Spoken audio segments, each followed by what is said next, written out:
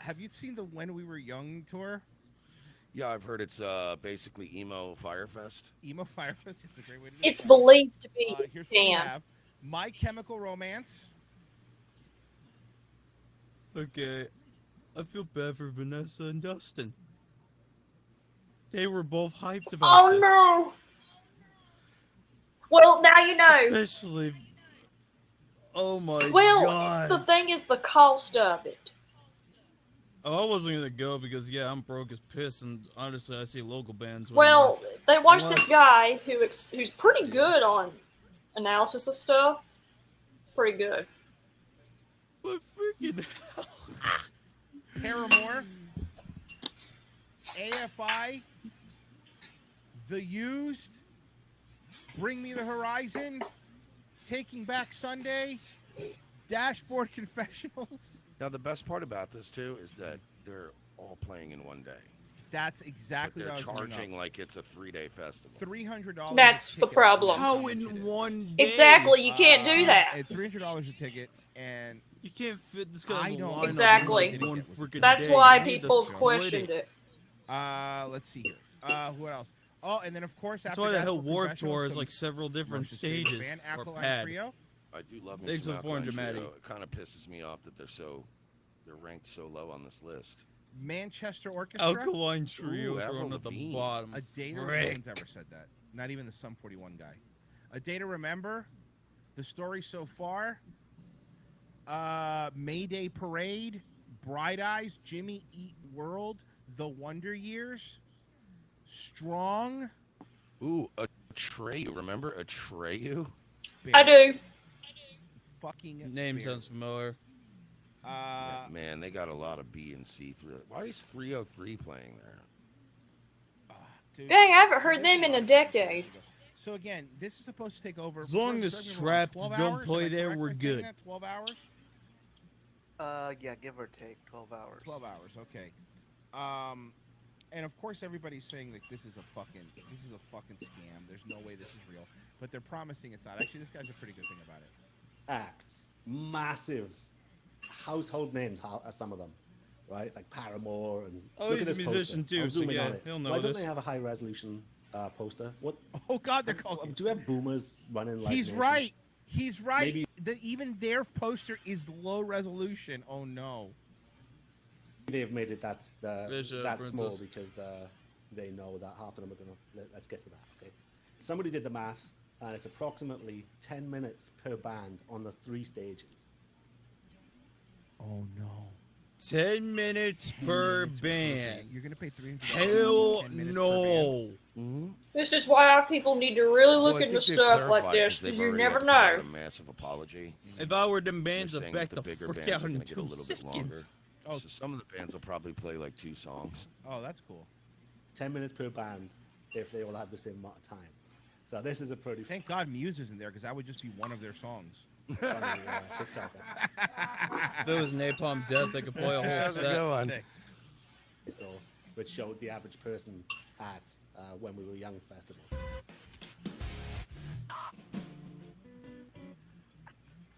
It's ridiculous, right?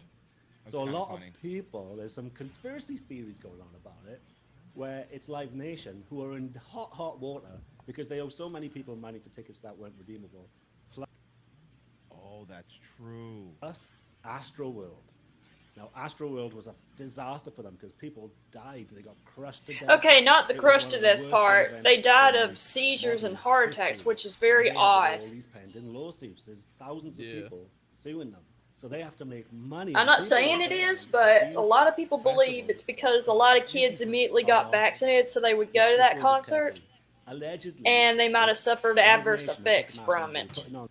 That's just one theory, though. I mean, also the fact you either if that happened, Well, especially because, kids are young people. no, the kids are being dumbasses and pretty much I was sat in this room and suffered for 3 days straight. So really, I didn't go nowhere. Leave them dry. Why? These tickets are non-refundable. Also, So the tickets are non-refundable. You so should even be if, able to a bunch of refund them. bands drop out. That's the thing. COVID, you know, these. There's an update to this, by the way. What's the update? Due to overwhelming demand, Las Vegas Stack When We Were Young Festival has added a second date on Sunday, October 23rd. Oh, No. That's not overwhelming demand. That is, we fucked up. That And was people are pissed. that's the. I'm not gonna pay $300 You ain't to wrong. see fucking 10 minutes of dashboard. Oh, we done People effed up. are lobbyists, So here's a okay? second day. There's no such thing as capitalism. Yeah. It's corporatism. Live Nation, Actually, you know, this guy's fucking. I actually like this guy. He's kind of right about this. That's shit. pretty based. Good for him, right? Ticketmaster, they're nailed on monopolies. Monopolies are illegal. He's in knowledgeable on capitalism. guitars. That's not Why, true. how come brand new isn't on this gig? What? Oh, so you ask a couple of underage Yeah. girls for fucking nude pics, and all of a sudden you can't be on this festival? That's why Tool's not there. There's no bailing out of banks in capitalism. You know what I mean? So Nope. We're in corporatism. Bro, I don't know who this guy. Can I say? I hope just to played God this Tool because, don't you know, he had a cancel pretty one good of thing. their shows and Who's this guy? for a Circle Jacob. of Tone. He's pretty cool. Good for him. Based And in there's Redfield. nothing. Yeah. There's nobody with better Oh. representation. Well, then again, too, than Live Homeboy's Nation. going to be seeing That's it. Ginger. That's and, not true. Live in this Nation moment, and actually has etc. competition. Hello, Ticketmaster, who owns them? You know. Ticketmaster. For instance, Bain Capital used to own them, and Oh, Bain Capital. Yes, of course. Mitt Romney, of course. Romney run for president. You know, he used to be the head of Bain Capital. That's the heavy hitters you're dealing with. He's still making money from Bain Capital, even though he left them. So he's like this, but he can pull some strings, man. Impossible lineup. Are you saying that the only way to fix the When We Were Young Yeah, tour is to have impossible, Mitt Romney because go I don't to even know Blake what's and going fix on it? with Is that Pierce what we the gotta Veil. do? Dashboard Confessional. $300 Why? tickets, non-refundable. With all this COVID stuff flying around, they can just say, "Oh no, there's been an omicron." You know what? outbreak. Oh, let me Cancel. find something. No. I'm trying to I like find this I guy. like this guy. I like this guy. $300. You got suites going for Okay. $12,000, and you This get is funny. things like access so guess to. who, now that they've added a second day, right? Yeah. Guess who they're also adding in? Who? I'm excited. Who? Now remember the little Asian girls that did the racist sexist boy? Oh, song? yeah. they're Racist, gonna be sexist performing boy. on that. No way. Yeah. But that's not when we. But again, the whole point of this stuff was to play bands that people listen to in fucking high school, right? Yeah, that are Yeah. Not bands that like are. it's Hold 10 on. years later. I gotta see this. Of the freaking poster, at least. Okay, MCR. Yeah, they reunited, but I barely heard much of shows since the return, quote unquote. Paramore, yeah, maybe. Okay, AFI, I know Dustin's going to see them at some point, so yeah, they're around. Used, Bring Me to Horizon. Woo. Unless they're playing their deathcore crap, count me the hell out. I Prevail's good. Take It Back Sunday, I don't even know if they're even still relevant. Dashboard Confessional, hell if I know if anyone's heard of them since 2005.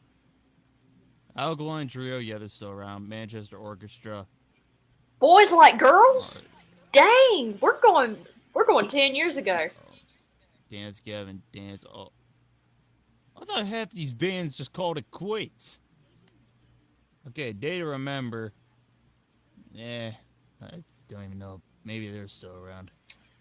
Pierce the Veil, I know they don't have a Well, fifth A album Day to yet, Remember so- is taking a break because they want to spend time with their families.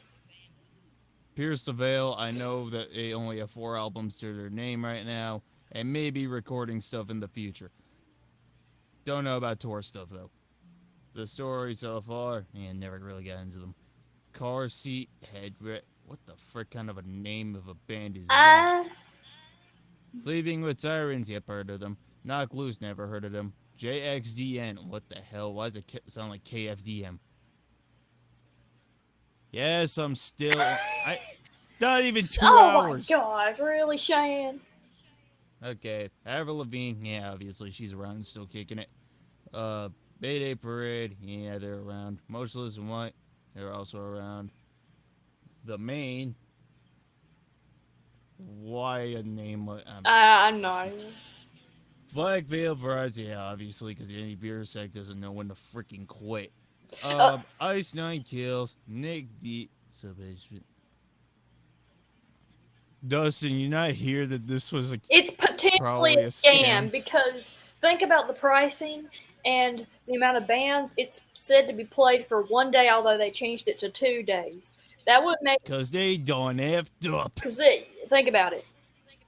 charge you for should be a 3-day, but it's only now 2 days. I'm just saying, you want to be very Those are the careful other about stuff like bands. this, especially when a day to Nick, remember is taking a break to be with their family. So that's kind of Nick Deep. Yeah, never really heard of them. Silverstein. Okay, now name sounds familiar.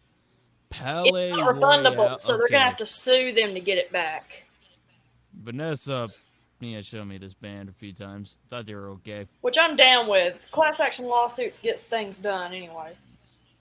Bright Eyes, never heard them. Poppy, I'm shocked. Let me guess, Heather, you never heard of Poppy? I have. Oh, man. I kid you not. I first knew about her almost like 5 years ago. And then literally she went in a whole male direction. Oh my I'm like, gosh.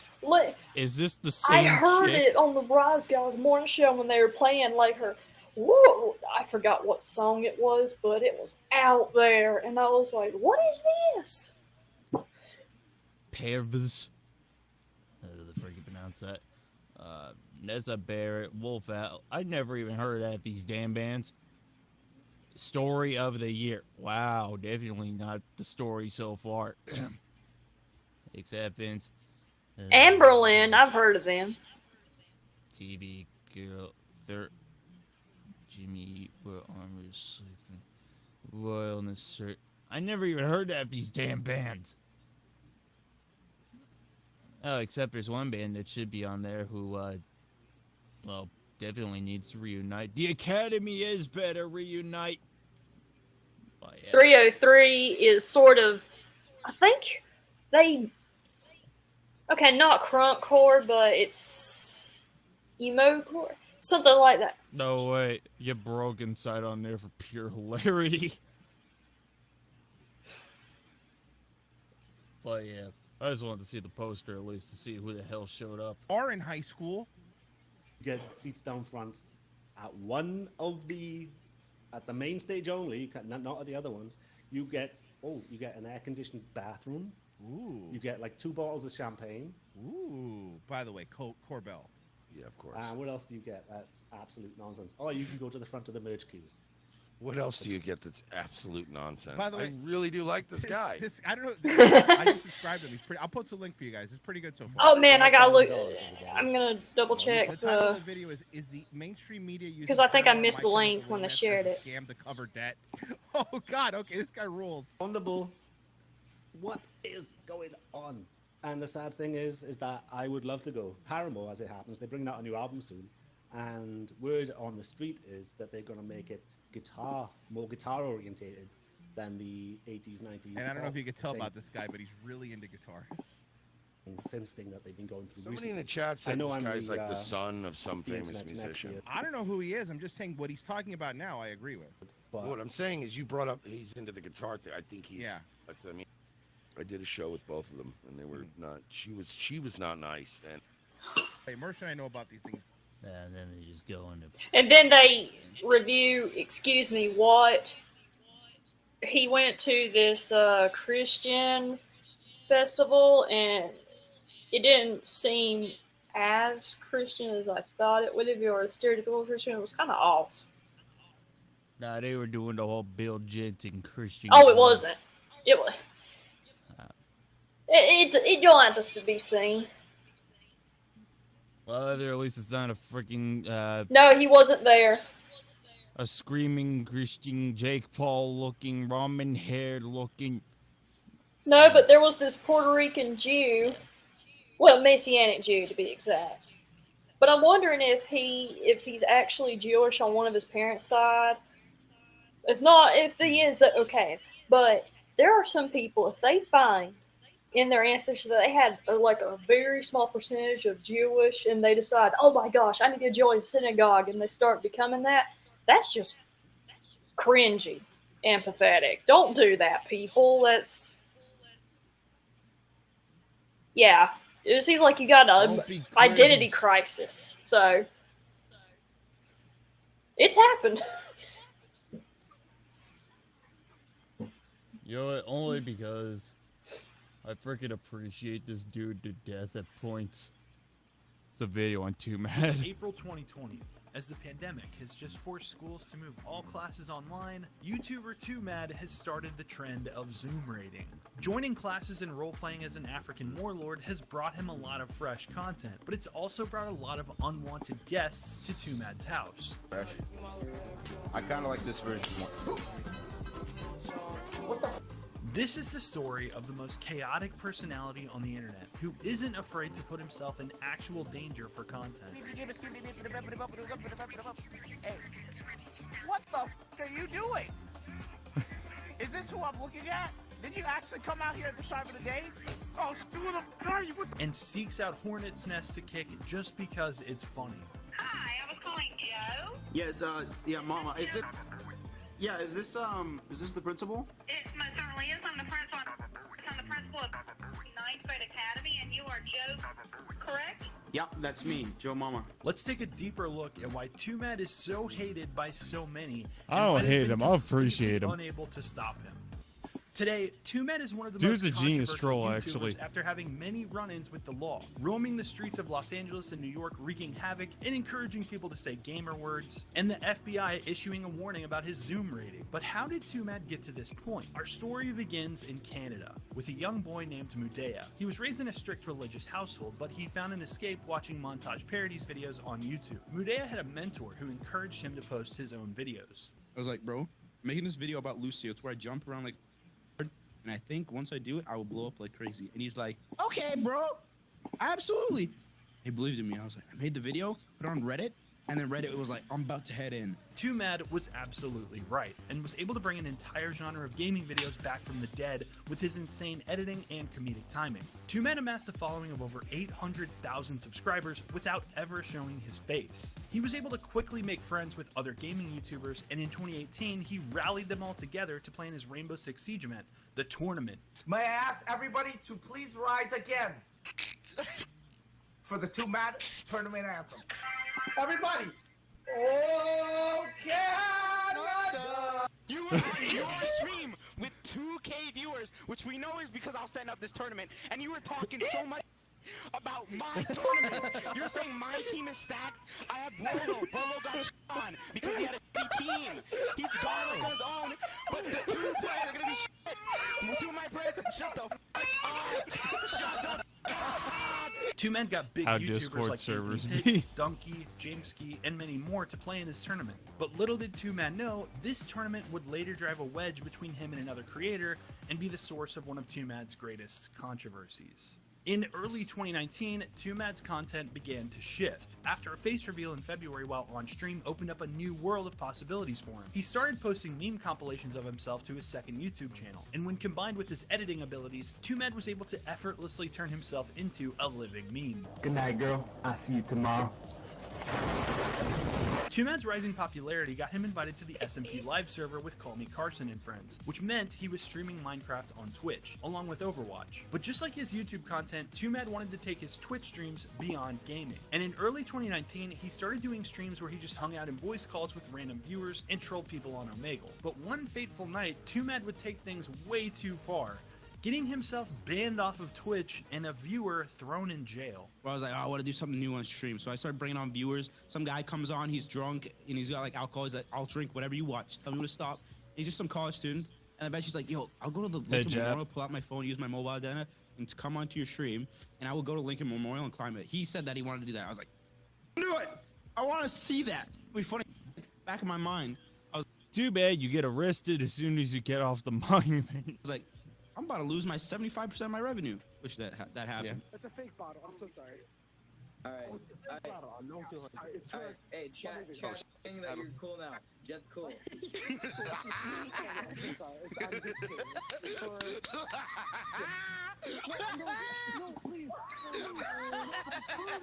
Damn! Oh my fucking god, this is good content! This is content! This is fucking great! Get his ass! Arrest his ass! Arrest his ass! You gotta get his phone! Get his ass! Get it on! God, this is content. This is for fucking Reddit. This is amazing. He's actually getting arrested. This is it. I'm so glad we kept Jet. I'm so fucking glad. This predictably led a lot of people calling for Two Mad to be banned off of Twitch, and the very next day, he was. But Two Mad's problems involving the law were just getting started. Some on my Discord decided to dox me. He did his detective work. He found out where the grocery store is at, and he's like, guys, I found where Two Mad lives. He said, sorry, Two Mad. Like, that makes a fucking difference. You doxed me. I'm gonna get murdered by Russian hitmen because of you. He says the doxing is not why the police showed up at his house, but regardless, he still had to move out. He later gave this explanation. I needed a new place to stay because I was having family issues, and I'd recently been forced out of the house by the police. Because someone ate my sister's cheesy bread, and I'm totally convinced she just ate it and forgot that she did. And she blamed me and she called the cops! Okay, we may never know why Two Mad actually had to leave his house or why the police raided his bedroom, but suffice it to say this was a very turbulent time for Mudea, and in his time of need, one YouTuber reached out to lend a helping hand. That YouTuber was none other than Jameski. Jameski was a rising star gaming YouTuber, and he'd been involved in both of Two Mad's tournaments. On September 14th, 2019, Jameski and a host of other popular YouTubers played in Two Mad's second tournament. During the event, Two Mad trolled James relentlessly, but Two Mad made clear later that this was just banter for content, and that he didn't mean anything. Yo, But his the two beat. continued to go back and He forth on ate Twitter after the cheesy tournament, bread. and soon after, Two Mad was my banned God. off of Twitter. Two Mad pretty quickly came to believe that it was Jameski who got him banned. And these two people were friends but recently had a falling out, and Jameski posted a tweet longer explaining why he had this drama with Two Mad, and his reasonings are just very strange and petty. Two Mad quickly released a video explaining his side of the story and throwing another bizarre accusation into the mix. Two Mad said that James is actually Russian and not Danish like he claimed. James said that Two Mad had asked him for help moving out of Canada and into the US, and that James had offered to let Two Mad live in a spare room in his house in Los Angeles, and help Two Mad get his visa. You act like you helped me a lot with the visa. Really, all you did was give me a link to a lawyer firm and let me know that I need an employer to apply. I asked you for help, actual help, that would actually help me get my visa. But unfortunately, if you had actually gave me that help, it would have revealed whether or not you're a Russian or not. James said that Two Mad had come to California twice recently and had ghosted Jameski both times. Two Mad said he just didn't feel like hanging out, but this just made Jameski mad. Two Mad then went to Australia to stay with Chad, aka Anything for Views, and while Two Mad was there, Jameski allegedly called Chad and told him to watch out for Two Mad, saying he was a clout chaser and not to be trusted. This brings us full circle to the point where they started going back and forth on Twitter, and Two Mad got suspended. But that wasn't the end of it. In a Reddit thread about the drama, one user pointed out that Jameski's channel did in fact used to have a Russian name and seemed to be geared towards a Russian audience. He posted a clip that allegedly features Jameski speaking in fluent Russian. Coming like a 8 бол. Это уже не наушники, это уже велосипед. Бициклет. Никто не может навязать правильно слово байсикл! Да, блять, я не всегда не могу справиться с первого раза правильно написать. Пипец, как написать-то? Переводчик помог! Что? Первая, вторая и... блять!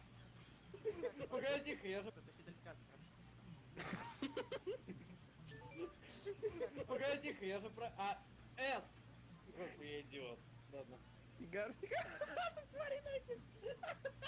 I pinged my Discord and asked if anyone could speak Russian, and this kind fellow was able to help me with this translation and confirm that Jameski's accent indeed sounds native.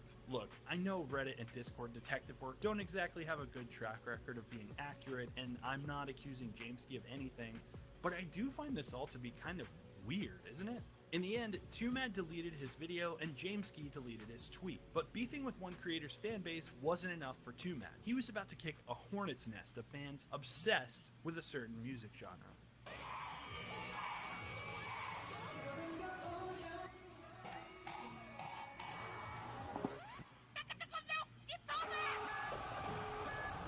This tweet from January of 2020 did not go over well for Two Mad. Predictably, the K-pop stans on Twitter came out in force, mass reporting his account, which had about 270,000 followers at the time, and even made guidelines showing people how to easily report him. But they didn't stop there. BTS's record label had established a hotline for fans to report defamatory content. Big Hit had also released a statement saying, "We have responded with zero tolerance against insults and defamation against our artists. We emphasize that there is and will be no leniency or settlement with the perpetrators of these acts. 2Mad then posted a video saying that he had gotten a court summons over his Twitter video and showing how Twitter responded to him. See loser 270K follower account.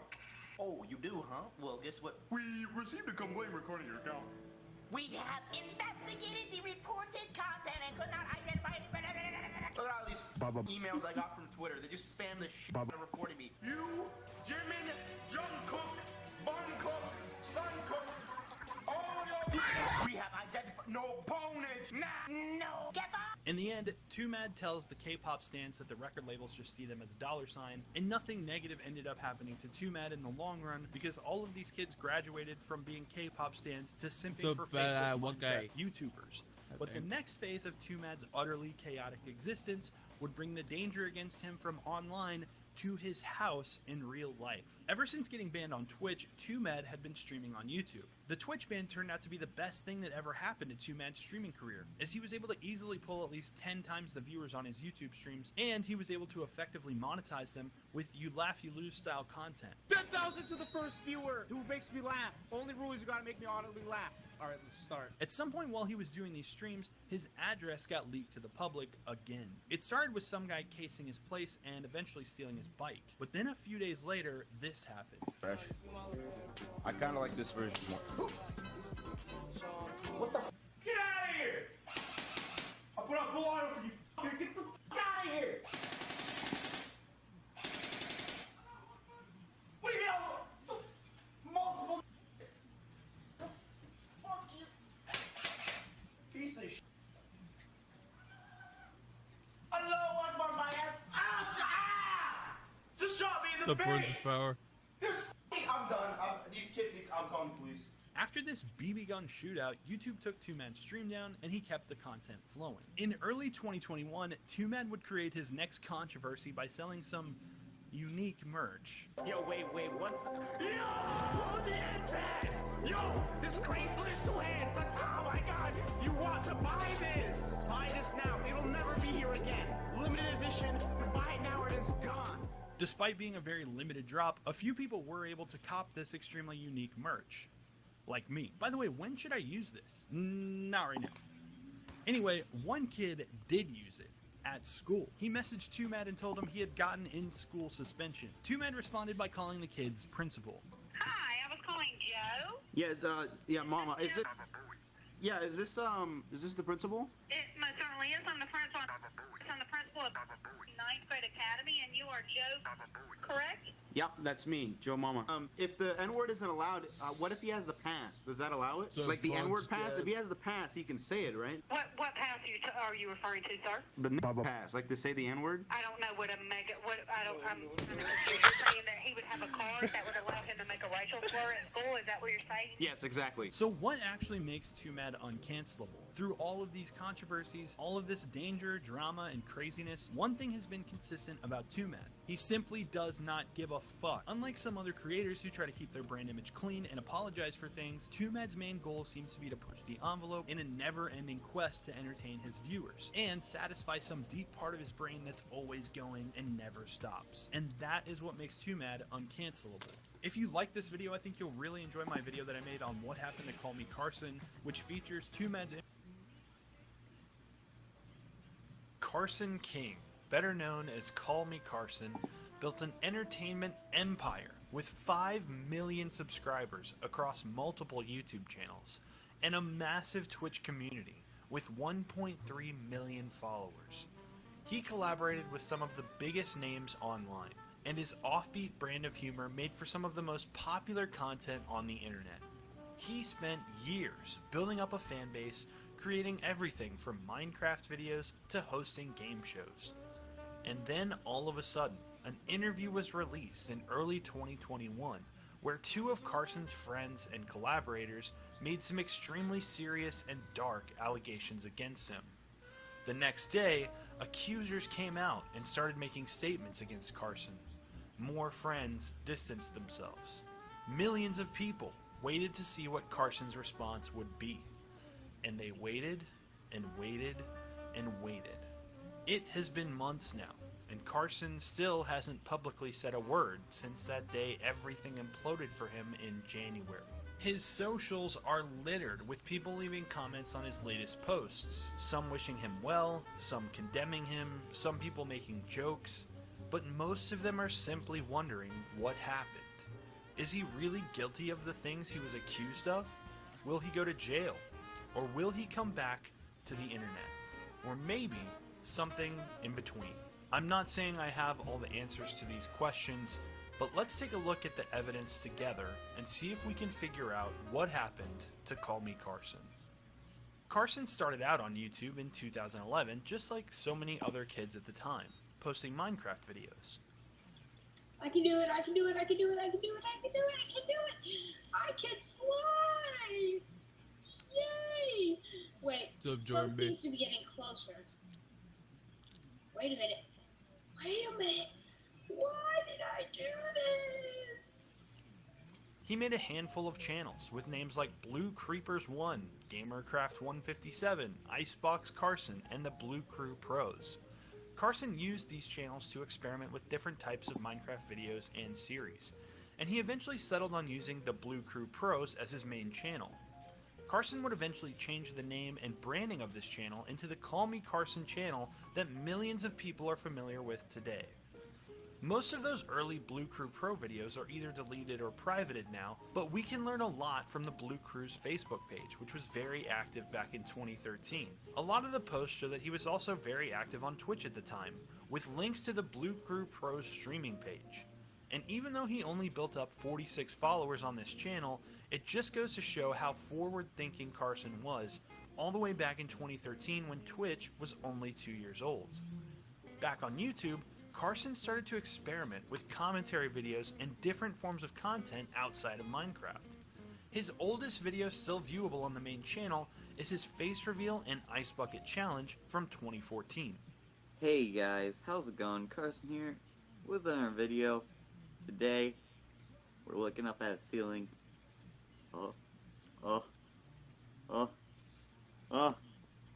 Hi, how are you? This is me. I'm beautiful, as you can tell. And today, we are going to be doing the Ice Bucket Challenge. In May of 2018, Carson posted a video called Changes, where he told his audience this. 1 week from now, I'm going to be doing a relaunch of this channel. It's going to be sick. Thank you so much for 10K and 11K. I cannot thank you guys enough. Almost immediately, this new style of content started to really pay off for Carson.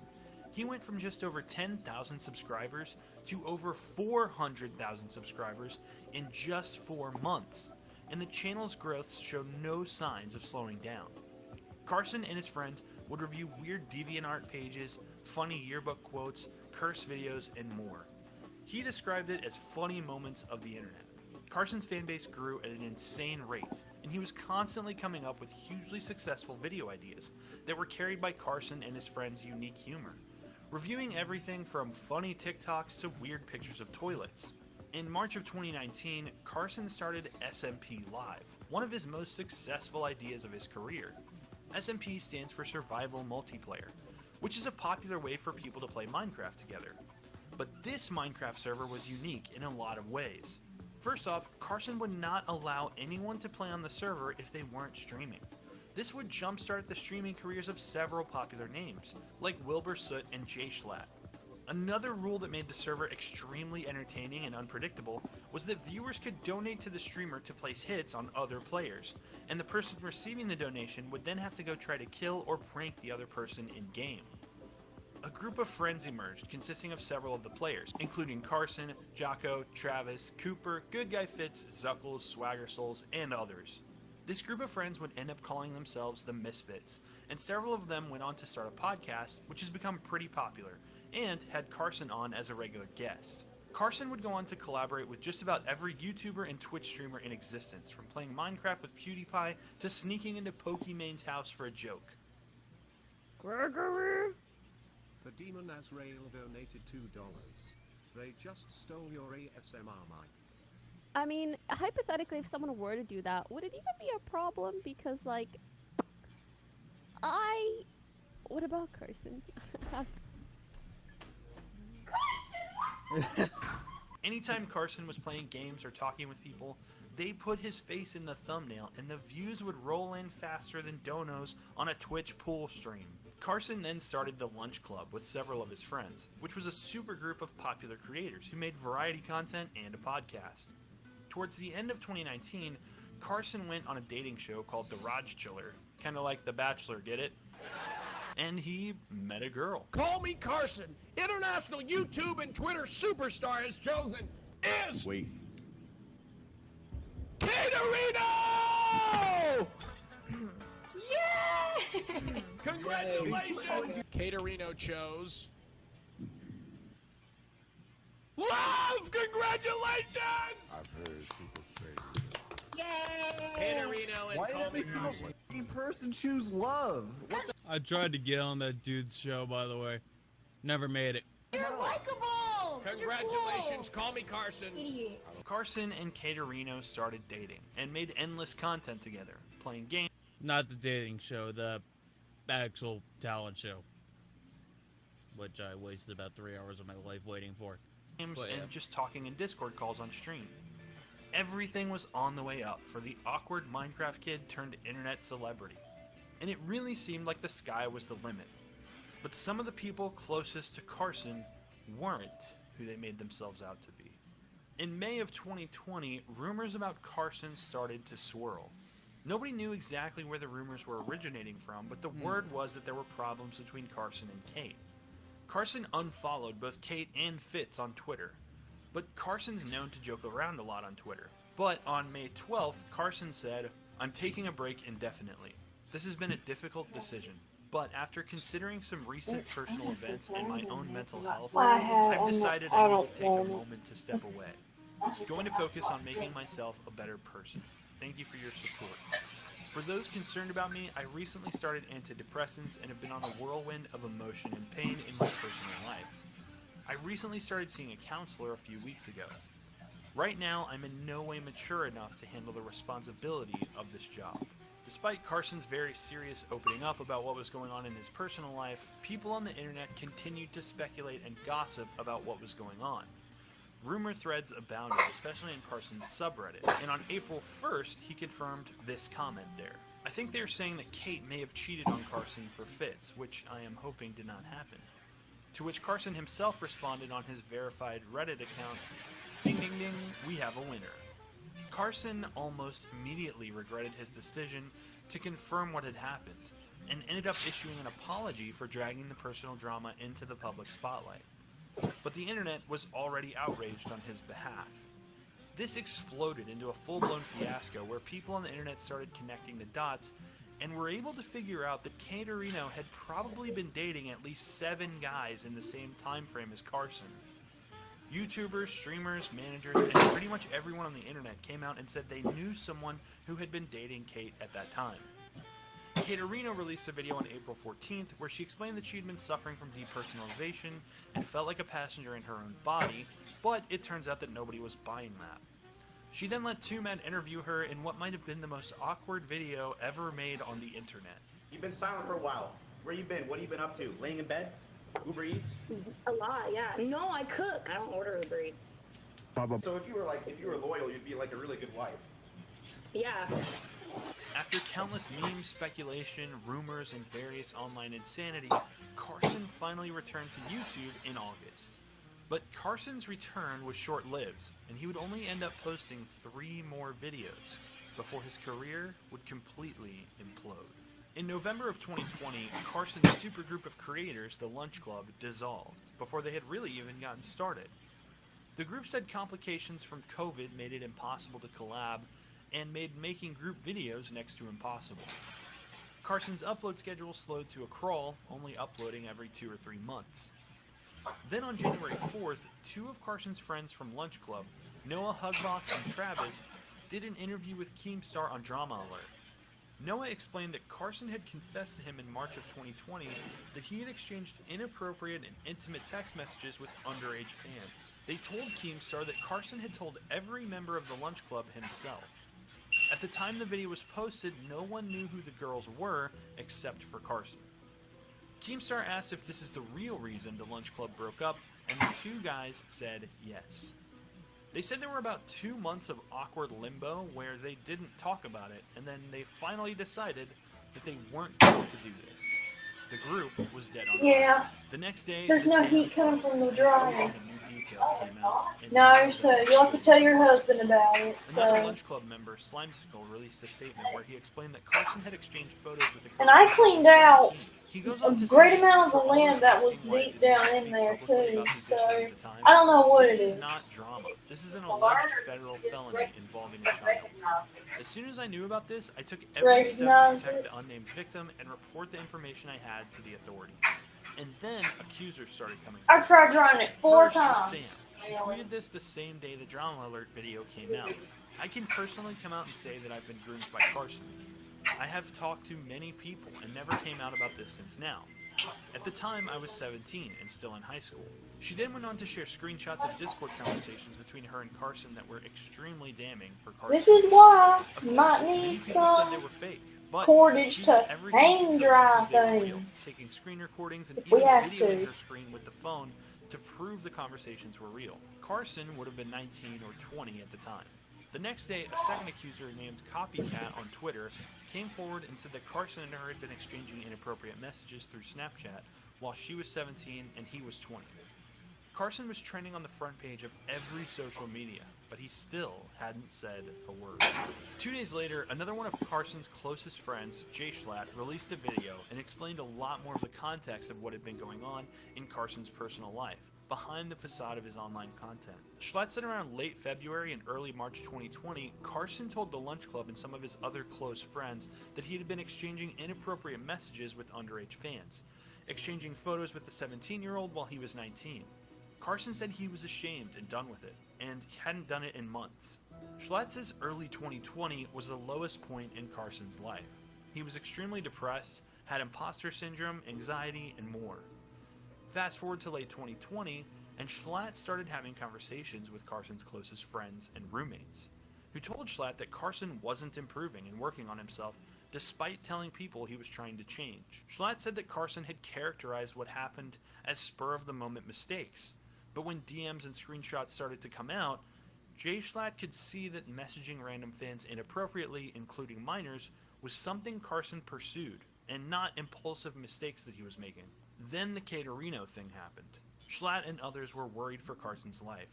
Schlatt says he and other friends stayed up late every night on calls with Carson, talking him through the hardest time of his life, worried he might do something drastic. They were under the impression that Carson had stopped messaging underage fans by this time, but now it was clear that he had probably never stopped. Because this is a recurring problem now of content creators who take complete advantage of and manipulate the people that care about them the most. I don't think Carson's a pet, but that's what he did. He used his power to repeatedly take advantage of vulnerable people. I don't know what causes this to happen. I don't know what compels content creators to do this, but it happens, and it's a big problem. And as cliche as it is for me to say this, I really hope Carson gets the help that he very, very clearly needs as well. That's about all I have to say. Thank you all for listening, and be well. Now, it's been about 4 months since all of this happened. Carson's complete silence has caused many people to think maybe he's already in jail. Some people are worried that he might hurt himself, or worse. The moderators of Carson's massive Discord and subreddit nuked them both. But there have been a couple of confirmed Carson sightings on the internet since then. On March 14th, one of the biggest streamers on Twitch, Ludwig, started a subathon. This stream lasted over 30 days, and every time someone subscribed, he increased the length of the stream. After weeks of being live, Ludwig let his YouTube autoplay while he got up. Then this happened. Carson, yo, yo, yo, yo, yo.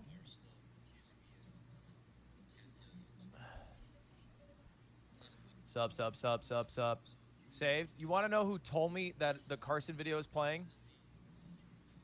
Carson. Send me a text. I was like, oh shit, I'll turn that off. Good call, Carson. Thanks, fan, Stoner Kitty. Carson saved us. From Carson. So, not only is Carson alive and not in jail, he's actively watching people's streams. And finally, on April 24th, just recently, for the first time in over 4 months, Carson posted on social media. Here's the video he put on his Instagram story.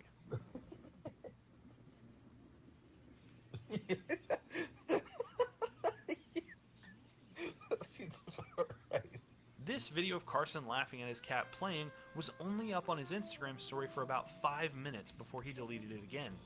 And even though this video was so short and only up for a short time, tons of people seem to be happy that he's seemingly doing okay. So what does this mean for the future of Carson online?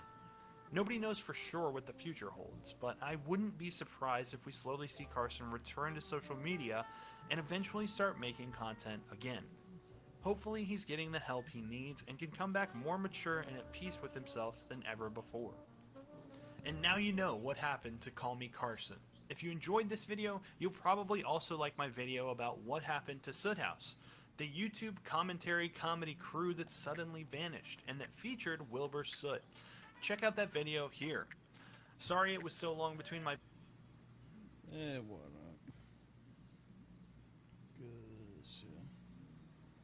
Soot House was one of the fastest growing channels on YouTube and managed to amass over 1 million subscribers and 200 million views in their short time posting videos. Founded by YouTuber and streamer Wilbur Soot, they popularized the genre of YouTube videos exploring and reading hilarious Reddit posts. But they didn't stop there. They reviewed everything from Yahoo Answers to rating pictures of beans to browsing Bulgarian real estate. The group of friends could effortlessly make a great video about just about anything. But just as they seemed to be hitting their stride, the content abruptly stopped. There's no goodbye video, and thousands of comments all over the internet are wondering what happened. So after 2 short but amazing years, is Soot House gone for good? And what happened to the members? Let's find out what happened to Soot House. Hey everybody, I'm Jabroni. Welcome to my channel where We're still here and also wants to Happy guess. Let me know. 2021. Yes, I still have my Christmas tree up in January because I am truly that lazy. I'm excited for 2021 because I'm going to be turning 30. Yay! I'll try to let you guys know what it feels like to be morbidly geriatric before I start forgetting all my passwords and waking up at 4 a.m. for no reason. But every time I start to think that I'm too old to be making YouTube videos, I just remember that these people exist, and then I start to feel much better about myself. As 2020 was ending, I started to think about my favorite YouTube channels of the decade, and Soot House is really high up on their list. Their style of comedy and humor really resonated with me, and I thought their videos were some of the funniest things on YouTube. So naturally, I went to their channel to see if they'd uploaded anything recently, and found out that what had once been a thriving community of fresh videos and comments had turned into a museum. They haven't posted in a long time. So naturally, I started digging. Soot House's first video was posted in the spring of 2017, where they read real estate postings from Eastern Europe. Only 3 of the guys commentated on this video, but as they posted more videos, their roster grew to eventually include 8 people, plus recurring guests. After a few months of posting videos, the channel exploded in popularity after they uploaded The Worst Bedrooms on 4chan in October of 2017. That month alone, the channel went from being relatively underground to gaining over 3 million video views and 75,000 subscribers. In their video Indian Facebook Role Players, they started to use their iconic color-coded subtitles so the audience could tell who was talking at any given time. This simple editing technique turned out to be especially memorable since knowing who's talking made watching these videos feel like hanging out with friends, just looking at funny stuff on the internet. As the channel grew, they started collaborating regularly with other YouTubers like Sorrow TV and General Sam. These added some variety to the commentary, and Soot House also started to sprinkle in some vlog-type videos. These episodes focused on Soot House members going to the fair, celebrating birthdays, and having hilarious fan meetups where nobody shows up. In January of 2018, Wilbur started a side project where he posted comedy songs, and while the lyrics were mostly intended to be funny, the songs showed that he has a serious talent for writing and recording music. The very next month, Soot House posted what would become their most popular video to date, Why Nintendo Closed the Miiverse, which has almost 8 million views so far. By this time, Wilbur had solidified the channel's signature editing style, with their logo, full subtitles for everyone, and granite background. This type of video became their consistent look and feel. At this point, it really felt like the sky was the limit for the group, but like a drink with too much ice in it, Every great idea on the internet gets imitated and diluted into its least satisfying form. Text-to-speech channels began to pop up all over YouTube as people realized how much of a gold mine Reddit was for content. Thousands of channels were created, all using the same background music, the same editing style, and even the same text-to-speech bot for the voice. These channels flooded the internet, and the people behind them could crank out multiple videos a week, sometimes even multiple a day since they're so easy to make. I don't think anyone from Soothouse would say that these channels were stealing their views, but they certainly began to hinder Soothouse's ability to grow their audience. For every one carefully crafted Soothouse video, Alright, I'm printing something. 100,000 text-to-speech videos copying their titles, thumbnails, and video structure. Wilbur and the Soothouse gang had accidentally created an extremely popular new YouTube genre.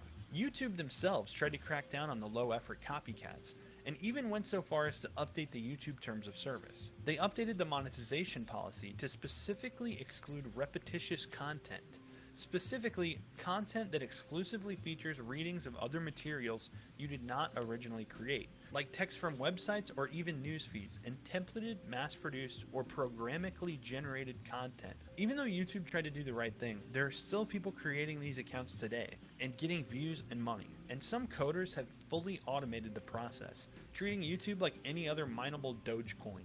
Wilbur seemed to have a sense for all this, and started posting on his own personal YouTube channel in March of 2019, and also started streaming on Twitch around the same time. Instead of internet commentary, Wilbur played Minecraft and started creating popular trends of his own in the gaming world. Just a few months later in July, Soothouse would post their final video. In October, Wilbur had this to say on his stream. We were going to make a video about where we'd gone and stuff, what's happened to the channel, but I don't think that's going to happen now, so I may as well tell you. We feel like we're done, you know? I feel like we've done all the YouTube stuff, and just these people have come along and they do it better than us now. Like, you've seen all these text-to-speech people. They're able to put out, like 10 videos a week of just any subreddit you can think of, and it's like they get, 3 times our views, and they make, more money than us, because there's 8 of us, bro, man. We split the money, so it's like it feels quite an unfair kind of, you know, we feel like we're not contributing to the genre anymore, and I think Sorry TV felt the same. Sorry TV's also gone. We just feel like we've done all we can do, and none of us need the channel. You know, we've all got other jobs, so yeah, that's what's happened to Soothouse. Around the same time, the group deactivated their Patreon and let everyone know with this tweet. They're careful to leave the possibility of them coming back and making more content open. But until then, what are all the members up to?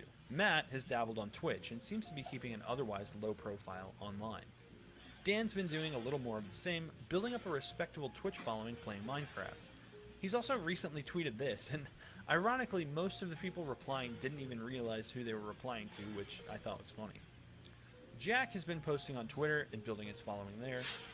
David has been literally just chilling, and also streaming a little bit, and also posting creepy photos of other members of the group, as one does. George seems to be keeping the lowest profile of everyone, and has a Twitter account with 0 tweets and no profile picture. Charlie, however, has made partner on Twitch, streaming a variety of games, but he seems to stream infrequently, and it's been almost 2 months since he's last been live.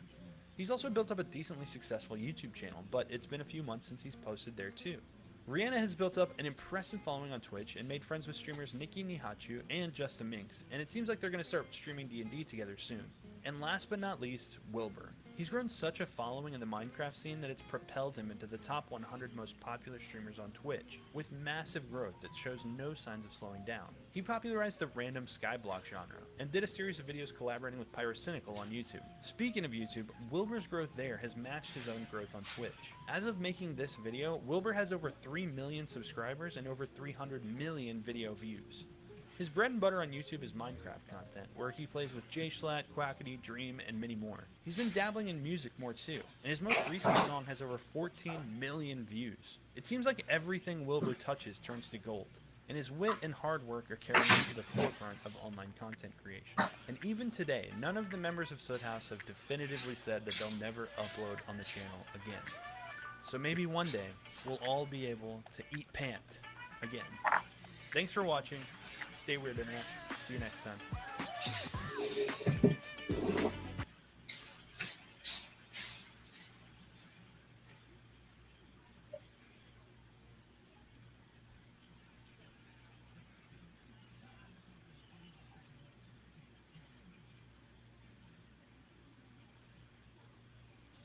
my understanding that that particular conversation was with you. Who was that message to, if you can reveal that? I don't think I can. Just please swing at me. If you're gonna swing at me, dude. Let me know, because I got files on top of files to swing back at. I'm going to use this video to address the allegations made against me. Now, our next story of today comes from the YouTuber Pyrocynical. So I'm sure many of you guys know that over the last month or so, Pyro has been in a lot of controversy. It's been 4 years to get justice, but I did interview the underage French girl. This is categorically untrue and a complete lie. There is a long history of degenerate, unjustifiable behavior from Pyrocynical. This story is far from over. Pyrocynical is one of a rare breed of YouTubers that has transcended genre and built a die-hard following who enjoy all of his videos, regardless of topic. He's been creating content for a very long time, and he's made everything from MLG montage parodies to meta commentary videos to 2-hour-long reviews of obscure video games and everything in between. But Pyro has been accused of some very serious allegations during his years on the platform. It seems like as much as he tries to avoid it, controversy follows him like a shadow, quietly tiptoeing behind in the darkness, threatening to overtake him when he least expects it. I want to find out where the lies end and the truth begins. So let's take a look at the evidence together and find out what's really going on here and what ultimately makes Pyrocynical uncancelable. I think it's quite obvious what, I'm actually worried about. I didn't want the public to find out that I was a complete degenerate. Our story starts all the way back in 2014, with a boy from England named Niall uploading a Breaking Bad montage parody meme about roof pizza. This was a golden age of YouTube, when a lot of the stars of today were getting their starts, editing Doritos, Mountain Dew, and the intervention from Modern Warfare 2 over clips of just about anything. It didn't take Pyro long to thrive in this jungle and start building an audience. After just a handful of videos, Pyro uploaded what would become his first viral hit, MLG Teletubbies. This video went absolutely viral, and by the summer of 2014, Pyro had surpassed 30,000 subscribers. But Niall's innocent start as an entertainer would soon be cut short by feuds, allegations, and mysterious figures bent on destruction at all costs. Enter Keemstar. Daniel Keem is the kind of guy willing to stir up trouble even if there's none brewing on its own. If something bad is happening on the internet, you can bet he's inserting himself into the situation somehow, like a bootleg electrical cord with 2 pointy ends. Whether they know it or not, somebody's getting zapped. In April of 2016, Pyrocynical uploaded a video called Keemstar and Tobuscus Rant, where Pyro talked about a recent video Keemstar had made. So with this video in question, Keemstar is reporting on an allegation. Some girl made a Tumblr post basically saying how Tobuscus was extremely manipulative, abuseful, and psychopath. And honestly, there's nothing wrong with Keemstar uploading this video about Tobuscus. He's in every right to do so. This girl made this Tumblr post public, so Keemstar has every right to show it on the Drama Alert show. But honestly, in my opinion, what I think Keem should have done in that video is gave some kind of disclaimer that these are allegations and you shouldn't be going and flaming on Toby's channel. Now obviously this isn't required for Keem to do this, you know, he doesn't have to if he doesn't want to, but it would definitely increase his credibility as a neutral news source if he were to do that, and a lot of people would probably respect him more. That was all there was to it. Pyrocynical criticized the way Keemstar reported on something in a pretty level-headed and mature way. He gave respectful and constructive criticism on how he thought Keemstar could make his channel more legitimate and respected as a news source going forward. And Keem took Pyro's advice, thanked him for the tip, and started putting a disclaimer on all his videos telling his audience not to hate brigade the subjects of his videos anymore. Or at least, that's what would have happened if Keemstar didn't thrive on the attention from being the internet's favorite commentary villain. After Pyro posted this video, Keem saw red. Hey, I got some YouTube advice for you. Stop copying people. How about that, Pyro? Stop copying people. Because if the type of videos that Leafy makes becomes unpopular, you're going to be left opening up surprise eggs. Keemstar treated Pyro's video as a personal attack and started attacking Pyro himself by calling him a Leafy clone. He also attacked Pyro's fanbase, saying that they were all furries, and tweeted several unreleased pictures of Pyro's face in response to tweeting pictures of Keemstar. Pyro hadn't been using his face in his own videos at the time, so this came as somewhat of a shock to some people. Keem also repeatedly made the claim that Pyro didn't get his okay to make the video. You could contact me with that at any time. You didn't hit me up privately. You didn't share this opinion with me. No, you make a video criticizing me. All right, bro, you're a fake piece of shit. And if you swing at me, I'm gonna swing much harder back. All in all, Keemstar made over 15 Twitter videos attacking Pyro in a single day. Keem also went on live stream and made this claim. Pyro legitimately invited a large YouTuber to go to a furry convention. It's a baked potato 420. Pyro legitimately How you doing? sent him pictures of Pyro in the furry suit with his head like half off. It was Pyro in the furry suit with his head half off. I don't have the photo. I don't have the photo. But he didn't stop there. Keem would make another Twitter video, but this one was different. Keemstar dropped a bombshell allegation. Oh, and Pyro, do you remember those YouTubers that you used to be friends with before you blew up and, like, them off? You know how they've been contacting me saying that you've been dating some, like, 14-year-old French girl and Just please swing at me. If you're gonna swing at me, dude. Let me know, because I got files on top of files to swing back at. Pyro would go on to respond with a video of his own on YouTube in June. One of the first things Pyro noted was that since Keem was a public figure, a YouTuber, he didn't need his permission to make a video about him. Pyro also pointed out that Keem seemed to be massively overreacting. Pyro... Oh, excuse me.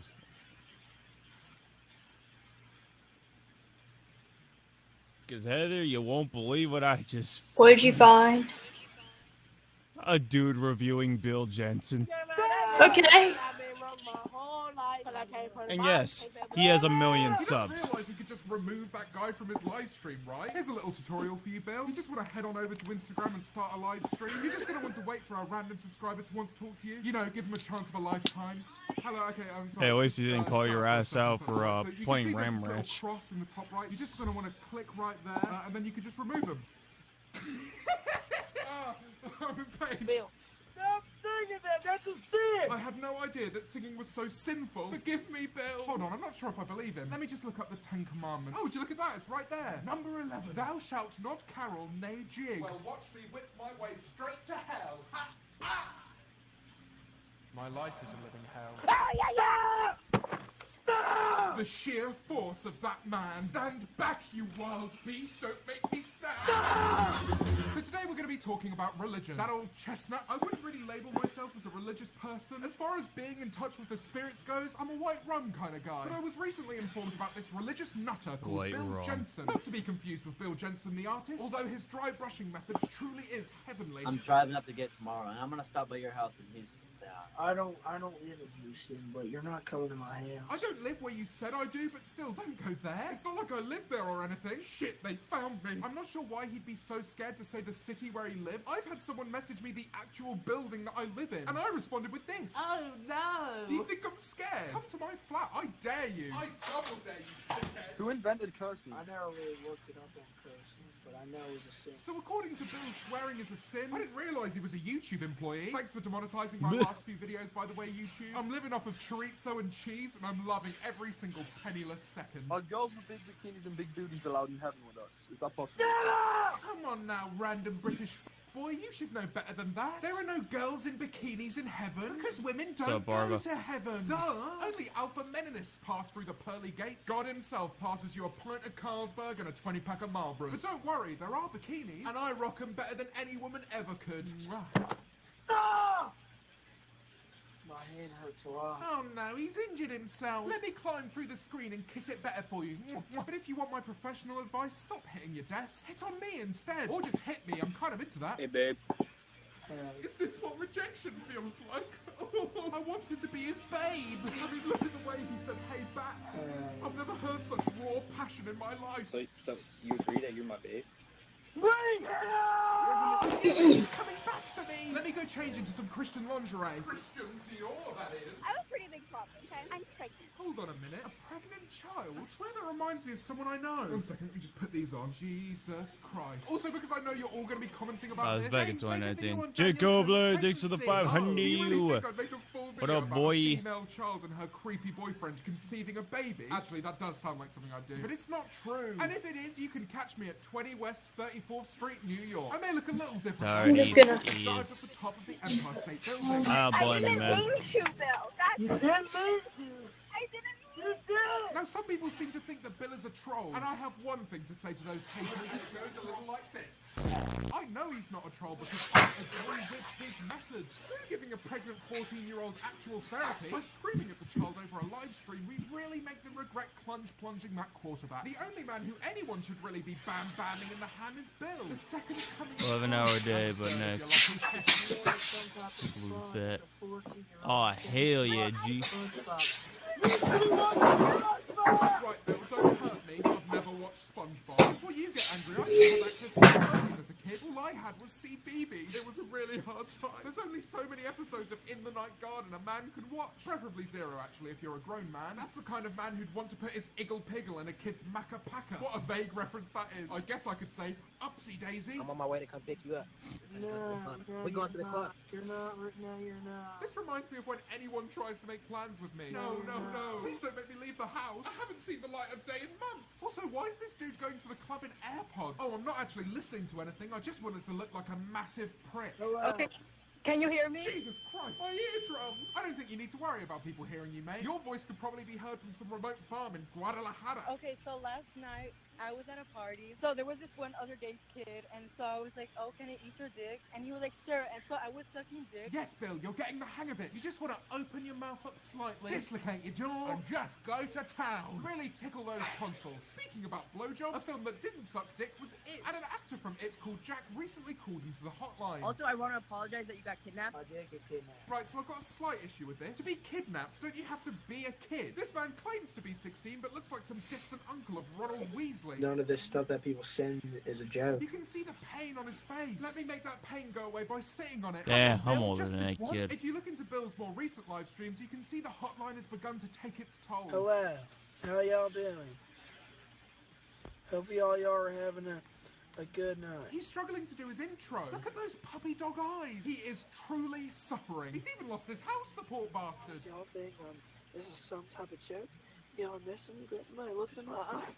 Look at my eye. Does this look like I'm laughing? Why is he zooming in on his eye to prove he's not laughing? Wait, surely not. I thought I was the only person who could laugh with my eye. We're twinsies. Hello, Bill. Welcome back to another game show. Another game show for you. No!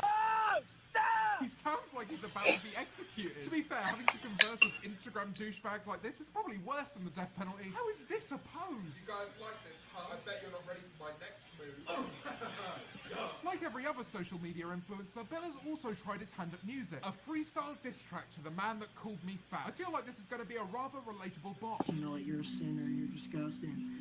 I usually don't like to spit, but... We stan a king who swallows. Everything he says just makes me more attracted to him. Now come on, Bill. Do it for all of us thickies out there. I'm tired of the games. Jonathan Mills about to take you up like a flame. So from what I can tell, these are the lyrics we just heard. Yeah, I'm tired of the games. Jonathan's Hill's about to take you up like the flames. Get this man the Nobel Prize in sick flow. About to spit you up, put you down like it's a game. About to spit you up, put you down like it's a game. Now, I'm not sure what kind of games you're playing, Bill, but I'm just gonna say it. Regurgitating someone doesn't sound like an enjoyable pastime. Why not try Scrabble? People would probably stop calling you fat if you stopped eating them. My name is Bill Jensen, and I'm about to spin on my style. My name is Bill Jensen. Thanks for reminding us, mate. And I'm about to spin on my style. No, don't do that. Don't spin on your style. It's perfect already. That plain red V-neck is giving me straight chills. I'm about to take you up, put you down like you a pal. I'm about to take you out, put you down like you a pile. Now, I've been to the vets a lot in my lifetime because I'm an absolute dog. I can confidently say, however, that I've never seen them putting down a pile. I've seen animals with piles. I've seen piles with animals. Not just in my incessant nightmares. Moving on. I'm about to go make you ring like you a bell. Oh no, he's gonna make me ring like a bell. What are you gonna do? Tap me on the head or something? Why has that just worked? Can we just stop with all of this foreplay? Come on, Bill, just ring my bell. It hasn't been rung in a long, long time. When I'm gonna spit on you, you better make it habitat. I'm taking it up and I'm making it around. I'm taking it stuff and I'm making it up. These lyrics are truly unmatched. Beebity bobbity, beebity bobbity, beebity bobbity, Bill Jensen reminds me of this generation's Copper Cow. And Bill, if you're watching this, that's not a good thing. Because at the rate that you're going to end up like this. Gavin. Gavin. It's almost like someone just ripped all the hair from his head and superglued it to his fucking chin. And clearly that made him quite angry. You think you're gonna just fucking run away? You think you can run from me? I reckon he probably could, to be honest. You're out of breath from speaking, let alone actually running. You'd probably struggle to catch a disabled sloth. Recently, Coppercab has been trying to organise a fight with political commentator Gavin McInnes. I say trying, he's made an entire series of videos at this point, and these videos include You Scared, Gavin? He looks like he's struggling to squeeze out a steely turd. There's also Gavin Has Responded. Clearly his rabies has started to take its toll. But my personal favourite is I Am Not Gay for Gavin. I'm not sure why anyone would have thought this. I want it, Gavin. I want it! I mean, I'm erect and he wasn't even directing it. I just want to watch anyway, from the side of the ring or the wardrobe. I'll be satisfied either way. First of all, when I'm in the gym, nobody else is in here, usually. Now this sounds like my kind of gym. One where you don't actually have to go. That sounds delightful. I'm not surprised that no one else goes to this gym despite its size. If you walked in and saw this, you'd probably leave. The area, I mean, not just the gym. If I encountered this rabid ginger yeti, I'd probably leave the country. You're too busy commenting on the video, while I'm busy getting swole. Cause I'm a swole boy. I feel like this is a personal attack on me for some reason. I'm a swole boy too, man. Look at these guns. They don't make them like this anymore. Cause I'm a fucking husky boy. A fucking husky boy. I didn't realise you could get huskies that were this crap. Is he actually threatening to hit Gavin McInnes with a hammer? That doesn't sound like a fight. That sounds like a party. Let's go on a murderous rampage. Woo! You don't want it, bitch. You don't fucking want it. Cause I'm pretty fucking motivated right now. Motivated is the wrong word. I'd say demented. But there we go, everyone. Today I've introduced you to some contemporary predators. If you see any of these men, run. Get the fuck out of there. One may be the second coming of Christ and the other may just be the devil himself. Only one thing's for certain. They're both absolute snacks. And if you want to be a snack too, smash that subscribe button. I've got a low self-esteem. It's a big art.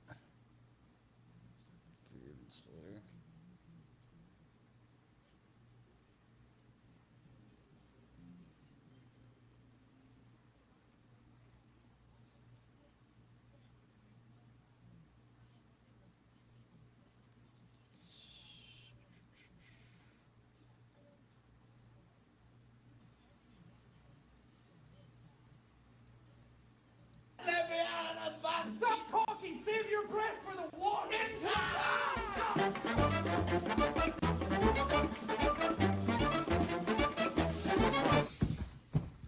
We gotta rob people! Yes! Are you in? Always! You know what they say, more crimes, more crime. Shake, my hand, shake. Also, only 50% of my total viewers even know about this channel. So if you want more videos like this, then please subscribe. It's free and you can unsubscribe later. Now, here we go. Beta squad. Beta. Sidemen. That's incredibly mean. What's the etiquette? How do you... Nico! Wow, I wonder if you're a YouTuber. Hey, Bobber. Having us for this collab.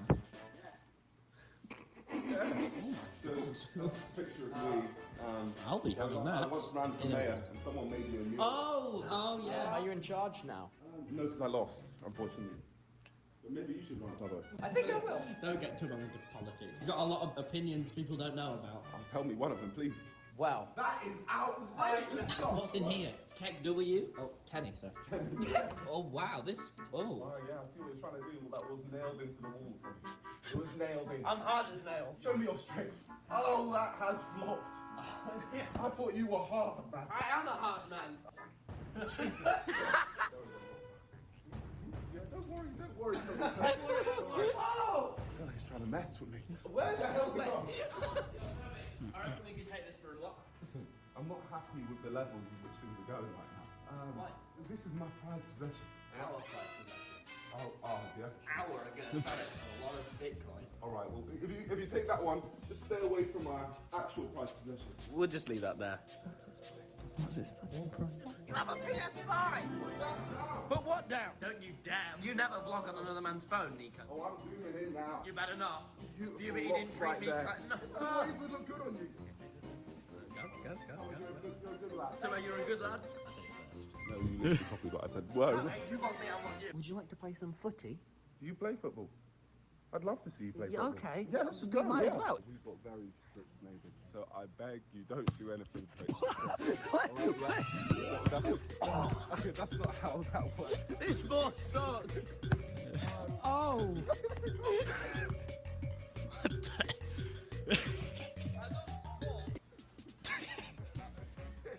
You let him do that. Bravo, why'd you let him do that?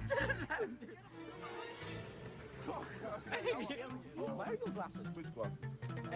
Now that is one of the most important things I own. They're actually kept in my wardrobe in the office. Wardrobe. Good guy. I like that. That was a fast swing. Oh God. Hey, Shaq. Tommy, please calm down. Yo, okay. No more. Ah!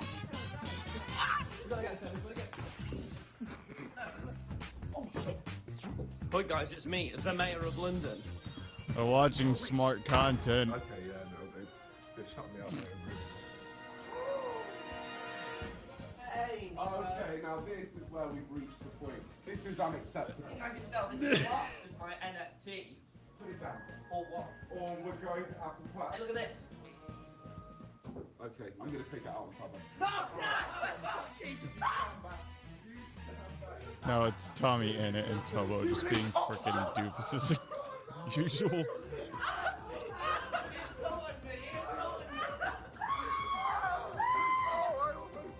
I almost killed Tommy. Oh, God. Yeah, you know what? After that, you just take it off. They are the worst robbers, period. You know he assaulted me, did your boy? He assaulted you? Yeah, he hit me around the face with a weapon. Yeah, it happens to me too, man. Oh. I don't do that. I just want to say. You're scum. Oh, that's my PS5! Oh, look at the scratches they put on it. I'll drive. Uh-oh. Just get it to the door. Drive. Gotta go, Toby. Let me in. Oh my God. Perfect camera work. I swear you guys can't drive. Oh, that might be true. Oh God. That's just a bit of a walk of shame here, to be honest. Ah, what a day. At least I got the mayor's glasses. Yo! He said he'd meet us in this park. Where the hell is he? He's looking at Phil's mic. Oh my God. What you looking at? Don't trust you. Where's Phil? I promised him. Phil's at home with his wife. Buddy. He's gonna fight us. Nobody.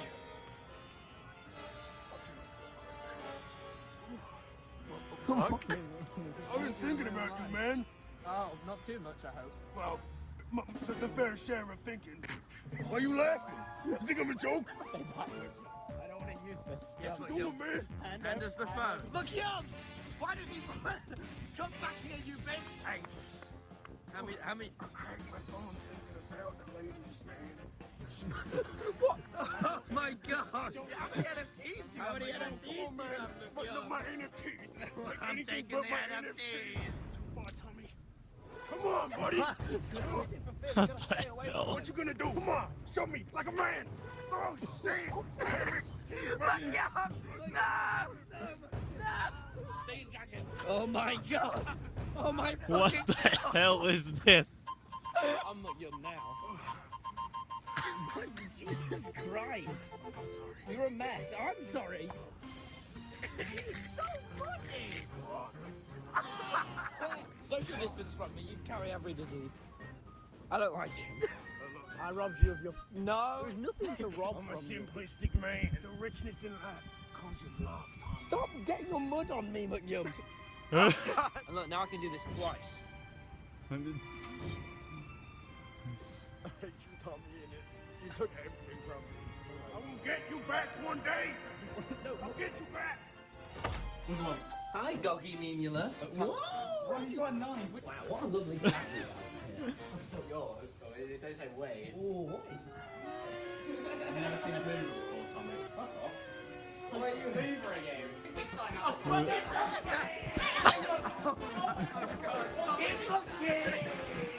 Come on, Toby. That's your Rolex. No, it's fake. Give it back. I got it down. Welcome to MCTV, where we show the dumbest of crap. Look, everyone. I'm a wanker who evades tax. Go, Toby, go! Toby, hide. Well, where have they gone? I can't stop them anywhere. What have you found? Yeah, bitch! No! Oh, what the fuck? Yeah, bitch! Yeah. I feel like I'm being bullied at school. You know, when the policemen steal your fairy liquid. Oh, please don't. What's I that? spent ages making that. I don't care about cows, I care about profit, alright? So you don't care about your mum? Take that back right now. Take it back. Sorry. I'm sorry. Payback. Well, you don't consider Dream much valuable? Oh, why have you done that? Give me your shit! Give me your shit, bitch! Give me your shit, bitch! They're still the worst robbers ever. This is the worst escape I've ever seen. No, you fucking can't. That's just disrespectful. It's not my fault. Well, that actually makes it like more money, technically. To certain people, not me. Right then. You gotta go, Dee. Yeah, man, you're just taking. Right, it's been really lovely. Cool, alright. I just kind of want you to leave. Fuck off. Fucking hell. Hello, Wilbur. We need it, Wilbur. You know my wonderful vlog good. Smell the cheese in here. It doesn't smell like cheese. It smells like power. Oh! Wilbur, it's been years since I had the vlog good. Distracted. Here you got the hat. No, I don't want the hat. I want the gun. I don't want the wall of this. Not very. Why is everything so fragile? I just feel pity. Whenever I try to take something, it Pitiful breaks in my office. hand. I'm the people's streamer. He picked his nose! He picked his nose for the people. No. I just want the vlog, and then we should get out of here. It feels like the type of place you get stabbed. She's got like weird aperture science looking at things on the ceiling. Okay. We do what we must because we can. Can you try polite approach, getting the vlog? Just a different approach. No. I'll be down here. You just keep on trying till you run out of Hello. This was a triumph! No, don't. No. No, Will.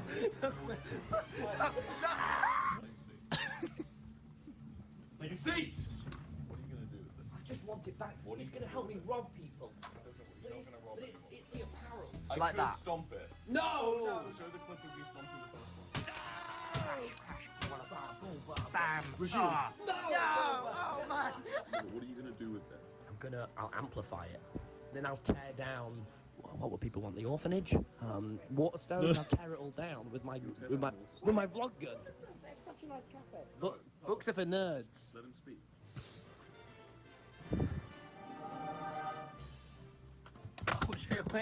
You won't regret this.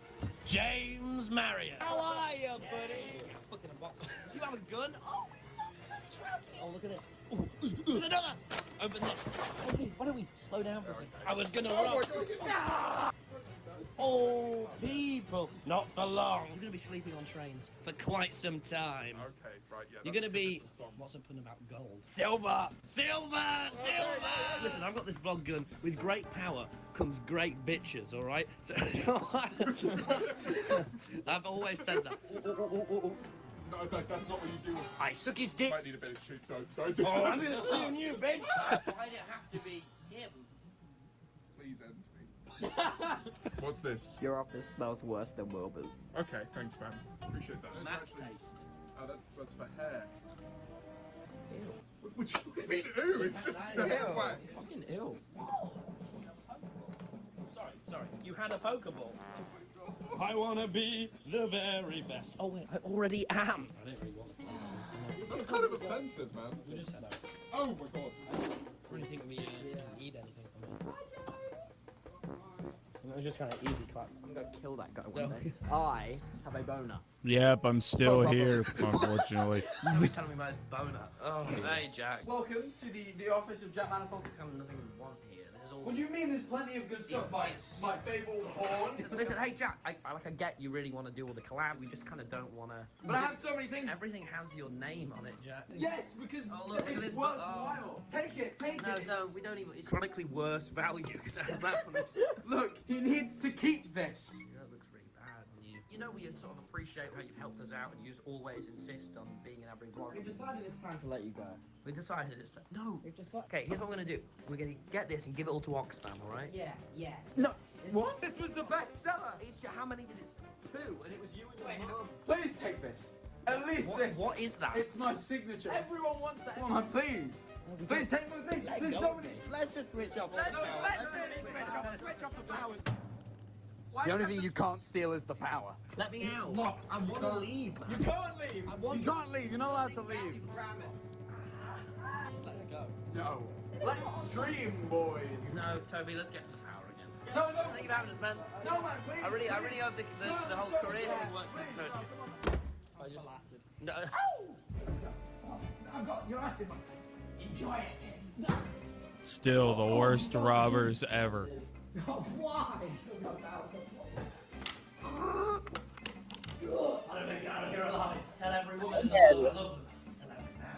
Welcome back. Thank you. Okay. It's nice to be welcome. Alright, I'm back. Oh, Heather, good of you to stop daydreaming and come back with us. We're too old. I don't mind it though. But you still need to get off the lawn. Don't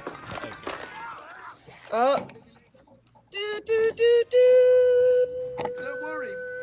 We support everyone. Why? We won. You've already got yours. I won. Toby, watch out! It could be a trap! It could be a trap! You are still here. How about that? They're just robbing their YouTube friends and collaborators Your buddy Jackie wants us to and rob really you. sucking at it. That's the best part of this. Get the fuck out.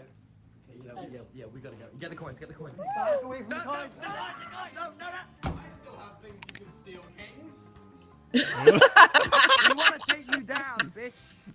I still have things you could steal. Go on, Toby, all the way. Yeah, you got it. It's stable. Jump for it, Tobes. Jump for it. Oh, shit.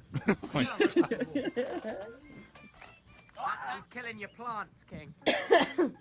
Let me in. I'll shoot you. Oh my. Oh, you want to With the vlog gun, which I don't even think freaking works. Like what? Men? What? It's funny because he's ugly. Like what? You got a coin there, right? Oh no, I left it up there. Oh no! Holy shit, we're here. No, Jack! Hello? Jack! Hello? Why is this house so empty? I may have just shot my pants a little bit. Welcome to my house. Why do you have only gaming chairs? Steal from this guy. No! We're here to collab. Oh my god. Welcome! Why is it so torn down? Why do you not have furniture, Jack? You want to know a fun fact about me? While I was watching your Life is Strange video, No furniture? You taught me what masturbation was. You were like, it's very healthy for you. And I asked No, this is one of Jack's up. Some guy's studios, I He think. wasn't cool about that. Holy shit! The house cost so much that I couldn't afford bed sheets. Why is there a chair in your bed? Everywhere. Damn it, Jack. I haven't slept since. Stop it! Oh my god, is that memory foam? Yes. So you're telling me this? Yes. Thank fucking god. Oh my god. So you just whack a TV on here, then? You have a new TV. You just pretend it's there so you have something to look at and then use your imagination. You're just so wise. Oh. Genuinely eerie. Just completely empty. Empty. I have all the essentials. I also you're weird among his chair. You're weird among us, chair. Can we steal your light bulbs? If you can reach it. Oh my god! I'm gonna have to jump. I'm gonna jump. Oh my dick! Oh fuck! Wow! Ow! That was very fun for me to watch. Where's the water come out? That was very fun for me to watch. Yeah, bitch! No, you listen to me, Jack in the back. I swear, just have some of your look. You just. Stop that! That's mine! out of the back, you fucking freak. You found it. Down on your knees. Oh, what? I didn't want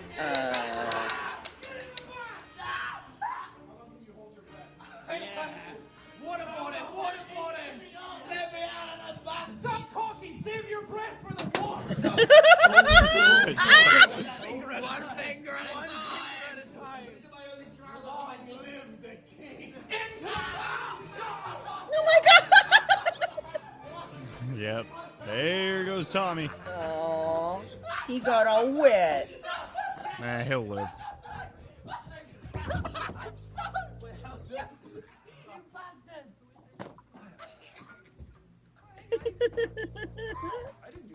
I am soaked as well. It was the adrenaline. I don't have any towels. What? No! You're getting dry. He has no towels, he has no sheets, he has no pots or pans, no furniture. I think Jack just bought a new place or something. I don't know, I haven't followed his channel in a long while.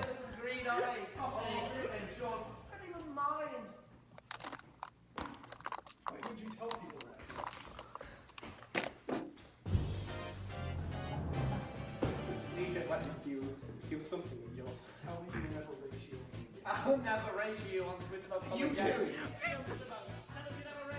Hey, you ratioed me on freaking TikTok. You good? I look good. Yay. Oh, nothing in there.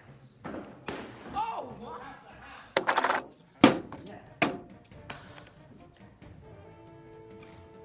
Go! Music. He's there. Hey. Never. He's so fast. Run. What is going on? I didn't sign up to do this much running. He got me down to it. I will kill you. No! Why is he like this? I don't know. I want my house back. I want my house back.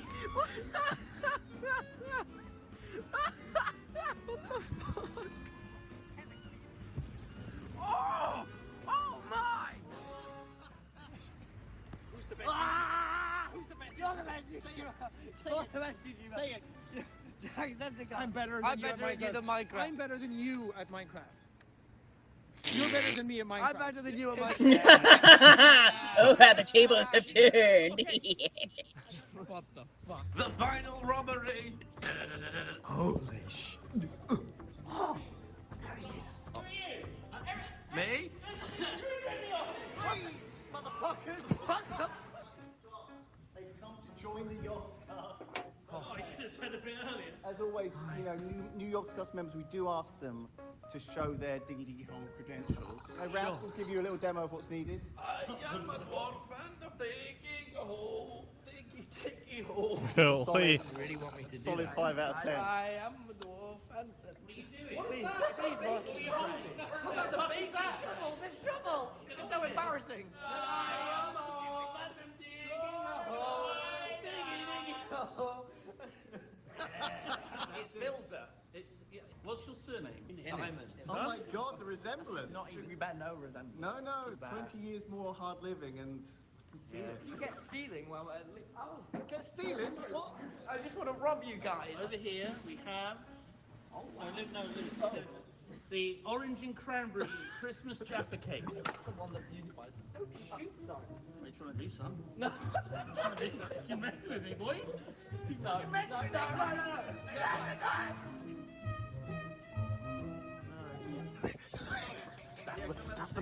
That's the one that PewDiePie sold for 80 grand. The fucking idiot. They're middle-aged men, Toby. They won't even notice. Want to help save on milk? Water it down just a little bit, especially if you're doing cereal. My name.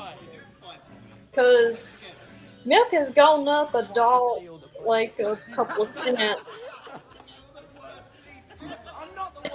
So, Do you want the brazen, bold and rascal of your request? Why not? There you go, take it. We don't need it. You want to know? You're in the past. Yeah, dig it, hold your grave, bitch. and we'll have to see about the dryer. have my stepdad look at it. Oh god, it's attacking you. It's like we've caught you on a fishing You've hook. caught me, you can. I'll join the young. I'll make a Minecraft parody. Jesus Christ. Just have the jacket.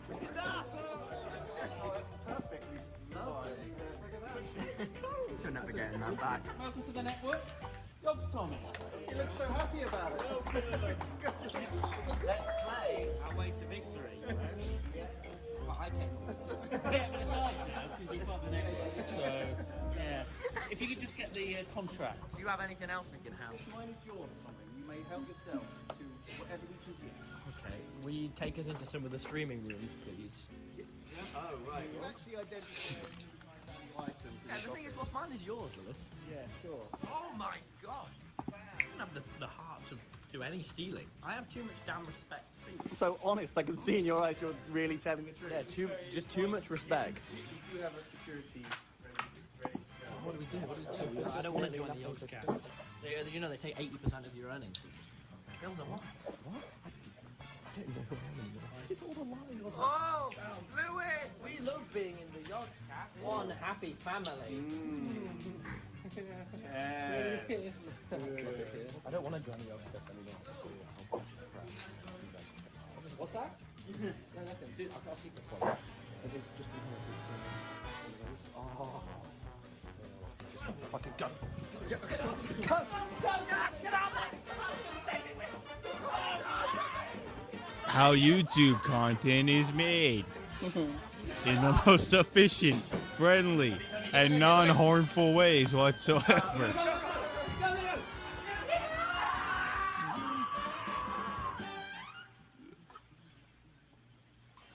Yo, screw it. I have Flex IRA my new technology.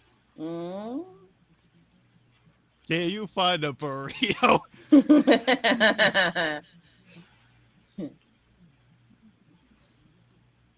Why, yes. Ooh. This Morgan's on fire. I'm not ripping off Panda.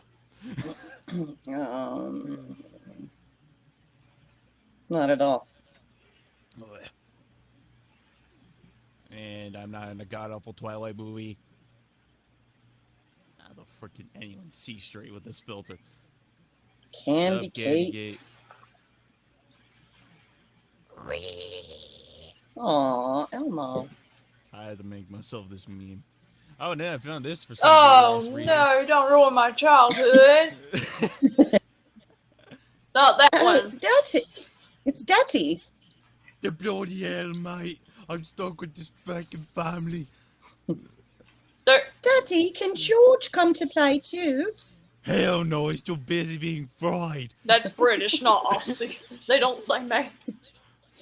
I know, but still. It's Heather. I'm just It's- saying. My best British accent possible. give him a little leeway. We're just having fun. Oh, hey. Really? Mm-hmm. You look good as a goth. They're the best meme ever. Tell her that you fooled Jim Cummings, that you, as a woman. Yeah, I mean, he probably thought I was a dude, honestly, so guess it wasn't much surprise to him. But he said it was convincing enough, though. He's toast. You're toast, buddy.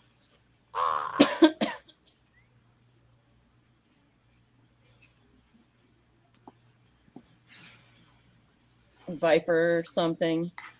Pit Viper glasses. Was trying to find a lot of the filters everyone else uses. And I know Ryan has told me a few of them. But hey, look. I'm Nidem.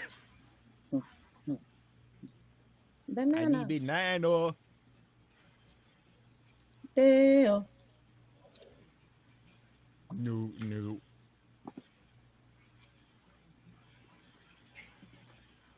Yeah, but Ira, this is the closest I could. Oh wait, no, this ain't the close. This ain't the one. Damn it. Okay, I want. Hey, this is the closest one I could get. Hey, Scott. Oh, you want to know the name of the one I use? Yeah, I mean, why not? Since we got the same It's okay, capital F, Fiery space, capital G, glasses. So fiery space glasses. Hello, Scott. I am trying to share the name of... That's a crown. That's something. Wait. Fiery eyes. It Yeah, didn't save come this one, up? please. Okay. No, it did. It's just I'm going through the results. Oh, alright. What the frick is this neon nightmare?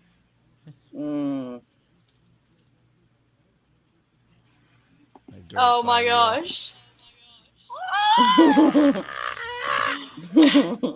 This isn't morbid at all.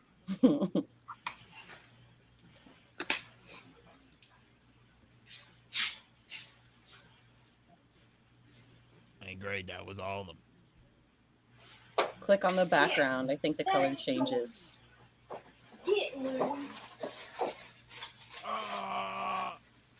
Wait, I can blue screen a pickle now. I got home. My friend sent me some stuff for late Christmas. Some candy, South Park socks, and a Jenny from the Claw Machine, and some metal mugs. Nice. Soulfly, Iron Maiden, Pantera, Hell yes. Kenny. Oh, a Kenny from You the Claw wanted my Machine. milk. Oh, like...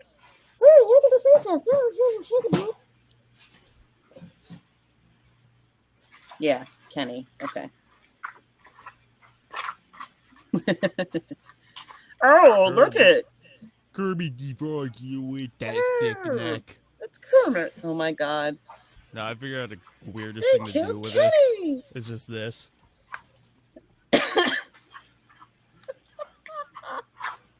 How about that? I can defy physics.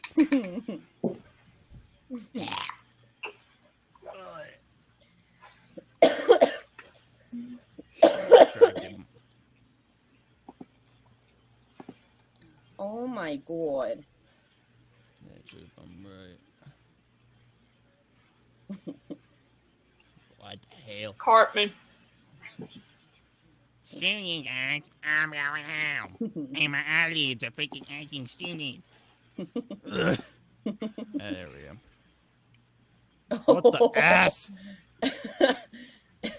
Your family. Family is poor.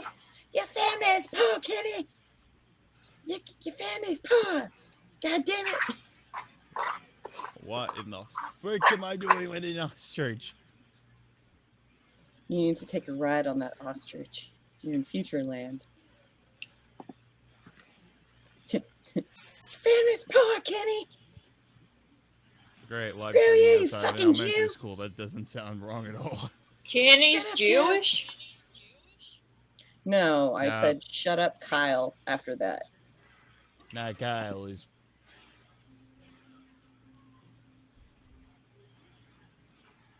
Doesn't matter. And the navities are just flags of search results. I'm like, huh?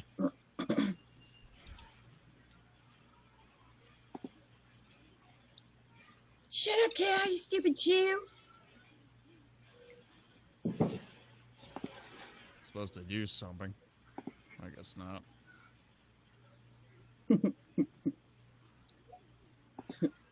Mr. Garrison, are you going to do something about this? Never.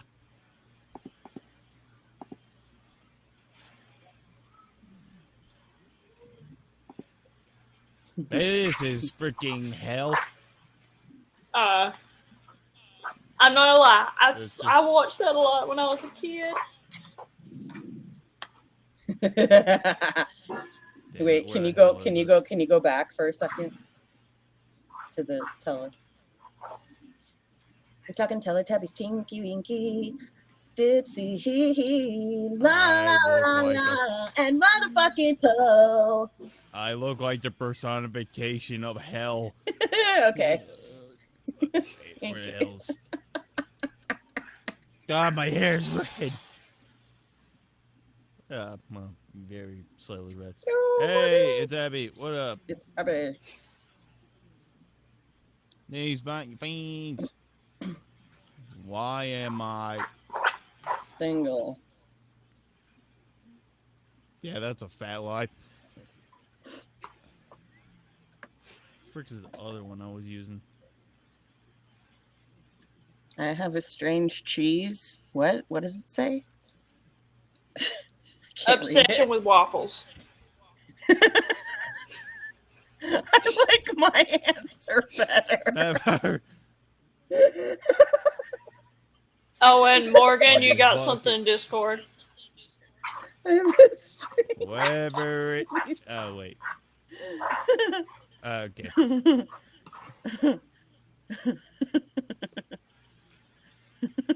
This bucket hat looking fresh, though. I scared someone away. Shit. Oh well, not the first time that we have.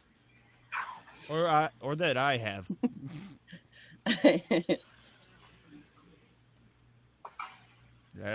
Hey, McFry, fly, fungal, mungle, bungle.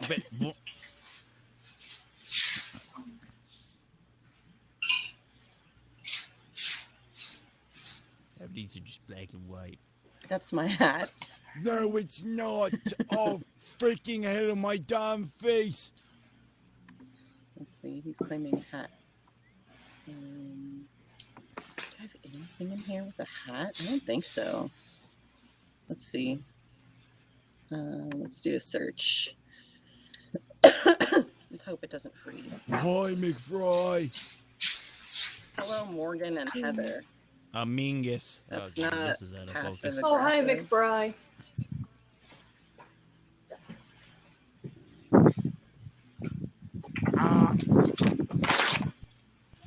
Yeah, this one you just upload an image. So, wait, hold up. Let's see what I've got. Oh, shit! And the other one. Oh my god, I'm at my drums! Okay, not really. This is an old-ass photo, but yeah. That's supposed to be Microsoft. Okay. Ira, do you remember when we had Microsoft either 95 or 98, and the old screensaver would be this maze pattern that this mouse would go through? Yes. Yes! That's what it made me think I of. remember. I remember. Like, this isn't heavy.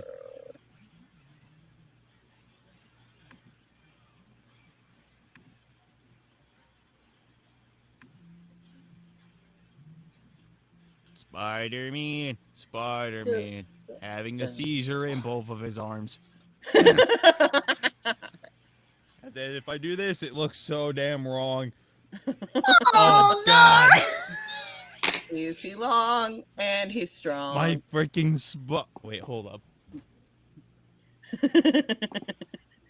Freaking hell. Look out! Farrock invited his fans.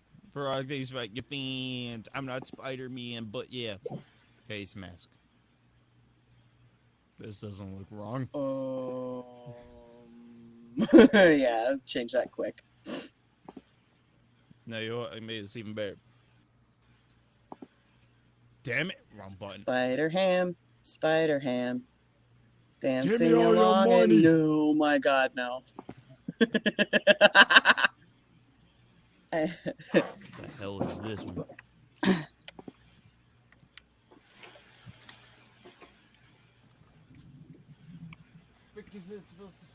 You'll never believe what I did last night.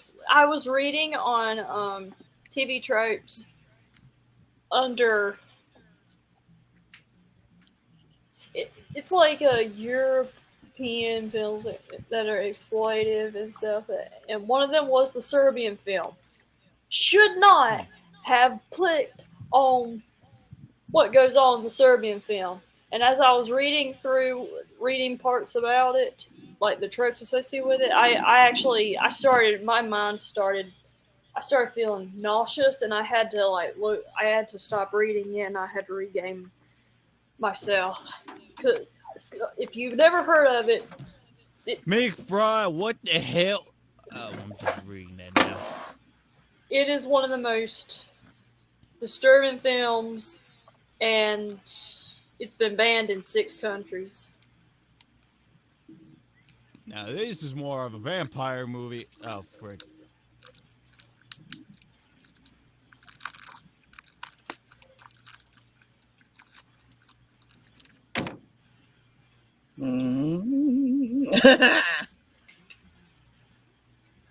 This doesn't look wrong at all.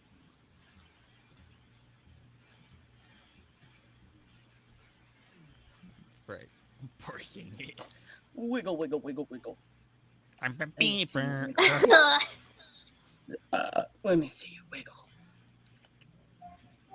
I'm on the cover of Vogue. Let me guess. That was Kill Bill. I don't even know. Okay, you know when she was trying to regain her feet to move, and she was like, "Wiggle your toe, wiggle your big toe," and she kept repeating it until she could move. Let's see. Oh, it doesn't. Okay.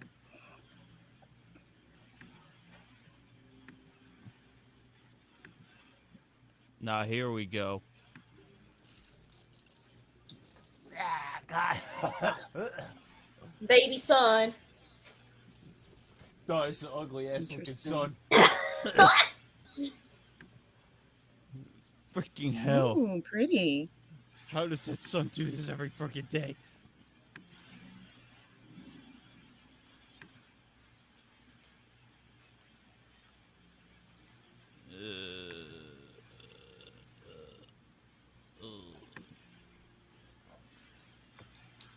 So you just testing out OBS? No, this is Snapcam. Oh, Snapcam. Yeah, and I have a filter on right now. Look at my face. Watch.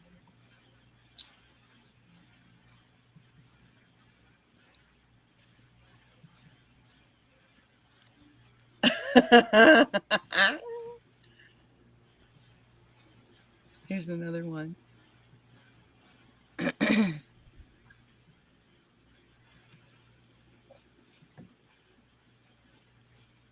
That one doesn't thin my face. Okay, actually, I didn't realize the other one thins your face. I don't like that.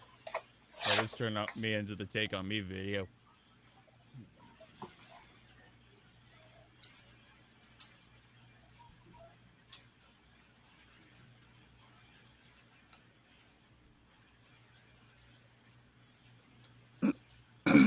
This one's cool. Oh, we got some wood carved.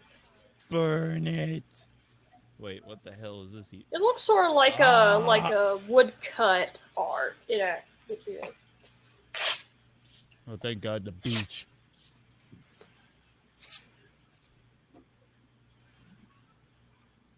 Not that kind of beach. I've never been to any of the beach like that.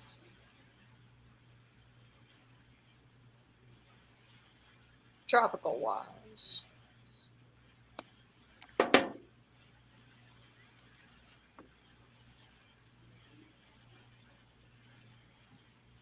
Oh, and Ira, I thought about something. I thought about getting into studying herbal medicine. Mm-hmm. Just need to find somebody to mentor me. Preferably, I'd like to learn from a wise native, so that way I can continue traditions. Well, I wish you luck in your journey to seek that out. We live not far from our reservation, so we're good. But still, you have to, strike some kind of deal or give some kind of offering. Yeah, trade. usually tobacco or some others. Try it with a friend. Damn it, work. Mountain Dew. Yeah, okay, guess it doesn't work on cans. Let's see if we can find something for that.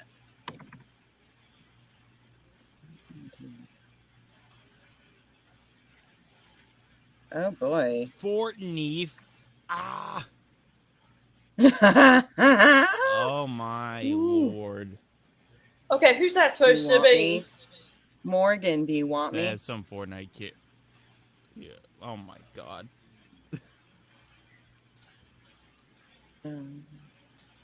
Not exactly like Dolph Lundgren. This ain't Mountain Dew. What kind of a front is this?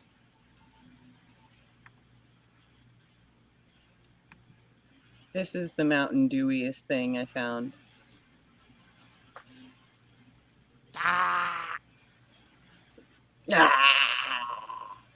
Piano! Hi, Thanks for the Piano. tan. Hi, nice to meet you.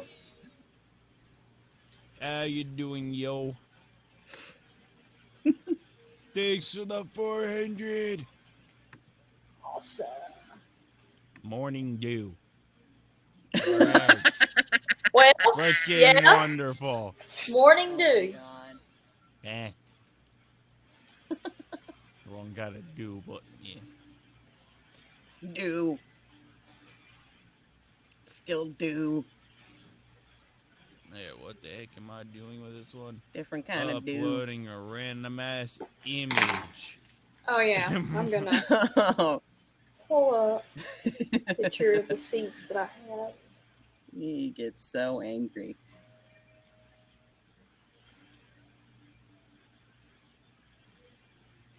Oh. What? Meow. Ah. Meow.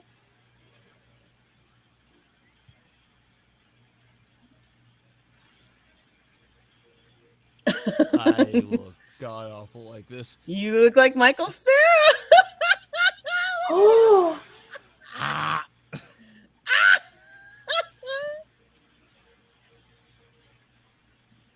We are the Nigel shit.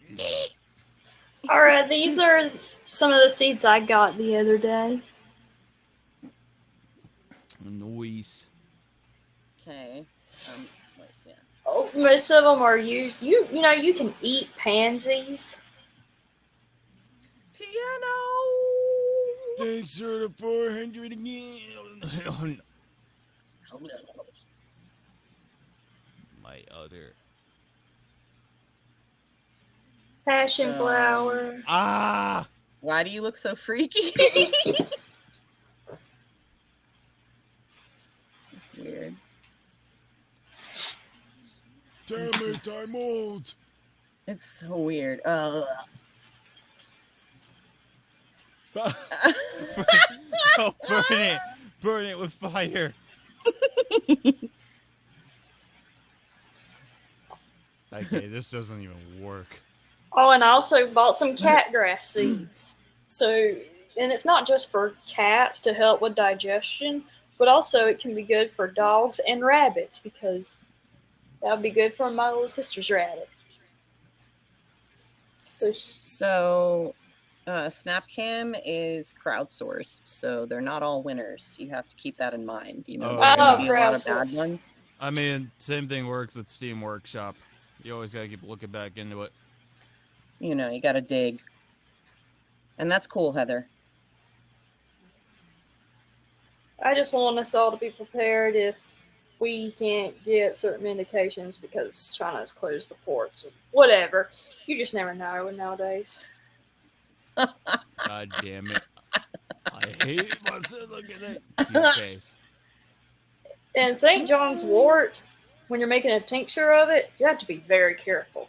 You cannot use anything that is 100 proof of vodka because it will be too toxic. You cannot use them dry because it would be too toxic. Yeah, okay, I'm just going to take notes in my notebook here. Well, St. John's wort is good for stress and anxiety. Hell to the no. You can only use vodka. You can't use anything made from Okay, corn. now that one is not bad. This ain't bad. That one's not bad. I'm just going to say it's not bad. Glitter I don't know about. Maybe. No, I have this literally just rotating.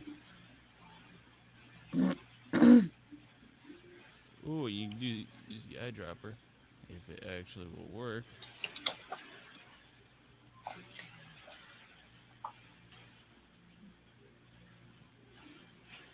Oh my god, I can actually freaking pick up any color from around this room. I need to get a cool lip color like that blue. That really intense blue. I would feel so out of, well, I guess I could probably pull off blue because I'm a cool tone. So. Yeah, I gotta get back into cosplaying stuff at some point. Frick, it's been a while. Only because I've been busy with work and crap, and I'm currently working on another cosplay. Whenever the hell I get the damn cash for it. Oh, you've not, okay. Have you worked at most 2 weeks? Heather, I've been locked up in my damn house for almost 6 days. And I can finally get back to work. Well, it's usually next week. after, like, the first 2 weeks you get your paycheck. Yeah, it's every other week, sadly. It was the same with my work program, but one my work program, the paycheck was stupider. Less? Yeah, we could say probably freaking $27. And that was a joke to me. Especially, I straight up brought it up to their attention, and really, they just don't care. Why the hell I got employed? There's been some, because some of the stuff that's been on those containers outside of Port of Los Angeles, and some of those products have ended up in certain dollar stores, there are some people that have claimed to have smelled like very mildewy to where they have to really clean the stuff when they get home. I'm just wondering if there's been some of those batches in the store. Huh. I mean, probably.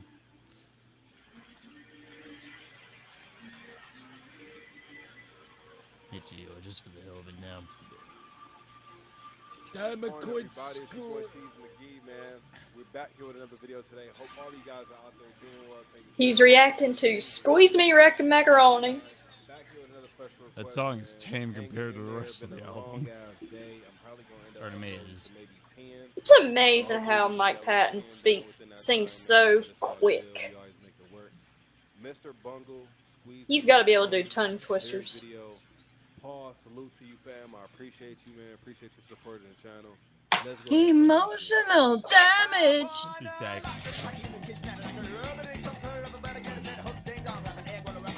It's the first 2 seconds. And he's like, what the hell?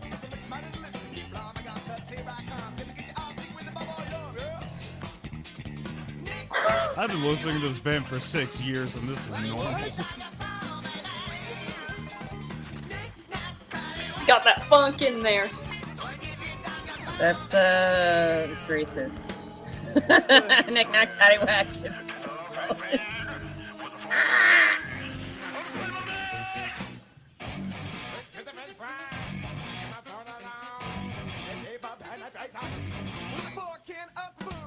I'm so happy I got these lyrics on the screen, bro. I would not be able to understand the words.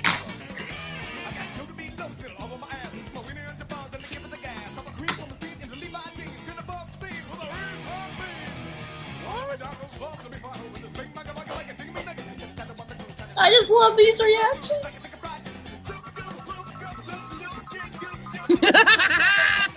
Oh, wait, Heather, I never show you the guy who's a composer who's reacted to a few Mr. Bungle songs. Oh. What was he thinking when he... I'm impressed with his look at it. Not gonna lie.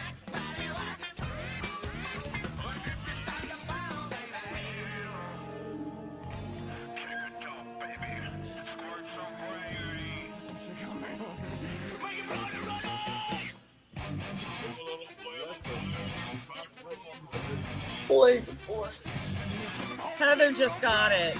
Flavor Flavor. That light bulb just went ding. No, I actually studied. I looked at the lyrics before I saw this.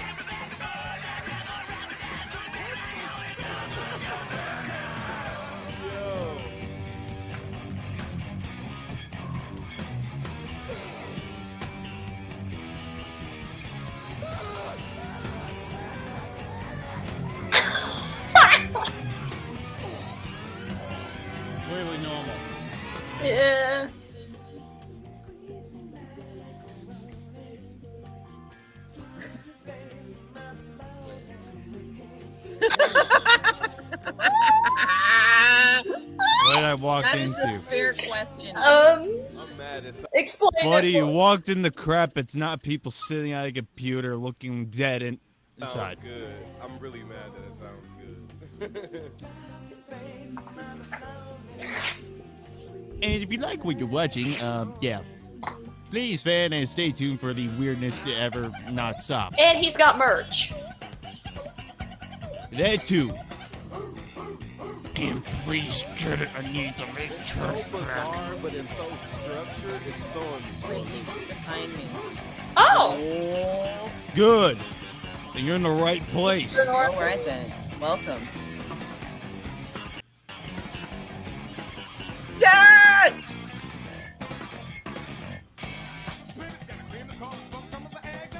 Really only do 2 freaking reactions from the Bungle. There's gotta be more.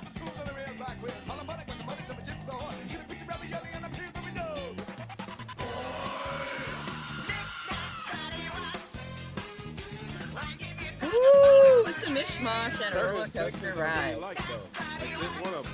At least you got him fan. Not already feeling you bad.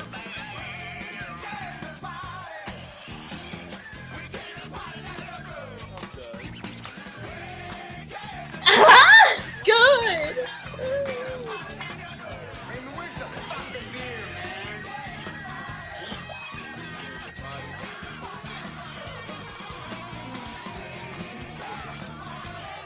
Let's get more bizarre about a minute.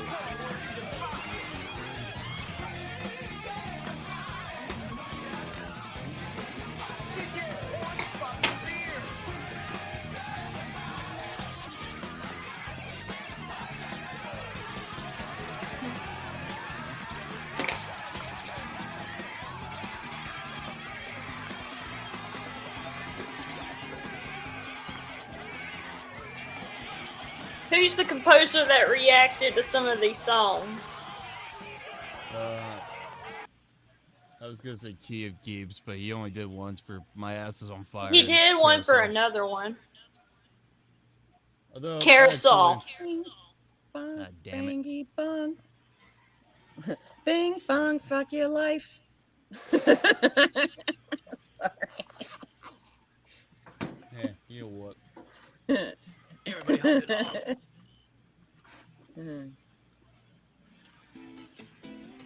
And really, this is their most tame song.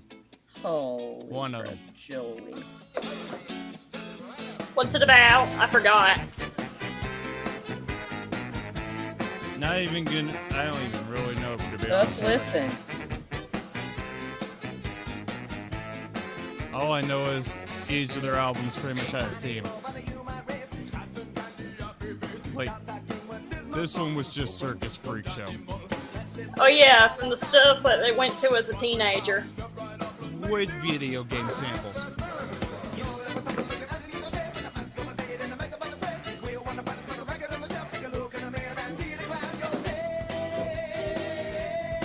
It's even the first Bungle song I learned on drums.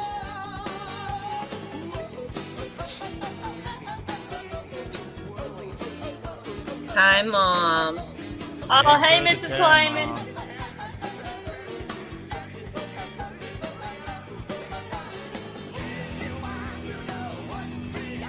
Well, the guy's an Aries. Which was my dad's. Hello.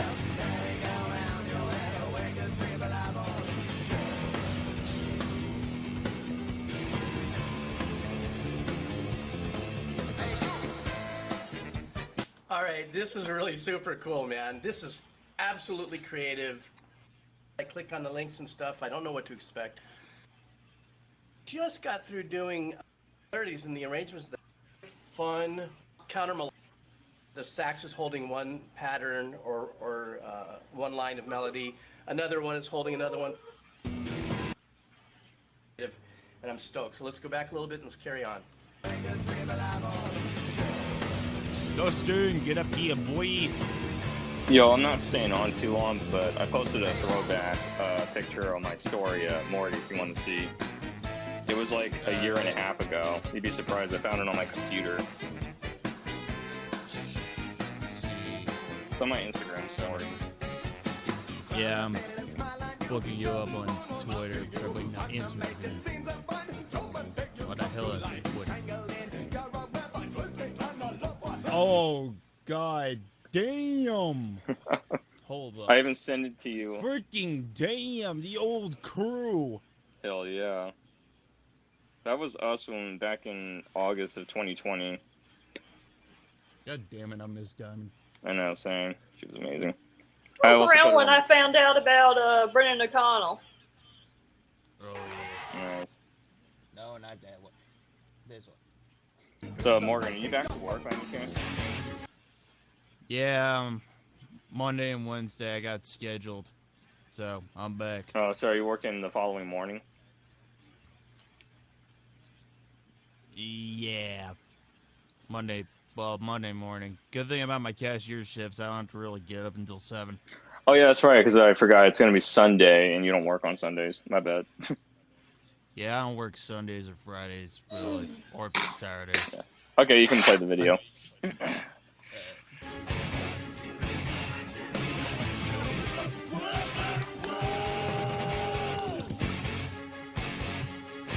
I might be one of the only people in existence that doesn't find this shift really unexpected. I don't know Probably why. because you're used to the mood of whiplash. I've been listening to this for about 6 years.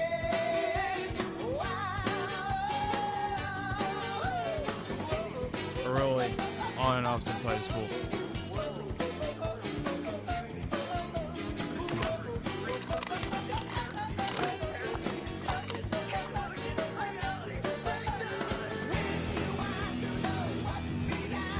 Play with Ron.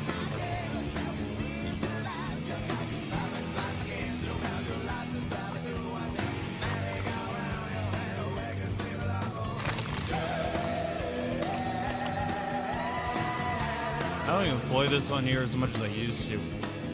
Rick. Okay, I gotta stop one more time there. Oh, don't know there. Innings, so. That was reaction to the vomit part is funny, so get that. 11:22 in the trunk. Good. This helps then. Or not. I don't know. Well, then he's in the he's in Central Standard Time. Yeah.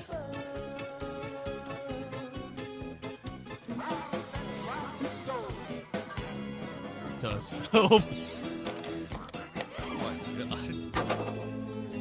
But good for you.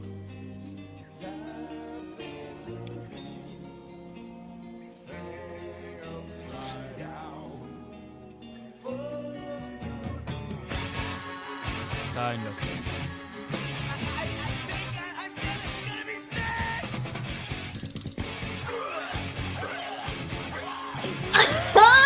My favorite part in anything. That's Mr. Bungle. Yeah. Sounds like some cartoon theme song or something from the 50s. It's actually it's ska actually. Oh, it's everything. Well, the early stuff was ska. I mean, on the first album, like.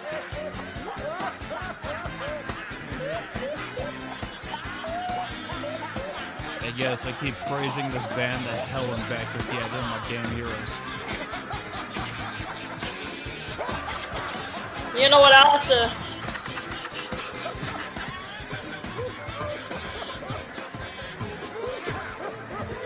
And then the song just breaks.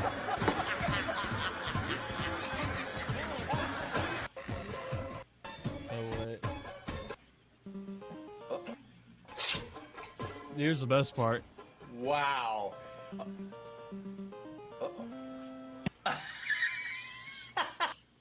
Just video game samples. Dang, he's got a lot of Land Before Time stuff Damn. back there. I'll admit though, he got a dope looking studio. Like, But yeah. I'm not gonna. I'm gonna head off now. Morgan, just want to. Okay, Dustin. Thanks for letting us know about your Instagram update. No, I was just wanting to show Morgan. So.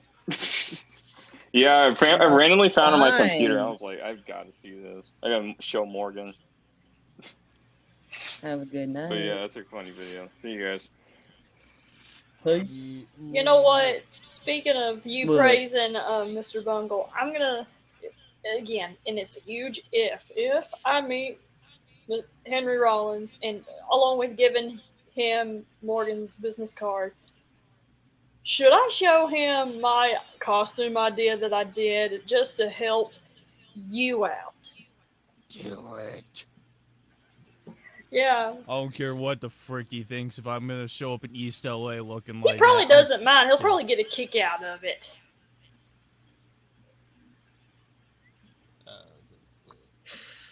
Oh yeah, you did. Today I'm doing. Let me guess, he's in Florida, right? Air-conditioned Nightmare. So, I'll like look at it with usual, the 10 and all. suggest more Mr. Bungle. A link for Mr. And he Bungle. loves the dinosaurs, so that's already Spotify and good. merch will also be down below. All right, let's do this.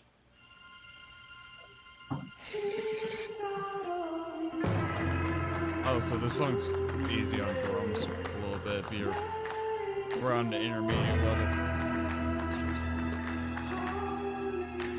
You win. Good to know.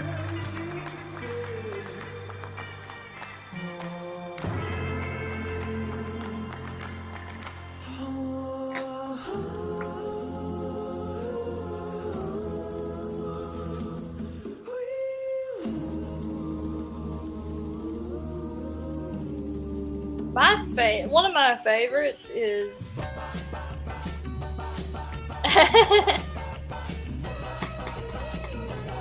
Goodbye Sober Day. I wonder if he reacted to that one. Think he only did 3 of these.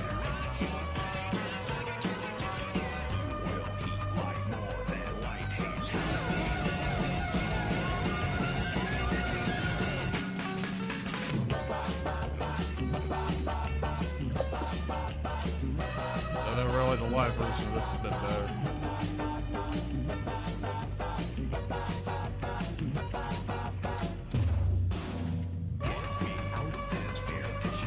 All right, like the last one I heard of theirs, this is totally catching me off guard.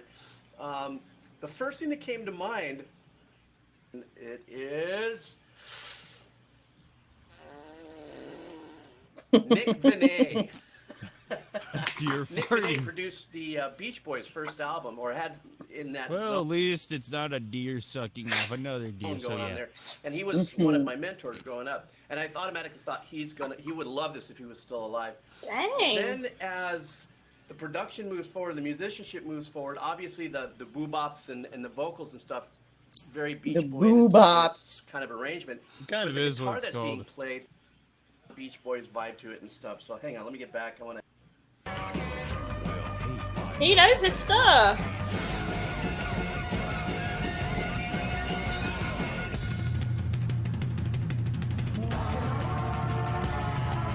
Yeah, this part on drums, good God, it's still hard. Would you like to try it? I mean, I played it a few times. Not that hard a song, it's just this part, because it's more surf drums. Believe me, surf Beach rock Boys on at times is not easy. Great chord changes and patterns. Although you There's want easy these, surf like, rock, the Ramones. Mystic dark, not dark as in dark heavy, but the ones that kind of put you in slightly have like spaced out, obviously with today's production and musicianship.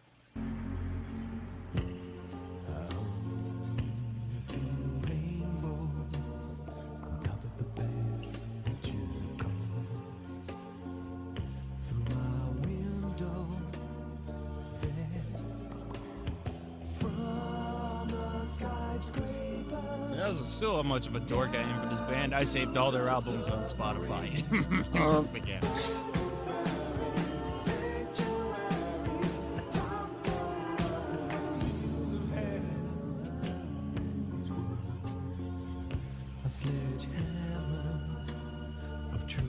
Oh, it's okay, Ira. It's alright, Ira. Have a good night. How the hell we 13? Awesome. Alright, it's a Meganos Alarm, especially at 12:29 in the morning. Okay, before we get to the end of that, You that know what Oregon, is I mean, smoky. there's so much of that just reminds me of that whole, you know, like I've said already, me is the standard. Okay, so I knew, you know.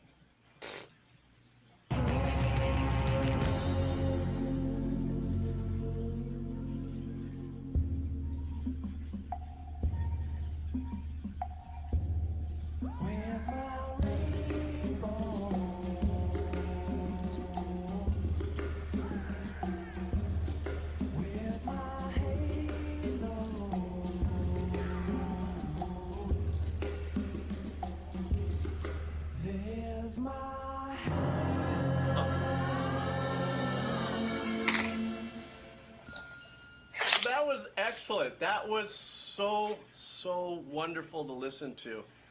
I know that it seems like Mr. Bungle is part of, you know, so much of the music that I've done, in the sense that it's in this genre of creative rock, psychedelic rock and stuff. And I Experimental. haven't quite looked them up to see exactly where they fit in genre. But I just love the fact that their effort on this song was obviously Genre to roulette, they evoke are. that, you know, if you're either A, were old enough like me to remember it, or B, that you're a cultured fan in the sense that you've got this crossover, broad spectrum of your, you know, soundtrack of life, and you've actually got some Beach Boys or early, you know, 60s Beach Boys style music that you can kind of dial into. And once again, for me, this was kind of personal because of my time that I spent with Nick Vinay. And, you know, I think I did about 9 months with him. We were working on stuff in the late 80s. As a matter of fact, I did an instrumental remake for him of one of the Beach Boys songs. I don't think I have any copies of it, but it was super killer. I did kind of a crunchy metal remake of one of their tracks. Anyhow, Mr. Bungle, thank you so much, you guys, for reminding me that I haven't done it for a while. Please continue to... Do you want the Japanese, Japan's most dangerous band? I think you do.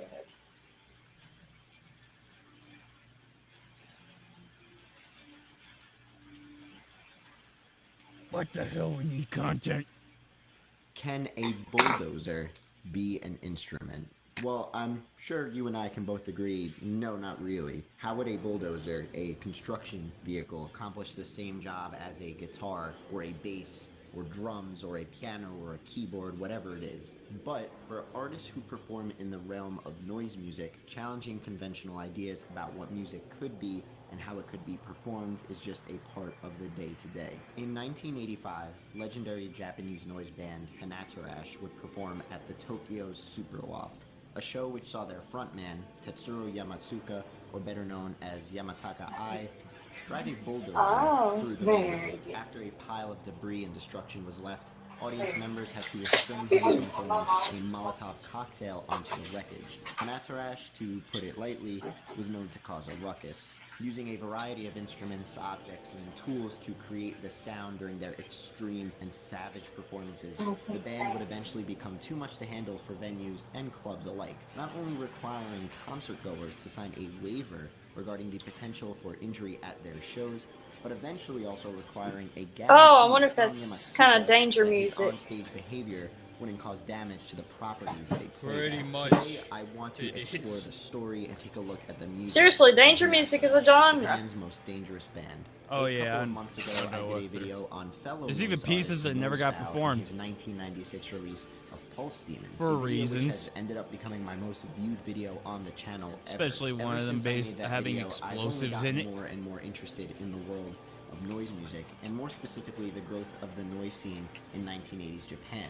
So I knew it was only going to be a matter of time until I found myself taking a look at another artist or group. I think they were going through hard If this is your times in first time Japan here in the and you love 80s. Exploring fascinating music, make sure you hit that subscribe button, turn all the notifications on, hit the like button. You know the deal. Not only does it help the channel out a whole bunch, but I would love to share the story of these noise artists and performers as much as I can.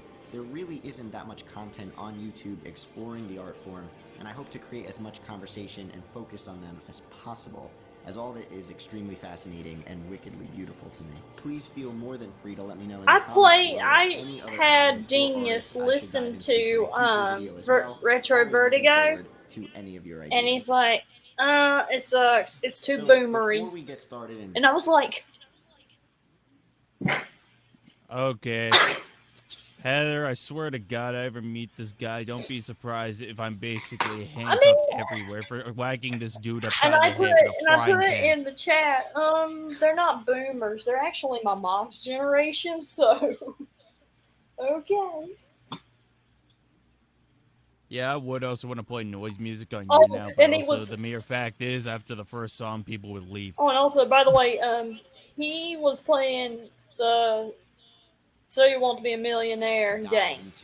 He only made it to like 1,000. To touch up on the origins Yes. of danger music, the experimental form And of I sound was and like, people were performance art, helping him, Hanato and he Ash is couldn't even more get the specifically associated Scooby-Doo with character beyond just correct. noise music. I do plan on doing an entire video on danger music. In the I'm future, just so I'll keep it saying, I pretty mean, simple come for on, now, but dude. danger music is pretty much what the name implies. Musicians Hell, I performing could, and I in a barely sort of watch way much that Scooby-Doo can aside or from the will TV pose a specials. threat Oh, to I the grew up watching audience, Scooby-Doo. I knowing knew the it, but set piece you were there for yeah, may I mean, or there may were not be easy performed. things that, Danger music can be traced and all I the was way like, back to the Wilma early is in 60s. American artist, Flintstones, poet, and composer not Dick Scooby-Doo. Higgins created That's his series of Velma. danger music scores defying and challenging the normalities of what a score should be. Here we have some of the original scores created by Higgins. Some are the original typed versions from the 1960s, and some are part of a recreated handwritten set that Higgins created in 1989. Some are nonsensical and humorous, like let's take a look at Danger Music number 41 here, which requires you to take off your old coat and roll up I your called sleeves. it Pretty Danger simple. Music. Others are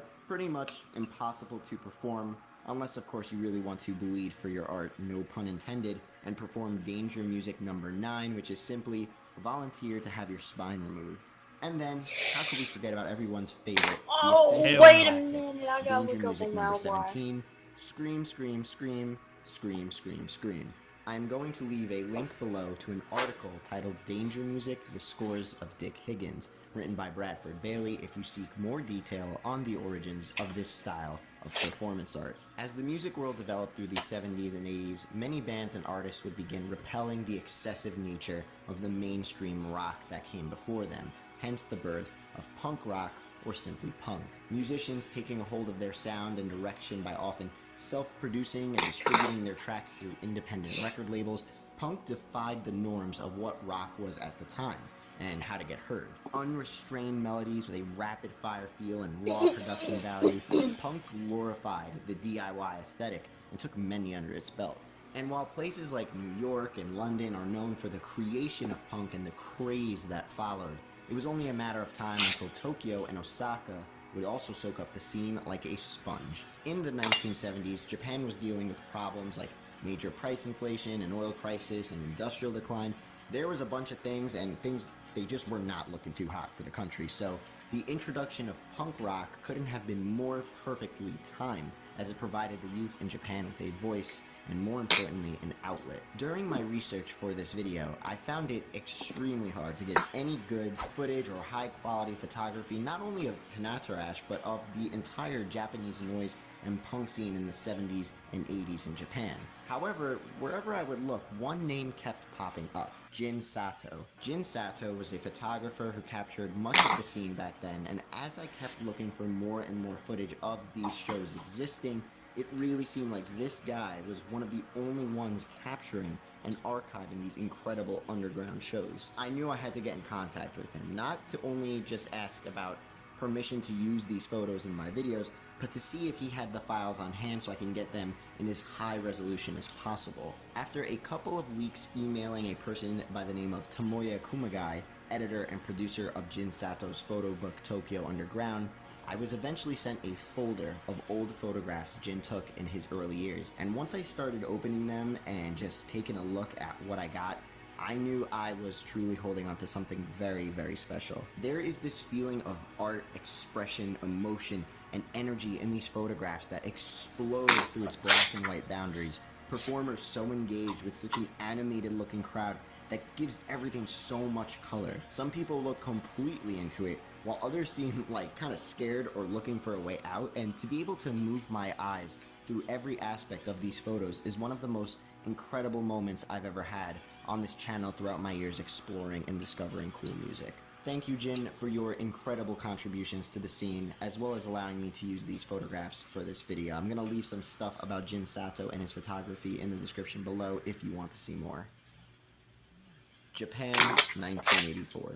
How extreme could rock and roll get? As punk became a staple of music, artists eventually wanted to not only see how much further they can push sound itself, but how they could create performance art that would defy the traditional concert-going experience. After both working as stagehands for a German industrial noise group, Yamataka Ai and Mitsuro Tabata would meet and form the Hanatarashi, which translates to the snot nose in English. Eventually, Ai wanted to drop the I, that's a weird sentence to say, in Hanatarashi as it signified the individual instead of the band as its own entity, which ultimately led to the band being known as just Hanatarash. With previous acts like the Japanese noise group Hijo Kaidan releasing material in the early 80s, the blueprints for noise in Japan were already laid out for Ai and Tabata, but how could they push that envelope even further? Like many noise or industrial acts of the 80s, Hanatarash's discography and activity could be kinda cloudy and not 100% confidently known and archived, but starting in 1984 we would see Hanatarash release a number of cassettes under the Kondon Cassettes label in Japan. Throughout their years of activity, Hanatarash would ultimately revolve around Yamataka Ai. Ai would also form the noise rock band Boredoms in 1986, which is what he is definitely known more for as a visual artist and performer, his screams, mumbles, and instrument-defying sounds crafting up one of the most erratic discographies I think to ever exist. Throughout the 1980s, Hanatarash was considered to be one of the most dangerous shows to ever see live, especially around the time of their formation, where their live shows were definitely at their most violent and extreme.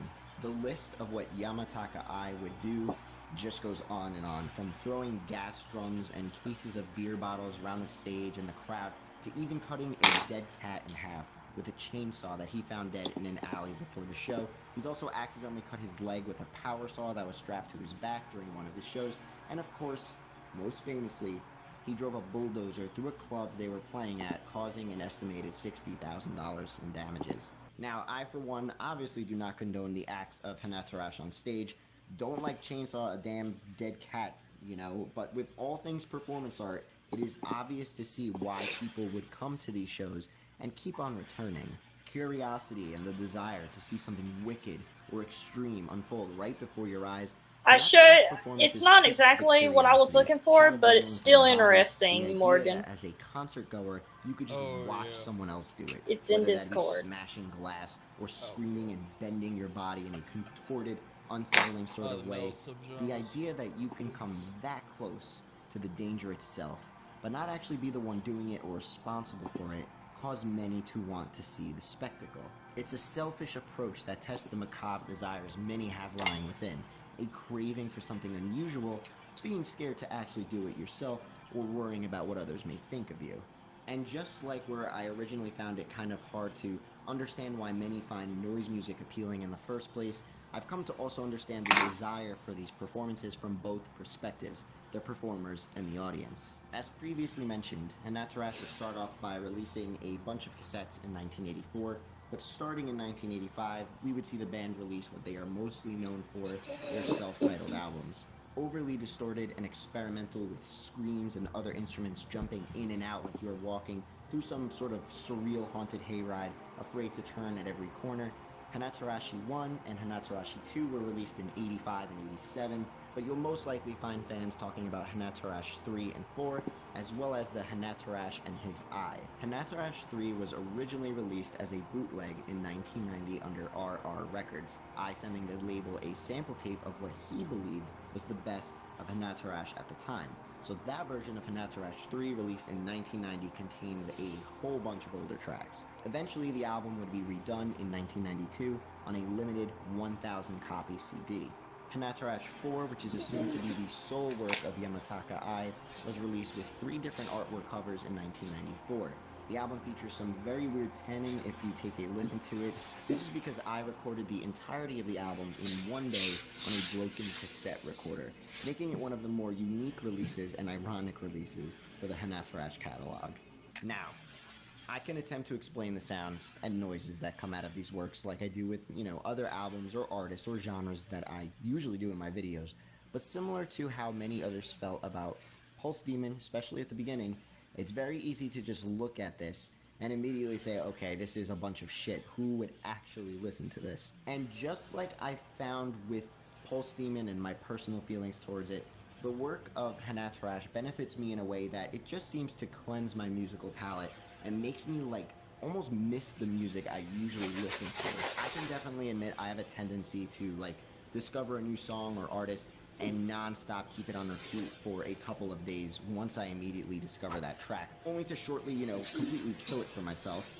But noise music has become a sort of tool that reawakens my love for certain sounds that I may have grown tired of, even the day before. When I find myself listening to noise, I usually do so for about a day or two non-stop. It's really, really weird. It's just weird to me that I am attracted to this sound, I guess.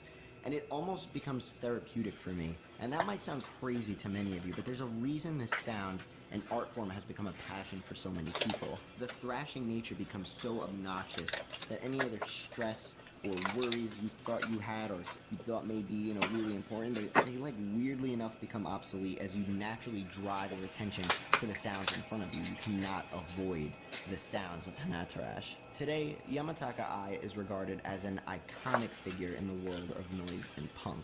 There isn't much footage of his performances from these earlier days, with unfortunately no video footage at all from the Bulldozer gig and only photos, but from what does exist, we can see that he really was an artist who was always willing to throw his body on the line for his creation and what those came to see him for. There is something so fascinating about the cruddy VHS quality footage that exists. Close friends with members of Sonic Youth and has had long-term contracts with major labels such as Warner Bros. Records and them. I could also do a video on Pop Tatari or Boredoms as a whole. I really plan on doing some more noise-related videos exclusive.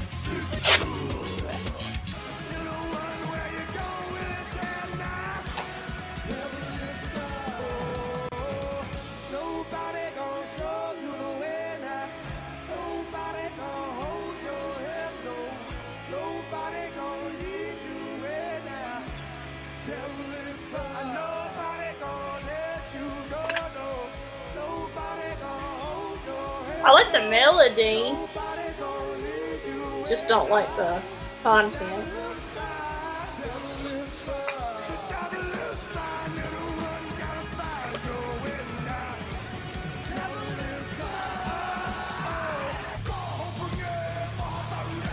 That was awesome.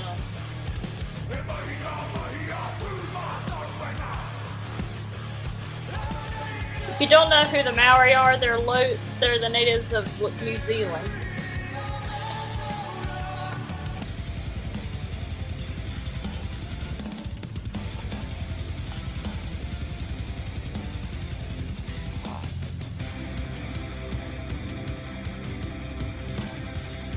Most of these I kind of like.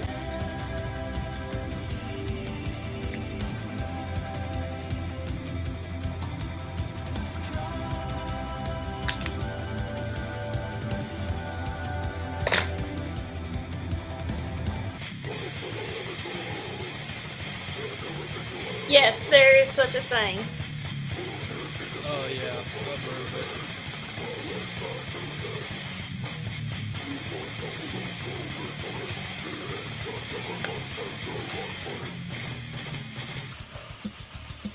Okay, never mind. Not this one. Oh, I've heard of all these, one way or another.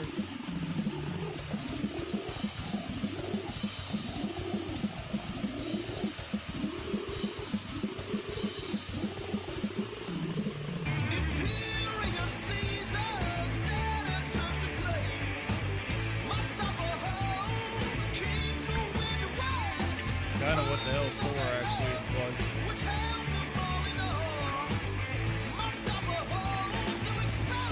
Oh, hell, when I was a kid back in the 80s. Parrot metal.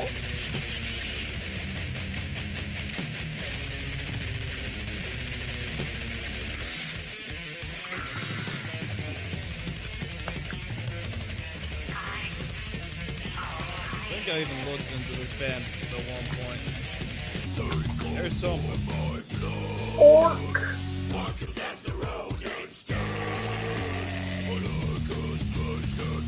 I mean, these guys in particular, I was looking at it. It kind of looks like a 10 to 4 bass.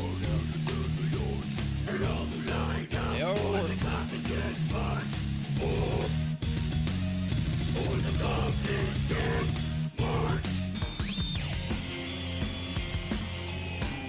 Oh yeah, it was this one. Hold on, I found. Okay, I'm just wondering what is going on in this portion. Hold on. We'll get at the current time.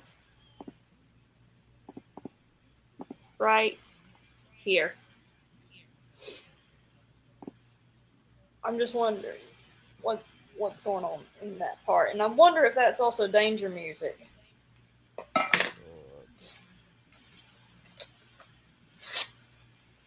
Oh, you mean the Georgie? They're danger music, aren't they? Oh shoot, I hit the wrong. Freaking hell, YouNow. Hit your butt. Screen share buttons. It can suck my nuts. I remember sending Dustin this actually. What is wrong with him? And what is going on? Heather, this is the kind of crap I've been trying to emulate on YouNow. Is that a vacuum? Yes.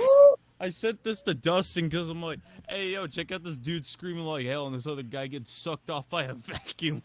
Oh my. And I even sent Bill Jensen one of their albums. He hated it. Okay, forget that one. That was just an insult. Yeah, they're using the trash can smell. Actually. High-pitched. High-pitched plug-in snare that you get with any deep or digital audio workstation. Or maybe a metal high-pitched snare. I don't know.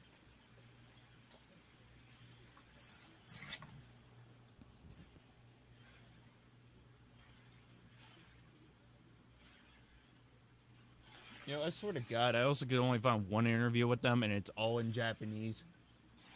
And it's one of the freaking weirdest interviews I've seen.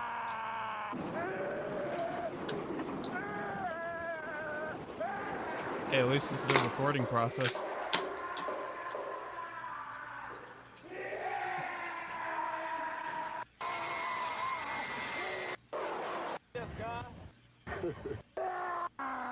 CD の仕掛け人は矢野太郎。ここから CD 制作を始めた彼は常にユニークな切り口の作品を Translator, 社会に please. 衝撃を与え I think there's a guy in the comments that actually translated it. I've attempted to translate this video. My Japanese is only at an intermediate level, but I could try my best to translate by ear, yada yada yada. But yeah, the person who's preparing this sensual CD is 23-year-old Juntaro Yamanuchiya. He's been working on this CD since he was 20. Wow. Okay, guy is a genius. and is always releasing works of art from a new point of view. He gave a shocking performance to the local community. What was the inspiration for this project? Well, the first thing is I wanted to do was create an environment and a live recording, but this time I wanted to create something kind of noisy and funny. So I tried to use strong sand. Some of his past works include a difference in the periscatable case, and North Alley of the Johnny's Office Borrow book. He has always worked with many overseas avant-garde artists. He thinks it's a great way to get the real voices of people who are often excluded from mass media. Interviewer question 2. Do you think it'll actually sell well? Well, I feel like the people who might buy it might look a bit foolish. But if you're like me, if you write it and enjoy it, that's all you need. So that's pretty much everything in here. もうそこで前衛アーティストでなんか何人かいてくれるんですか。Yeah. I'm also turning this down quick to at least show part of this album. Or one of the albums. But yes, I straight up just sent this. That's all I'm Oh, they're Japanese. And this goes on for 30 minutes.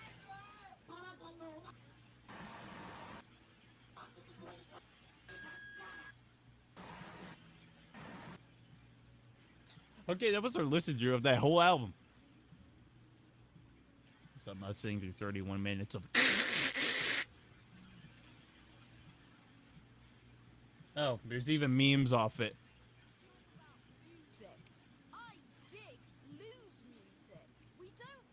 Yes, I have it turned down for a good reason. I like this. It's very grown up. Oh, I'm sure it is.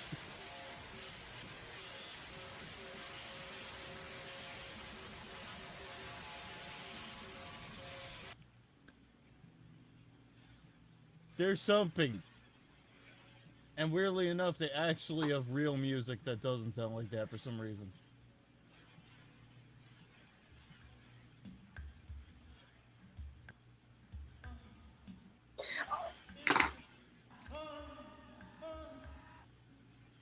Is he? Never mind. I'm not gonna ask. What, getting sucked up? Well, that or the other thing, Rosy Palms. That's what it's called on TV tropes. It's a Japanese noise artist, and literally, this dude's brushing his teeth at the concert. What?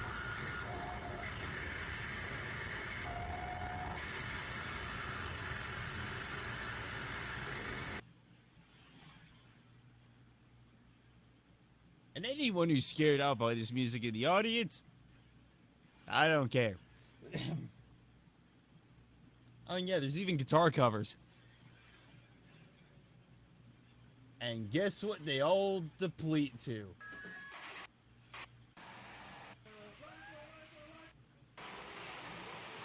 They just deplete to this.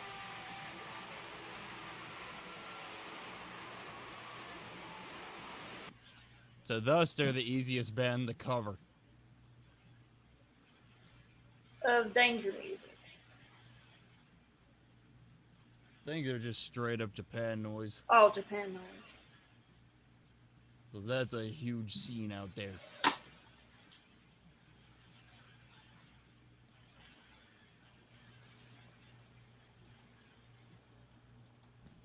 You know what, still, because this is my favorite video by him. Oh, I am a musician and I'm not okay. I try to sleep every single... Oh no, my wall is full of harsh noise! Wait, isn't that a genre? Harsh noise wall, also known as wall noise, is a subgenre of noise music that's literally just noise. But not just regular white noise, but white noise on coke and depression. It's a music genre that's not really musical in a traditional way, mostly cause it's nothing but loud static. The most overused quote from Wikipedia to describe the genre is a literal, consistent, unflinching, and enveloping wall of monolithic noise. Ah, just like the YouTube trending section. Oh! The genre's mastermind is the He's artist not Vomir, wrong. who No, he's describes not. his music as no ideas, no Unless you have a change, certain algorithm no in, then you can find interesting no stuff. entertainment, no remorse. I see he's applying to work at Pagefire. Seriously, I think we all have that one friend that's exactly like Vomir. Someone who thinks life is depressing and shouldn't be fun, so you can't tell jokes or play music around him without him going, modern music is too structured and simple. I prefer my music to have layers or complexity. And it's just someone trying to start their car without gas. Also known as noise music. By the way, this is Vomir playing live. It's just him leaning over his sound card and just standing there with a garbage Now this is a performance worth watching. bag over his head. I can do that. I can see the noise. I think it's Well, supposed they to could just comment get on this how our stuff musical from society John is corrupted by Cage the and all bloated that. performances by removing all live tropes. But by 'Cause just he's standing on there. he was What on a Vanguard. brave little toaster. I would say that the garbage bag is a literal metaphor for something, but I can't put my fingers on it. Never mind. I'm not gonna go so harsh. Noise wall. By the way, did you guys know there's noise music festivals where they play nothing but noise? How do you have does good time one- in those places? Exactly.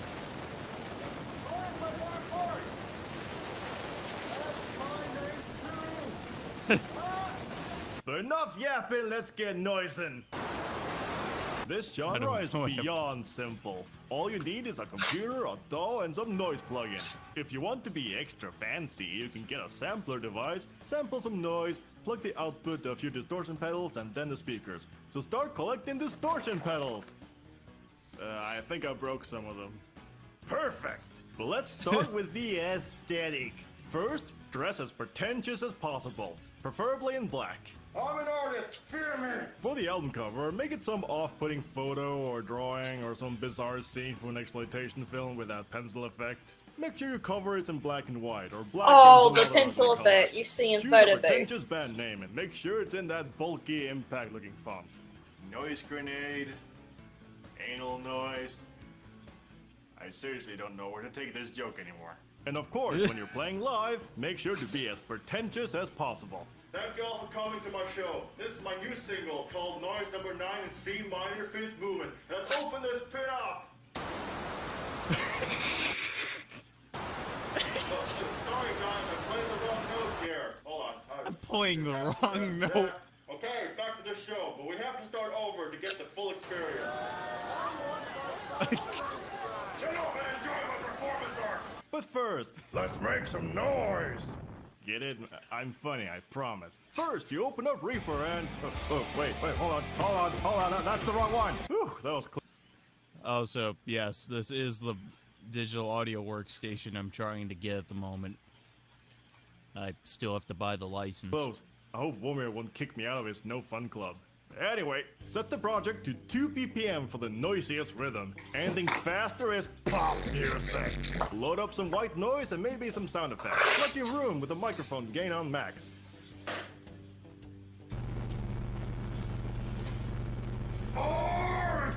Copy and paste as much as you want, but I'll demonstrate by only using 5. Set up a distortion plugin for each white noise channel. Adjust each one until you get something unique. Now make sure the song is exactly 1 hour long. Yes, we're making an album right now, get excited. Anyway, let's do some automation. Open automation and choose one random setting and have it go up or down or wobbly woo after an hour. Then add easy mix and some random mastering preset with distortion. An album that just sounds like... And now to give your track a fancy name. Something that makes people think and reflect upon our society. And now get ready to export the track, but don't forget to switch from entire project to selected area, or else Reaper will render the track as long as the universe. And now you have your first Harsh Noise Wall album! Album? Yes, most Harsh Noise Wall albums only contain a single track that's only an hour long. So just do this 12 more times and you got a career! But now let's make the music video. Okay, this is very complex. You add the noise filter and render. Or just build this whole thing. And that's how you make harsh noise wall. Ugh, I can't even say it. Do you ever listen to hardstyle techno and say to yourself, wow, this is tolerable, but I wish it was more annoying, had badly mixed guitars and had ugly pixelated album covers? Well, you're in luck, cause let me introduce you to Cybergrind. Just when you thought the internet couldn't get more sad. Cybergrind is essentially a weird blend of grindcore, gore grind, industrial, and techno. You basically take grindcore and porno grind tropes and add synth and computer noises. The genre is even more underground than porno grind. Take that, elitists. Mostly because this genre came from the internet, where teenagers who had basic understanding of how FL Studio worked managed to make grindcore hits with the basic techno presets. The genre was started by a band called Old. Then the genre started to evolve with notable bands like Agoraphoric Nosebleed, The Berserkers, and my personal favorite, Various Artists. They're so varied.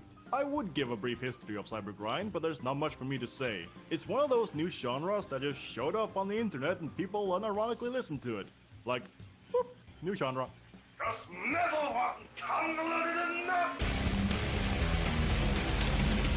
The best thing about Cybergrind is that you don't need to have any friends to play your weird gurgly pitch music. Now you can let the computer do all the work. Work, damn it! You need to turn the computer on. Before we get to the musical requirement, let's discuss aesthetics.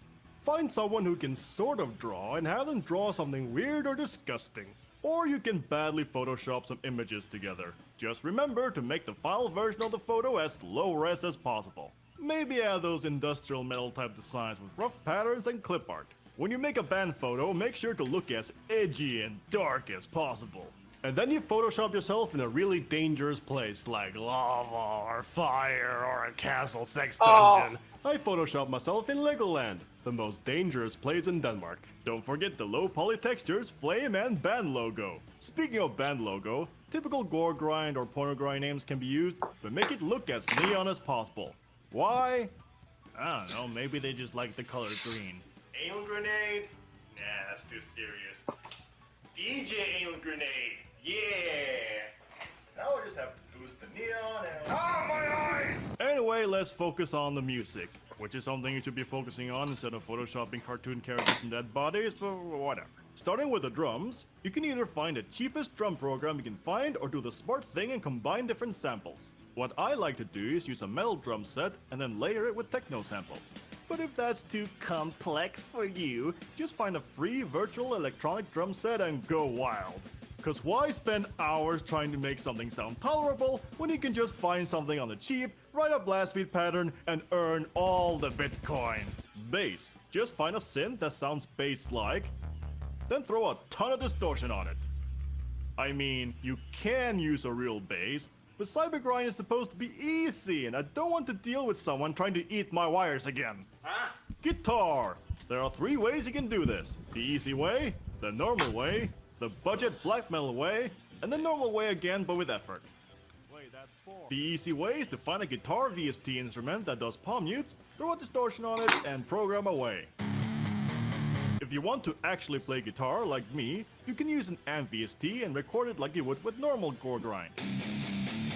But if you want that gnarly distorted tone, you can just turn off the cabinet. Then you get that budget black metal sound. What I like to do is combine the slam guitar amp with an amp that has the cabinet off. That way I get a tone with that porno grind slam caricature along with the fuzzy sound of Cybergrind. But again, effort is optional. So you do you. Vocals! Doesn't matter if you can growl or not. Pitch shift is screaming all the way. But this time you can make the effect much more obvious. The more you sound like a dying frog, the better. I'm sorry, Frogger. And now for the synth. You know, the weird thing with the keys. You're probably not gonna make them the focus of your song. So just browse presets and play the lowest or highest note to see if you can find any use for them. You can also have it play random notes and throw a blast beat under it, just as long as it sounds like a cheap techno song from LimeWire. Another thing you can add is pink or white noise. I forgot what the purpose of those were, but you can just filter them with EQ and effects to create some wicked effects. Now for the lyrics! Just pick random words from a fetish and or fan fiction and force them into your song. Do you have any weird fetishes like Bugs Bunny in latex or aliens tickling you with butt plugs? Just sing about that. Also, steal voice lines from a porno or a cartoon, distort it, and play it at the beginning of the song. It won't give your song any deeper meaning, it'll just make the song even weirder and stand out more. Which ironically makes it stand out less. Hey y'all! Hey gang! Now we're at the main attraction, the songwriting part. So let's just jump into it. Choose your DAW. I was gonna use the oldest version of Fruity Loops for maximum irony, but if you want to ever use your computer again, I suggest something useful. Reaper it is. Set your project BPM to 120. Ha ha! I fooled you! You've been bamboozled! 240! Load up your drum minions and set your samples in place. Here's how I set up my samples. Use a clicky male kick and electronic kick. Add as many snares as you want. No matter how many you add, they won't bring your favorite TV show back! And now to set up your drum pattern. The double trouble. The halftime princess. And the classy blasty. Now for the guitar. Again, there are a few ways to do it, but here's my way. Add your guitar amp VST and make the tone as slam or death metal as you like. Then send the guitar to a new track, pre-effects, and on that empty track add a new amp VST and turn off the cabinet. Then you just do some volume balancing until you're happy. Maybe add an EQ to get rid of some fuzz. Of course you won't. For the bass. Yeah! Now for the vocals. Just gurgle on and on, record some inaudible shouting, pitch it down, and done. Add your effects until it's even more inaudible. Synth time! Get some nasty synth going.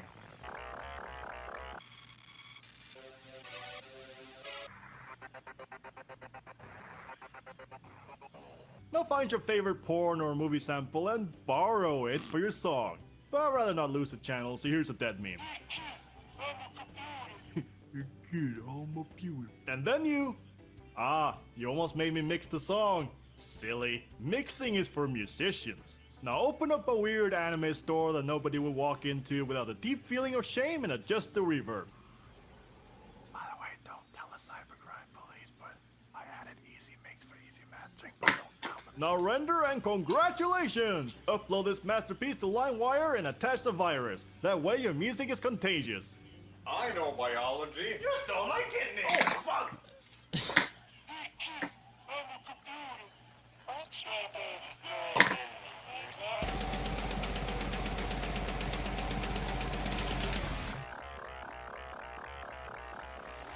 Hell.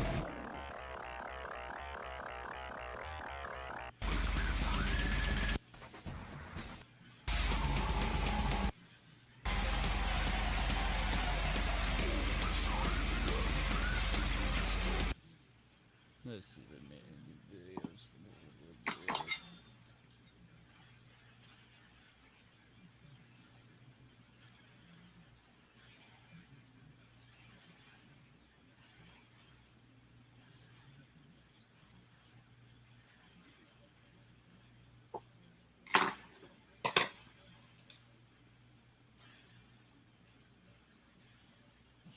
What did I miss? Nothing much, really. I don't think.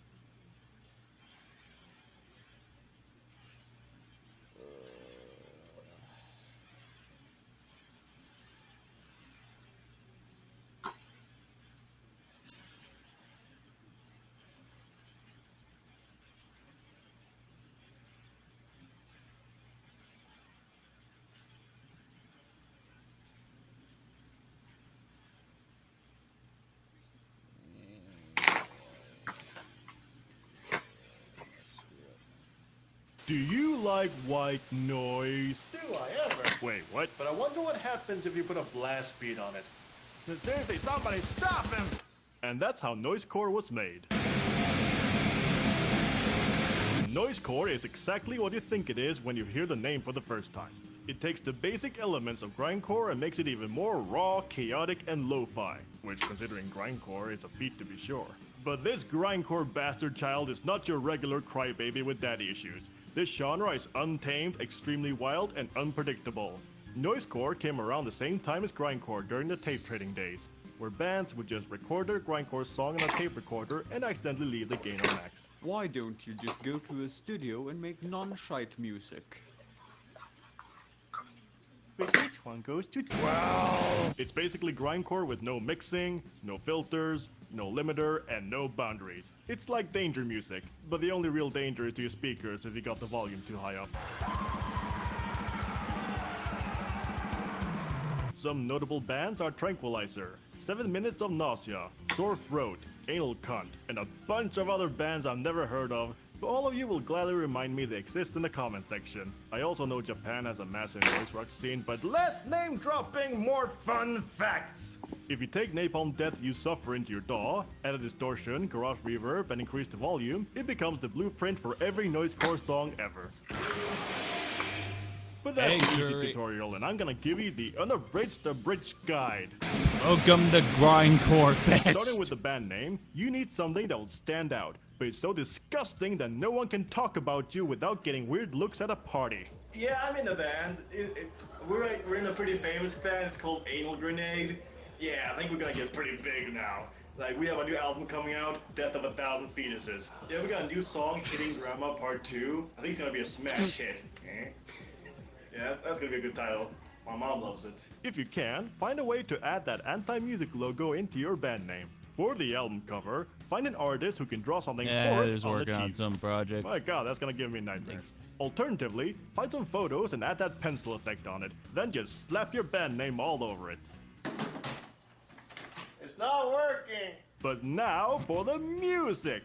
Well, since the music literally just sounds like being played inside a garbage can and has no music theory at all, we're just gonna learn some basic noise terminology. I call them explosions and stabs. Those are not the official names, but for the sake of brevity, let's just use those as a quick example. The explosion is basically the band playing at the same time to get that powerful punch, but it's mostly just a blast beat that's been deep fried. Stab is when the band plays something rhythmically and then pauses in between. For example, you can play 3 stabs, pause, 4 stabs, pause, then roll a dice or 2 for some new stab number. And then you got a song. Noisecore musicians also use samples. Not only in movie dialogue, but sometimes music samples to add a comical tone to their tracks. Nothing If much. you're expecting This is something the along the lines of What music the theory, Hell Festival. good luck. That's right. Most noisecore bands just Morgan, repeat have these you two guys elements. heard about that Like there's nothing I can hear in this song to give. When we were young. Oh yeah, the scam, dude. You missed it way earlier Is it when a we were scam? talking about I it. was so confused at first. Then I looked up and it was like, maybe it is a scam because like, there's no way all those bands can play like in 2 days in Live Nation. I mean, maybe like a couple, but not like as weird as No, I was scam. laughing at the mere fact where it was like, "Hey, we're seeing And Live Nation's doing it. And it is a cool idea, like if they could pull it off, but not for like just 2 days, just 3 stages. You know? I mean, but there are really people buying the tickets, though. I've seen people buying them for real, but I don't know if like I said, I don't know if it's going to be like what they promised, because it's the same people who did the Astro World, and got all those people killed. I think there's a theory going around. It's just a theory, but they say that. Uh-oh, somebody's echoing. It's Scott. He ain't got headphones. What? I'm not echoing. I mean, a little bit. If I wait. My sound. I don't hear anything. Okay, I guess it's okay now. Never mind. I'm screw the theory. It's pointless. Oh, but I mean, like you look at the lineup, some of those bands don't even play anymore. Like That's what I noticed. That and what again? The price for 3 and some of the bands didn't days. even know they were playing. Like, Like Millionaires is on there, and like only one of them still playing music. So One of them. Are they Yeah. sisters or just friends? For God's Two- sake, no, there was two Scott, sisters. we could save this. I could be in the Millionaires and basically just jump around and dance like an idiot for half an hour. yeah, but you're not a cute girl. Or Oh no, he could Oh. pull it. Oh, he could pretend to be. Ew. Yeah, show.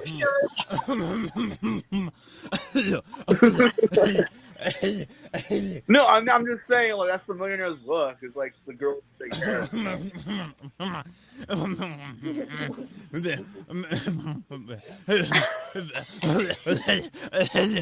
Okay, there it is. It took me forever to get the photo. All right. Anyway, This is proof. oh my God. See? Okay. Hire me. Okay, show the schoolgirl outfit or something. No, but like Jeffree Star is supposed to be at that show too, and he's even making. Yeah, that's. Like, there was a theory that some people were doing TikTok, like memes of it, and they were like saying that, dude, this is just like FBI trying to hold this big sting to get all the predators from all these bands together. Hey, you know what? I wouldn't blame them. Because like almost not every one of those bands, but a lot of them have Jerry accusations. Savannah, Blood on the Dance Floor. Yeah, Ashton. No, but not just Blood on the Dance Floor. Also like one of the ex-members of Pale Royale, like one of the old guitarists from Get Scared, Simple Plan. Like not the whole band. Well, those guys. Oh were no, not Simple Plan. Well, the guy that was in that band got kicked out. Oh, okay. But Which Justin- one? The singer or one of the? No, he was just like one of the guitarists. He's like the bass player or something. Oh. Because I grew up listening to a lot of Simple Plan. But Justin Mills or whatever, from Sleeping with Sirens, he has accusations, and I think, and who else?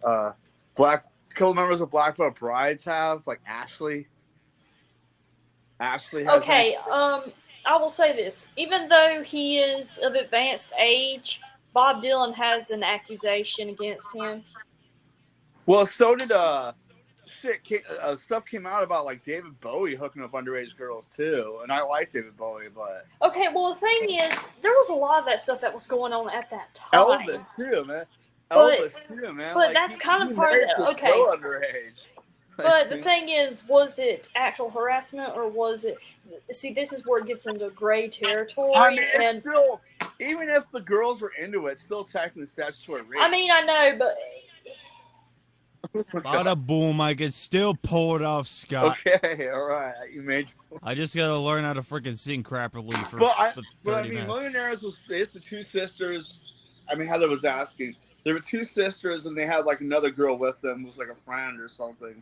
But I don't know whatever happened to the girl. I could replace their third member in a heartbeat. But was she blonde or brunette? they're all brunette. Oh, all brunette. Okay, yeah, Damn he it, I could. gotta He get could, he could. Damn it, I gotta get a brunette wig. You don't have a brunette wig? Heather, I do way too much goth crap. Well, I mean, brunette can be just a really No, they deep had enough brown. They had black hair too sometimes. You know. Well, that's where. Is it a true black, or is it just like a really dark brown that could I don't know. be I can't black? tell. Because that's. But I was gonna say, but yeah. So the whole, but I just think it's funny. Like, I don't know what's gonna happen with that. I don't know if it's a real thing going on or if it's just like a scam for money. I have no idea. Well, if they're charging you for something that's meant that is supposed to be for a 3-day festival, but it's only like 10 minutes worth of songs. Yeah, I mean, no, it's not doable. I mean, I think they're gonna try to do like they might. Well, they still say do they it, added a second day but because they're they missed not it. gonna have like every single band they're promising. You know what I mean? Like, because I mean, like some of those bands, like, also members of Pierce the Veil have accusations too, and like Austin Carlisle of Mice and Men, their ex-singer, he is stuff too. Attila. Of course. Oh, Attila. Well, Okay. that's apt. Yeah, like the whole band, pretty much. Well, Almost it's everything because of that band. Attila the Hun, but I'm not going to go there. No, Attila the band, you know. Well, like that's what I mean. It's kind of like, oh, the because Attila, metalcore. yeah, was brutal. I don't really like Attila anyway. I don't even see a point in going to that show anyway, because I don't really like all those bands. I would go if it was like only like a couple or something, but I don't see a I point in would going. love to see Avril. I've been to Little Black Star Right, since yeah. I was 10 years old. I want to see Avril. I would like to see a trio. Like Kitty's going to be there if it does happen. Limp Bizkit. Wait, Limp Bizkit? Okay. What? I love Limp No, Bizkit. it's okay. I like Limp Bizkit, but the thing is, it's Fred Durst that's kind of like, well, let's just say, even though he wasn't born in North Carolina, he did grow up here, and we apologize for Fred Durst. I actually like Fred, though. I don't have a problem with Fred. I like Fred. I mean, maybe he's had some issues in his personal life. Hopefully he's better. Oh, I forgot. I think something about Britney Spears. I'm not going there. Oh, yeah. They have a past. Well, they said there was a tape out. This was 2005, so... No, he has a tape with somebody else. He has a porn that got leaked with him and some other girl, but it wasn't Britney. It was just some, like, groupie or something he knew. I don't know. So basically, it's just something that somebody else captured as maybe a form of getting back at somebody, because that is real. No, he filmed he filmed a video of him and some other girl. Like, I don't know if it was a girlfriend or a groupie, but it wasn't Britney. But he does have a porn out there. Why do these people do this? Are they desperate for money or something? I don't know. They want their schling on camera. Some people do it if they're desperate for money. There's actually a movie coming out, like I think it's gonna be on Netflix, about Tommy Lee and Pamela Anderson's, like when they got their. Oh. I'm not. I don't care. It's on Hulu. Hulu, yeah. I know It's Vanessa not wants like to watch it it for some doesn't reason. show their tape. It's a movie. I know it's about it, but even porn, then, yeah. I don't really care. Yeah. Because emotional damage. Oh my god. Oh my Oh, gosh! I makeup. wonder what their sons are thinking. They're grown now. Oh, okay. Oh, his filter. Okay. This is how good I can make it. It looks real. He looked like Robert Smith there for a second. SpongeBob, where the frick is the chips, man? But I keep hearing, seeing people. Like, somebody else was like making a TikTok meme when they were like, "You're an underage girl at the When We Were Young tour," and then somebody like did a thing where he's like, "His dick is out," or something.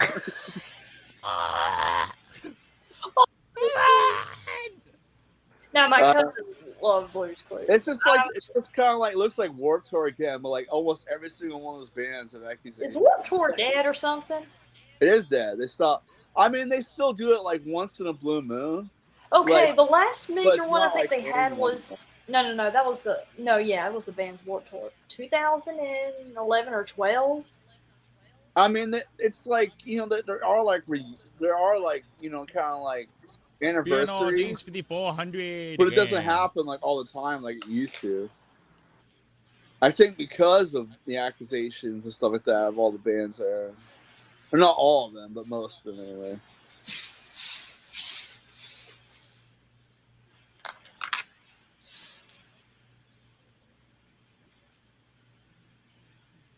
Boy. I was gonna say with the makeup, you kind of remind me of like Robert Smith. Do you know what it is from The Cure? Oh yeah. Heather, do you know who Robert Smith from The Cure is? I never listened to them. Oh. The first time I actually ever heard of them was like on South Park. I They never were like- listened to them. I've heard of them though. Yeah. They're like, Robert Like, it's Robert Smith of The Cure. Only he can stop Robert Streisand. Like, the funniest thing. You're lucky. You actually might like The Cure, Heather, because some of the songs, like, some of the songs are kind of like goth, alternative, like new wave, and then some of them are kind of like more pop.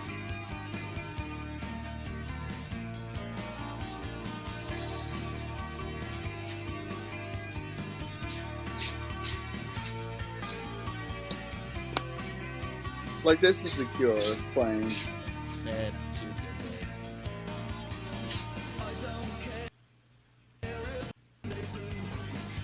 The best thing I think is really funny is that Robert Smith punched out Morrissey at a Halloween party because he was being an asshole. Because, like, I kind of like, you know, some of Morrissey's music, but he's like a piece of shit as a person. Like, he's like racist and stuff.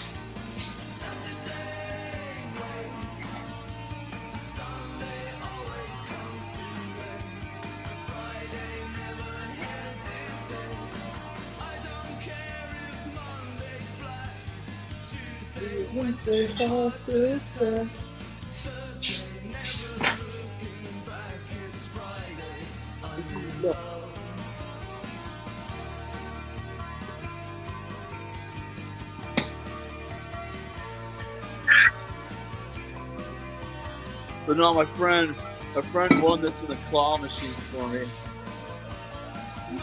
Noise.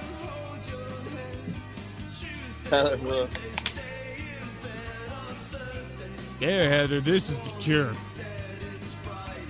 Oh yeah, that song. Well, like, you know, like, some of The Cure's music sounds like their oldest stuff sounded like really like goth, like really dark and like kind of like alternative, like new wave. But then they did like some pop songs too.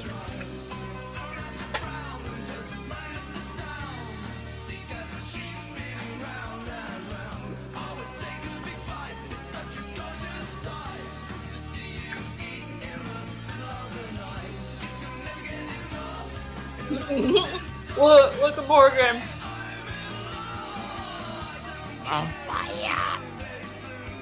I don't actually. My brother has a Xbox One. I don't have one. But like when I go visit, I might bring this to play. But I just got this. Noise. Have you played this? I haven't yet, but I think it actually comes with a free game to Stick with Truth. Do you want to be the stupid? oh wait, I'm a damn snowman. Wait.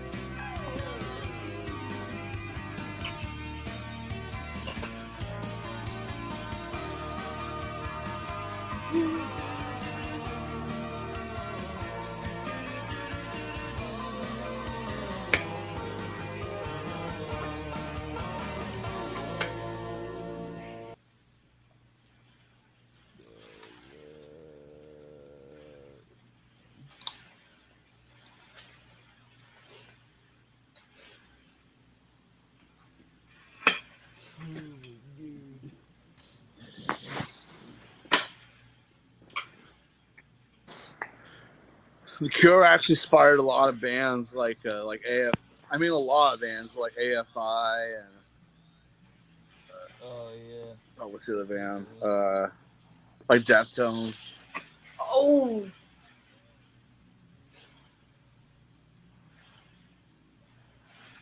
Oh yeah, I forgot I did actually save crap. Y'all check out this new single. Back when Vine actually was the best app. My hip hop Disney. It's called Finding Nemo. I'm a lost ass bitch. Hey, check it out. This one's called The Lion King. My uncle killed my daddy, make me feel some type of way. Y'all, it's hip hop Disney. We got tangled. Bitch wanna cut off my hair. No. Hip hop Disney. Chilling in a wood cottage. Eating on some hot porridge. We got Finding Nemo on Hip Hop Disney. DJ Dory. All I do is swim, swim, swim, no matter what. We got Aladdin on Hip Hop Disney. Disney, turn up. I woke up on a magic carpet. It's Hip Hop Disney back at you with another hit from Frozen. Good times ain't loyal, you know he Hip Hop Disney, Finding Nemo and Story. I can't remember nothing at all. Compact got the Lion King on the new Hip Hop Disney channel. Going up on a Tuesday. That song was too damn popular. $1 million snooze. Oh, I've heard that one. On Hip Hop Disney, they call this one Sleeping Beauty. Bitch, you bested! And then it shows that marionette puppet. What's up, y'all? It's Hip Hop Disney back with that new Hercules from DJ Zeus. 0 to a hero, nigga, real quick. We got another banger on Hip Hop Disney. It's DJ Woody. Hold on, where them toys? Need them toys. Hip Hop Disney. See, we're running around in London and we really gotta try to get away. And Corella wants to move, so we got a lot of spots. We're back on Hip Hop Disney with that new joint from Pocahontas. Ain't no gold in my village. New Hip Hop Disney, straight out of Mount Olympus.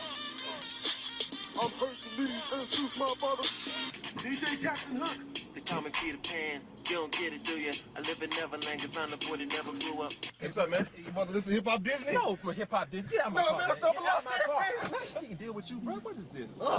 Hey, y'all, Hip Hop Disney just dropped that new Snow White. Let's go. Put poison all in your apple, you don't need no. We got Cinderella. Shorty left the party fast, yeah. Fast, yeah. Lost a slipper, made it glass, yeah. Glass, yeah. From Lightyear Records, we got Toy Story. My name is the Buzz and I cannot fly. You already know what it is, y'all. It's Hip Hop Disney. We got that new single, Cinderella. Stepmother never loved her. We got Mulan on Hip Hop Disney. I'm about to become a fighter and drop all the Huns out of China. We got Tarzan on Hip Hop Disney. Walk into the club like. And y'all, it's Hip Hop Disney. We got Frozen, Queen Elsa, made it winter accidental. We got Snow White on Hip Hop Disney. At that house with Doc and Sleepy Ho. Sleepy Ho. That's from Grumpy Happy Dope and Sneezy Ho.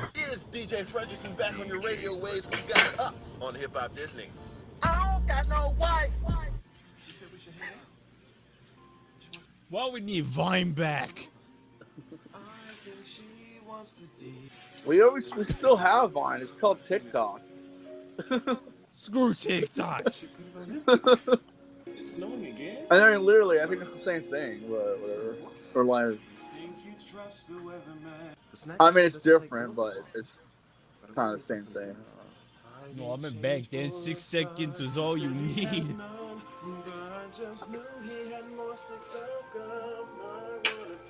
Oh no.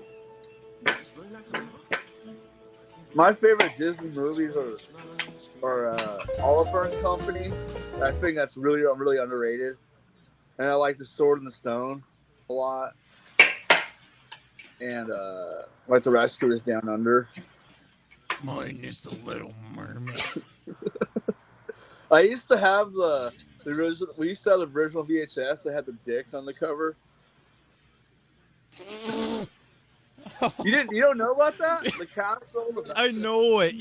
Wait. Do you still have it? No, not anymore. Damn but those it. are actually worth, like, if you can find it, it's actually kind of worth some money, like the original cover, because it's like so, you know. Because, like, the animators back in the day were, like, bored, and there's kind of, like, they want to do a little, like, I don't know, fuck you. You're being strong on the castle. But no, I also like Robin Hood, the animated Robin Hood, too, the movie. Yeah. Heather, what's your favorite Disney movies? Do you have some? Oh, I always liked Snow White and the Seven Dwarfs. Oh, yeah. Hi-ho, it's off to work we go. Hi-ho, hey-ho, it's up to the coal mines we go. Trying to remember what others. Honestly, I always liked Aladdin. Hey-ho, Oh, yeah, that was... We're sucking gas, we know. Yeah, that one has a hidden thing, too. If you listen carefully, you can hear him say, "Take off your clothes." Well, my God. Yeah, Did there's you some know about that? Take off your pants and No, that's jacket, not. That's kids. not. No, I'm serious. Like you listen to Aladdin, like your old VHS. Yeah, there's some subliminal stuff. Yeah, there is like a hidden thing in it. I don't know. It's like I said, like some of the animators I think were like bored and like mad, so they put all these hidden messages. Shit. You know, like in Lion King, it says sex and petals, and then like, you know, like I said, Little Mermaid and Aladdin has hidden stuff in it. Mommy, look at that being in the sky. It flies over kids' heads, though, if you think about it. Well, that wasn't for kids. It was for adults watching. Well, yeah, they usually fly over the kids, though. That's the beauty. Just like when you watch anything of Shrek, there's a lot of inside jokes in there, and it's funny because both adults love it. I was watching that movie Little Monsters I told you guys about, and it's like, there's so much shit in that movie that just would not fly today. Like, there's like some really, like, there's like gross out humor in it. Like, there's some gore. There's like a lot of like, there's some cussing in it and sexual talk. It's like, dude, like, I can't believe this was PG, you know? Oh, yeah, the rating system. Wait, how old is the movie? From the 80s. That's like why. old The first PG-13 movie was Red Dawn and the Poltergeist. Those were like the first Well, two. like even before that, when they first started doing PG, like even the old PG movies, like Gremlins and and I have like the Critter movies or stuff. There's gore in that, and like in Critters there was some nudity, and then Indiana Jones and the Temple of Doom or whatever. Like yeah, that's that was another whole one. No, it's Indiana Jones and the Temple of What was I gonna... No, wait, no, even better. Indiana Jones and the Temple of Dumbass I Block. kind of wonder if Jaws would be PG-13. Well, I don't know, because like Jaws is. To be honest, It came out when my mom was born, so... I've never actually watched all of Jaws. I really need to. Yes, please do that. Wow. I don't know why I haven't. I don't know. I saw it the first time as a kid, and it scared me. I just was watching like other stuff, I guess, at the time. Like I don't know why. Like I love horror movies. I've seen like so many, but It's like, considered horror because of the suspense factor. Yeah, but I was always like, oh, it's stupid. It's not that gory or whatever. It was Spielberg's No, first you got film. it. No, it wasn't. You guys want to know? You know what was his first film though? It was his Duel. first. Well, No, it was his Duel. first. Duel was his first film. Duel about the killer truck. It's called Duel. D-U-E-L. It was a made-for-TV horror movie, but that still counts. But it's his first cinematic. Big I mean, I hit. think Jaws like his first like big budget Yes, it horror was. movie, but Duel is his first movie technically. You want to know what's not big budget? Oh, the third one sucked. Yeah, I mean, he's moving very, very. I mean, I know. Oh, and there's young Dennis Quaid. Slow. I know that. I know the original Jaws is a classic, but I know the sequels are shit. Dang, I didn't see this part of the movie. That shark is This is so Jaws slow. 3D. This is Jaws 3D. It did not age well.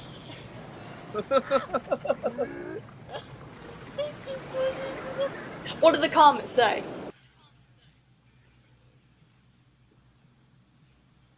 It's like It's the realest. It's just.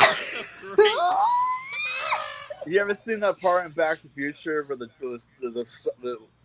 computer shark like bites him and he's like, stupid shark still looks fake. Wait, Scott, would you want me to spare you from having to watch Jaws 3D? I've seen it here and there. I still might watch it one of these days. Like maybe I'll just buy the set. Morgan was just showing Jaws 3D scene where the shark is coming very slowly. I And you ain't gonna can tell Well, the nostalgia. Remember, it's a I met this man. And I wonder if Dennis Quaid had regrets being. Have you ever seen this? Have you ever seen Oh, good. There's a nostalgia creator. Good.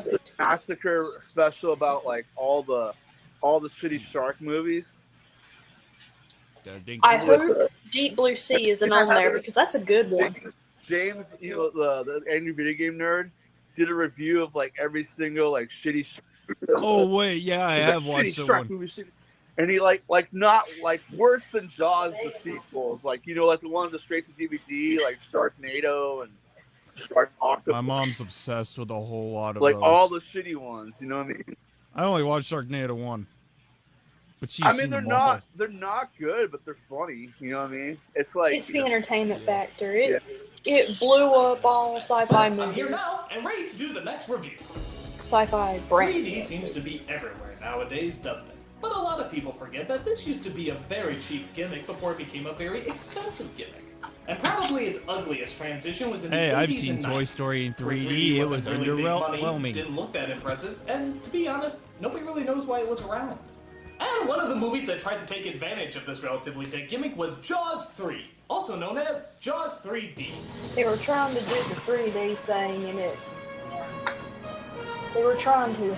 If you thought Jaws 2 was unnecessary, here's a sequel that adds even more unnecessary mess. Oh yeah, the Crappy head. effects, boring characters, and 3D that's so lame, you'll be looking at your hand thinking Yep, it's that flat. part. And of course, what I Yeah, mean by sure. bad 3D is no 3D. You've seen it. This movie doesn't come with any glasses probably or saw it anything, so it's then. entirely pointless. In 3D, this looks really impressive, but in real life, I look like a friggin' spaz. This is very in for people, just an hour and a half of this. So let's take a look. I know yet. So let's see what gimmicks they try I've to seen literally Friday throwing at 13th us in in the open. 3D, and like. Whoa, I mean, part those 3. credits are jumping out at us. Oh wait, there's no glasses, so it just looks tacky and retarded. I thought So that was watch Louis the point of Gossett. view of probably the world's slowest moving shark as he does the unthinkable. Murders. Oh, fish!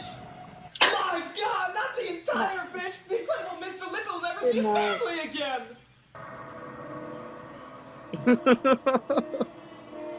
Would you mind I leaving the screen, sir? I forgot what fish that is. It looks like a piranha. It ain't. Piranhas are only in the Amazon. Okay, even in 3D, your fucking fish head is not scary. Next! Next! So the premise of this movie is actually a little creative, at least in its setting. It takes place in SeaWorld, which I have to admit is Oh, weird advertising. wow. Do you really want to advertise that your theme park has Jaws in it? A giant shark that can eat you anytime he wants? It's like advertising Disney World, not with more cancer. I've been there once. We get a couple of guys who are trying to I close think the I- gate or mean, like, something when I probably you saw don't show Tillicum perform before he killed that person. No, I mean like they treat their animals like shit. Oh, son of a bitch! Inadvertently they do, but now they know and they realize. Well, the trainers, they didn't know. Actually, all joking aside, what did Jaws exactly do? I mean, I know he's a big shark, but does he just run around with a tool belt When to you stop opening transfer gates? those So this one guy orcas decides to in look at the different problem with pods from dust. each other, it's like Yeah, this it's one in guy another looks kinda country. white, right? They As he fucking senses something killed bad him. in the water. What's his face? Keiko from Free Willy. Oh my gosh, I love the second movie. But of course, Jaws shows up and naps the guy. But Tillicum is the one I know very well. I probably saw him. Oh my I gosh, can that's just fake. feel the fakeness leaping off I the know screen. you're wrong. It'd be cool to So go. we come to our main characters, played by Dennis Quaid and John Punch. They play the Brody. No, they don't treat That's it right, very the sons of the main character from the first Jaws movies. What relevance does this have to anything in the story? Still wonder if Dennis Quaid regretted being in They're this accompanied movie. by their girlfriends, played by Leah Thompson and Beth Armstrong, who like to play games like Standoff, which involves two people lightly pushing each other with their palms. Truly I've a heard battle that of one. strength and wit. My fly's open.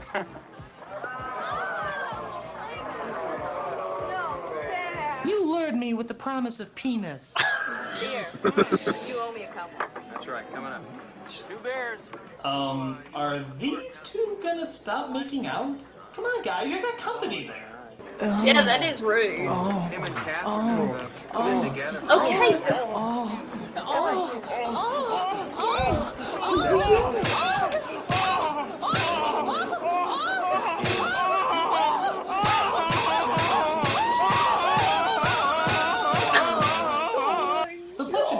go down to the water Oh, to play Morgan their will. other favorite game.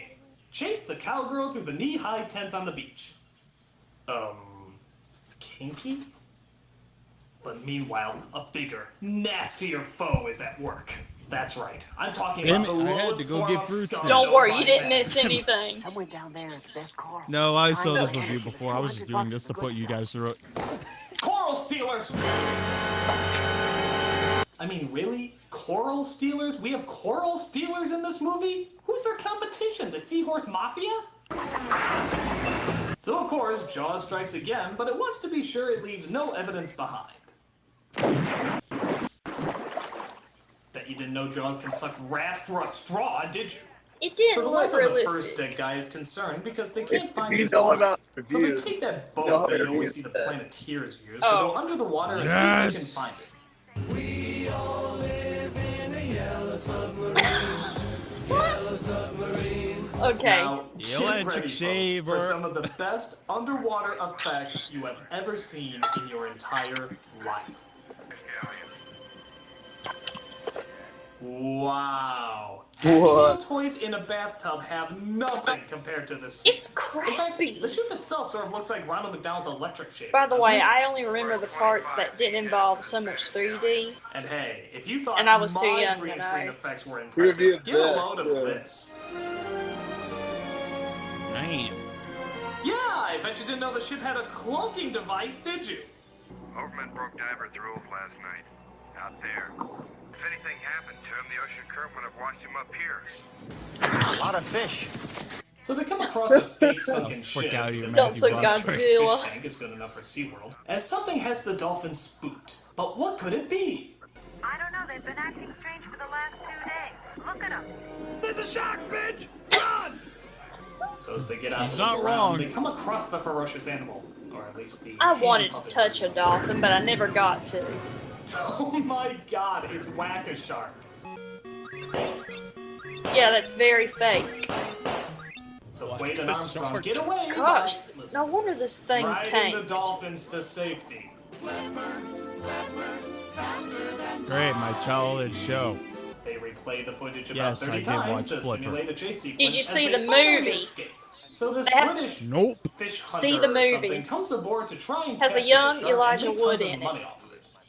What movie? Actually, Flipper. that guy is from Man. And Paul Yes, Hogan how are from you doing? Crocodile Dundee is in it You know- as well. you know what the Elijah greatest Wood's series to one of his come out of the first movies was? 1980s. What? Let me feel. You know what Elijah Wood, one of his first movies was? You ever seen The Good Son? Oh no, I've heard of that You one. heard of North? Oh my gosh, The Good Son. Let me That, guess. I actually like that movie. I know that the It's sounds dark though. It's that's why I like it though. It was scary. Like an evil Macaulay kid. Culkin was so That's fucking supposed to- creepy That in is that. one of my nightmares. When Yes, they play it's Highwayman, they evil like kid. throw that dummy and it hits the cars and stuff. But seriously, that's one of my greatest fears is what if you have a kid and it becomes, and it's a psychopath and you can't do anything about it. Or something I don't want comes to aboard entertain to it. try and capture the shark and make tons of money off of it. Actually, that guy is from Manimal. Cinemas now, what are you doing here? And what's Manimal? Only the greatest series to come out of the 1980s. Let me fill you in. It all I love started on Cinemas Now. September 30th, 1983. Yeah, me. Simon McCorkindale starred as Dr. Jonathan Chase. You know, I swear to God, one of my favorite reviews by him was just reviewing the Oogie Loves movie. The what movie? Because he's just so...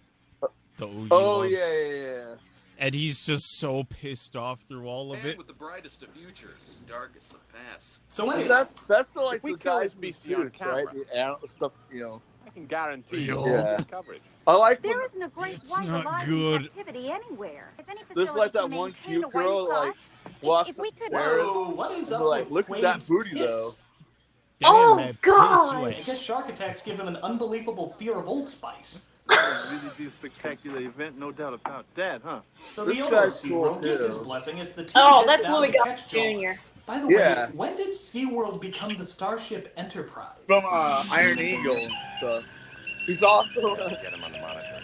All I can say is, I'm worried. We're in a lousy horror movie and I'm the only black person around. Clearly, I need to hire yeah, more black he's in this too, the Punisher. Manimal had the original ability Oh, to the one turn with into Dolph any animal Lundgren. that Yeah. well pleased. It's cheesy, So they but I set kind out of to like hunch the it. beast. I've not seen that one, Yeah, though. oddly enough, they I captured need It's to. bad. Jaws is captured and brought to one of the It's fish bad, tanks. but I Gee, like. I don't they're know. not I trying like to that. fake us out like they did in the first They made movie him by dye any his chance. hair. I'll wait for it. Yeah. So they open up their new underwater attraction, which I guess is supposed to I be just like a got. haunted I house just got underwater. this one too. Wait. No, wait. Here's my favorite part.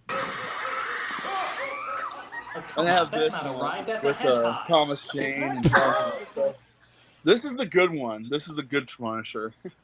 Oh, the one with Scott, Thomas you will Jane. like this line. Yeah, I So they fucking. open up their Oh new my- underwater attraction, which I guess I is saw supposed to be that like a one haunted scene house part as a underwater. kid, where his weapon. What's sad is his whole family was murdered, Yeah. and he lost everything, and he's by himself. You do feel sorry for him, and I'm like, I hope that B and her husband die. You know, it's Yeah. funny how often And I I- have to and this remind is, myself that this was shot in 3D. I don't know, a different one because they did. shots whatever. Oh, that's with They blend in so I forget well his to the name, but he's Irish. Oh wait, no, they're Yeah, awkward I and don't know. stupid. I mean, they're all okay. So, for Like, some really confusing I heard the show dialogue, is I guess cool, the shark too. dies New because they Punisher. put it in I've the wrong heard. tank. Unfortunately, that doesn't Plus distract the it's people from got- the dead guy who's floating in the water. The eye candy that is John Bernthal.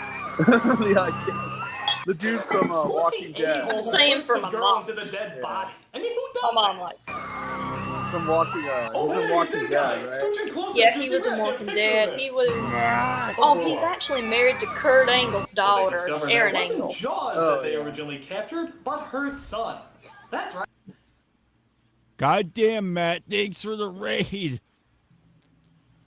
Now there's 20 Jaws people is a in here. woman, and hell hath no Hey, fury invite like a your fans, PMSing people. Invite your fans. Remember, invite your fans. shark who wants revenge for her dead fishy. What are you doing, boy? Now, Oh in my the God, series' I'm now 90-minute trending. pilot, Manimal teams up with hot young Detective Brooke. I now realize since Matt raided me, I gotta do another 24-hour stream. Mackenzie.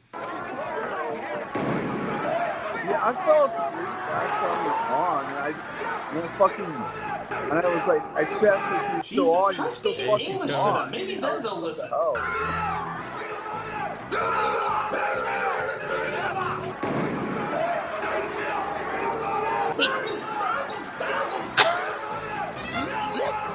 My brain right now.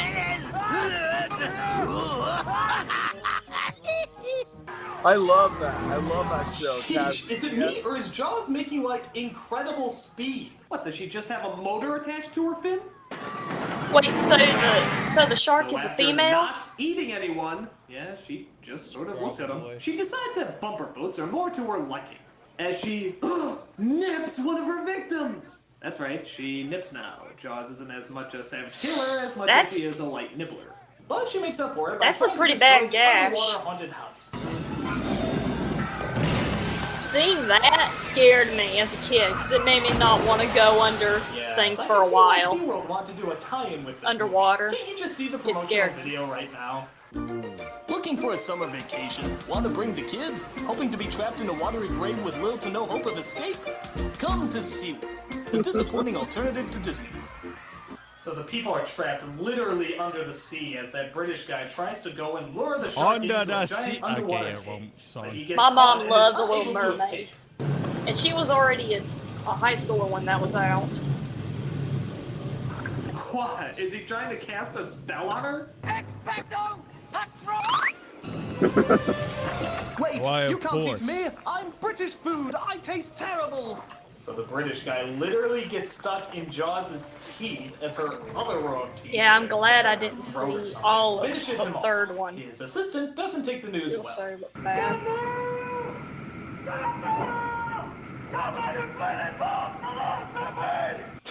Why is it when people yell in this movie, you can never understand what the hell they're saying?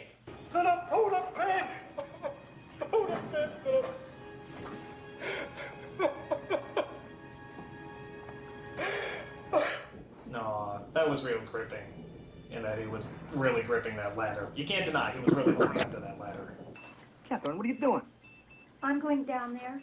Are you crazy? He needs eyes in the back of his head, Calvin. Oh look, another black guy! I guess that gives Calvin a fighting chance to survive this movie, doesn't it? He ain't wrong. Oh, we got no. to see Manimal turn into a cat so he could peek down Ursula Anders's dress. So, even though she's in a giant metal cage, does that At least stop this is Jaws? the Deep Blue Fuck no. Sea. She ripped through it like it was wet toilet paper. That's Good lord, nothing can stop this killing machine. Well, except maybe one thing. Chuck Norris. But even then, he'd have to be riding a shark just as big as Jaws. Riding a shark just as big as Jaws!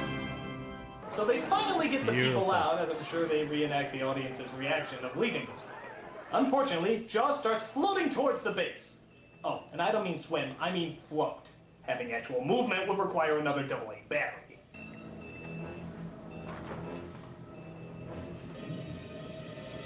Oh my gosh, this.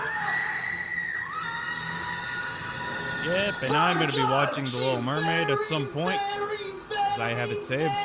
Very slowly coming towards us. We only have hours to escape. Hours. Riveting. Oh, the effects for this movie never cease to amaze me. I especially love how Jaws just freezes in time as a vacuum of water floods into the building. Oh, like she's bad so For graphic. those tuning in, we are above showing water. a The shark that elements can of break Earth the can't elements of possibly time stop. and space. And that Let's doesn't not give a forget piss about the about time physics. he turned into a horse to stop a robber. So after she breaks the fourth wall, she goes looking around for tasty morsels. Guess who she picks? Phew! Thank God I hired that other black guy. I guess lousy killer monsters really do prefer dark meat. Later! So Quaid and Armstrong try to swim out as Jaws gets stuck between one of the walls. Good thing that's subverted in Oh, hey, come on. Deep Now Blue you're just Sea. teasing me. Come on down here and fight like a shark. So I guess the British guy and the grenade are still in her mouth, and yet somehow she doesn't choke to death, as Quaid uses it to blow up the shark for good. Do we Oh enter my an itchy God. and scratchy cartoon? Way to end on a high note! Yeah, it's an itchy and scratchy episode. Mike, the dolphins. Yes, what about the dolphins? Those characters that play little to no part, but now we're suddenly concerned about. Yes, the dolphins make it out as well. Which is funny, because we don't really know if any of the people made it out alive, or if they just drowned to death. But the dolphins are okay, and that's all that matters. Well, okay, no it isn't, but who cares? The movie's over. I'll take anything you throw at me. And that's Jaws 3D, or as I like to call it, shit.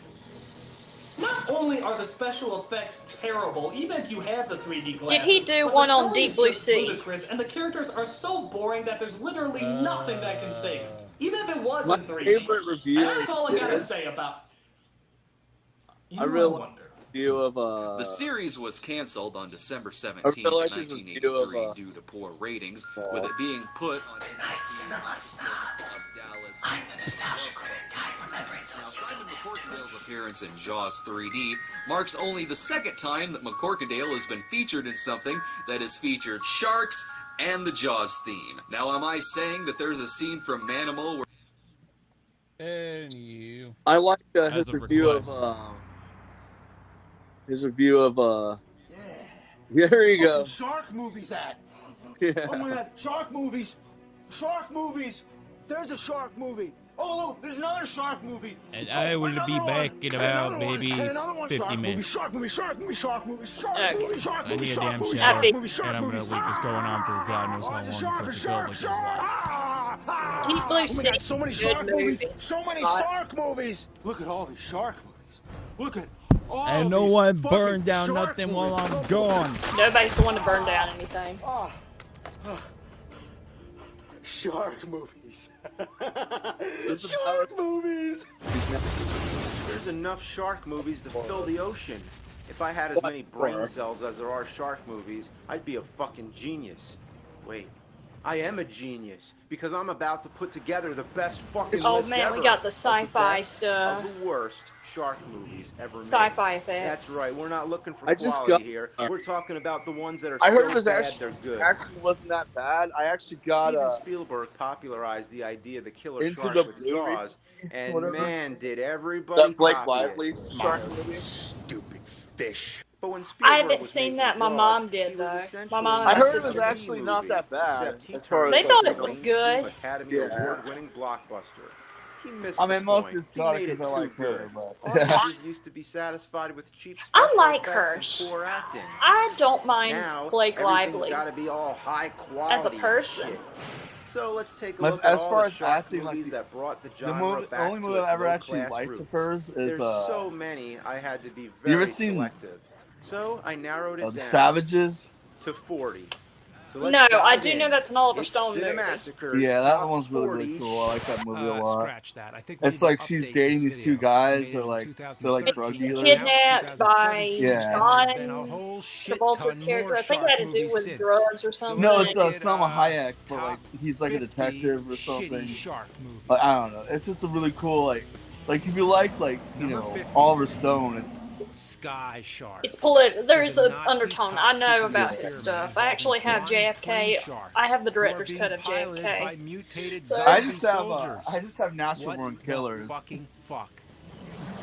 Number Oh, that was 49. very controversial back in the day. I just like the I just These like the little movie things because are the genetically horror, and, engineered like the gore, and the bioweapons that humor go and on the stuff. market to consumers. They grow out of fish tanks and get loose in the city. So they swim in water as opposed to flying in the sky. I kind Now of want that's to watch all these movies. I mean, they don't look good. They're just I bet funny, you, know? Mom and I have probably seen Yep, like maybe sharks half of coming out these. the ice. Like they Because have we some of these, love like, Sci-Fi smaller Channel. movies, when and that like happens. you know, With the Walmart abundance has had of some of these these in there, movies, like an in the $5. avalanche of sharks is exactly what we're getting. I'm sure you can just Number watch 47. online or something for free. Like, Mega Shark versus Colossus. A giant robot doomsday machine from the Okay, Cold we didn't see War this one. reappears to do battle with the fucking Mega Shark. Oh, and this is only part of the Mega Shark series. Mega Shark series? Yeah, that's right. Number 46. Mega Shark versus Mecha Shark.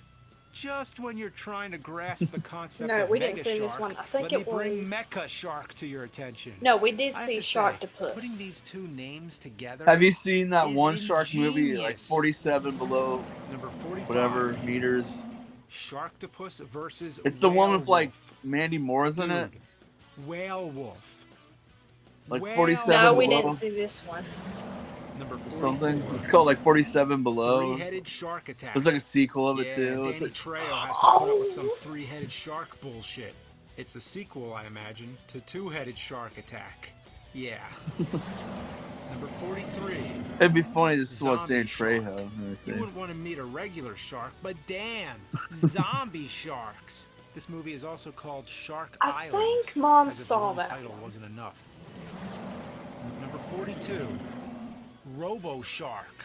A shark chomped There's down one on that's an like alien She really probably bad. saw I that think one. it's like- Maybe I transformed did. into a robot No, I shark. didn't. I think it was. Now I that's think it was just called some- Shark Attack 3. Number Yes, There's like a which line. we've seen all of those. Ghost Shark.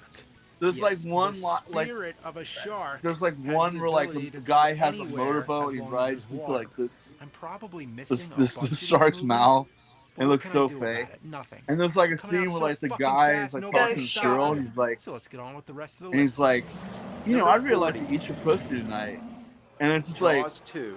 he just kind of Just when you says it thought was randomly, safe and it's to like, go what Wait a the minute, fuck? the second Roy Jaws Scheider's is gotta deal with good. that smiling son of a bitch all over again. What I love Seriously, about the this second sequel Jaws is that good. even after I'm the sorry, shark he gets doesn't its know what face he's talking blown off, about. It comes back for more, like it's Freddy Krueger or something. Number 39. Jaws 3. Yeah. Okay, you now see that. this is Okay. what This we're time the talking shark about. goes It's crazy at crappy. SeaWorld. It's a deadly new attraction with Jaws 3. What really made this sequel stand out, it was in 3D. So slowly. Yeah. The highlight is an explosion of shark guts. Number 38. Jaws 4, The Revenge. It's Okay, the my never mom seen liked this The one. I shark don't is care for it deliberately though. stalking the Brody family and is literally seeking revenge for its exploding death by Chief Brody in the original Jaws. I know it's probably supposed to be from the same shark family, but I like to think it's the same shark that somehow resurrected itself. I mean, the shark here actually follows Brody's widow from Massachusetts to the Bahamas, and it roars. If you could accept all that, you could accept anything. Wait a minute. That's not how the movie ends. I remember seeing it on TV, and you actually see the shark getting stabbed by the tip of the boat. I'll It's ask such Mom an about iconic it. ending. She They even doesn't. used She it in likes an it. NES I game don't from care for it. LJN. But the version that ended up in theaters had the ending changed to have the shark spontaneously explode instead. And this is the version that's on all the DVDs. So why can you see the original uncut ending on TV, but not on the DVD? Yeah, that'll Who happen knows? sometimes with some movies. Number 37, Shark Kill. From 1976, this may in Oh, we fact never be saw this the one. first Jaws ripoff ever made. It's about two men hunting a killer shark. It was made for dang, TV, the resolution and is you want to talk crappy in about this shit? recording. Look how shitty this DVD is. Let's finally It looks release like some they filmed it VHS off or the something. TV in Well, they're. 1976 with an 8mm Hey, you'd be film surprised camera. at the Then VHSs years that later are still good projected it on a condition wall and today. filmed it with a VHS Yeah. camera. Then eventually digitized I the mean, I movie still from have the VHS, tape, you know? then compressed it to I reduce still the have file VHSs size, of then put shows it on from the 2004 to DVD, then I got the 2008 DVD, put it in this recorded, video, and they're so in now storage you're seeing it on downstairs. the internet. I Looks record a great, lot of doesn't it? mixed shows and stuff. Number 36, Shark Hunter. It's technology versus nature when man seeks revenge against the shark that killed his family. Come on, you son of a bitch! You know, sharks are getting kind of tired of always being called son of a bitches. Or sons of bitches. Yeah, that'd be multiple sons of multiple bitches. Number 35, Shark Zone. Treasure seekers go to the bottom of the ocean to find some hidden loot. But too bad for them, they ventured into the Shark Zone. Then the shark comes to terrorize the beaches. Have you seen Jaws? Then you've seen Shark Zone. Number 34, Shark. Yeah, how about just plain shark? The real sharks in this movie are swindlers, people who try to cheat others out of hidden treasure.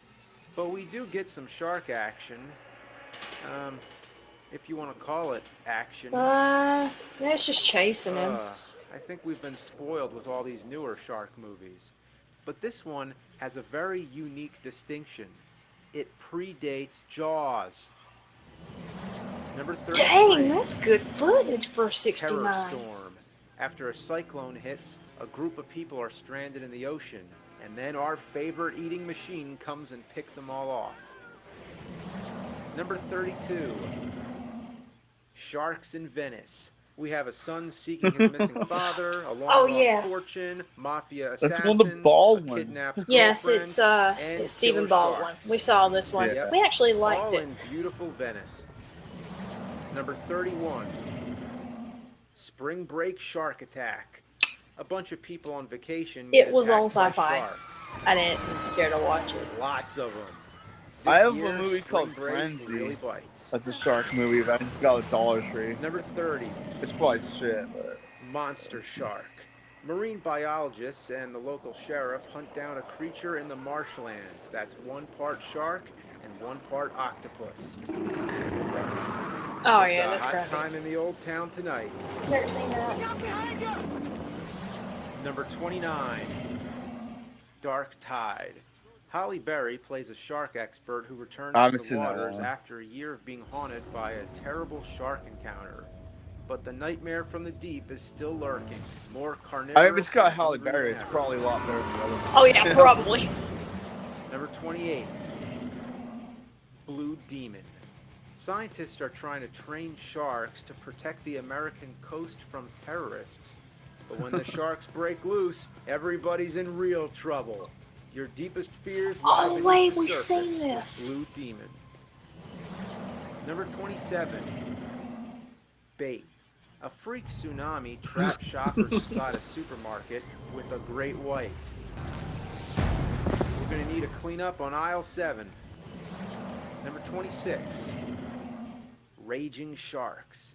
The reason these sharks are raging is because an alien ship crashed in the ocean and sends off a field of magnetic pulses which drives the sharks into a frenzy. It attacks an undersea lab as well as the good old-fashioned beaches. And that's the same stock footage of people running from Shark Zone.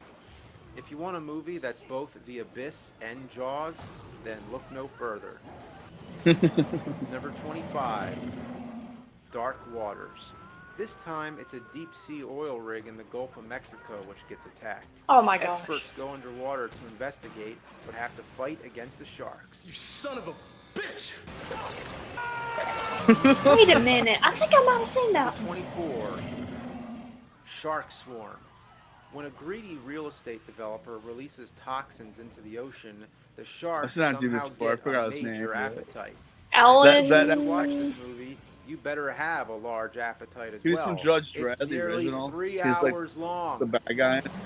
Number 23, Shark Night. It's from the director Yeah, I of actually Final Destination and Sarah Snakes on a Paxton. Plane.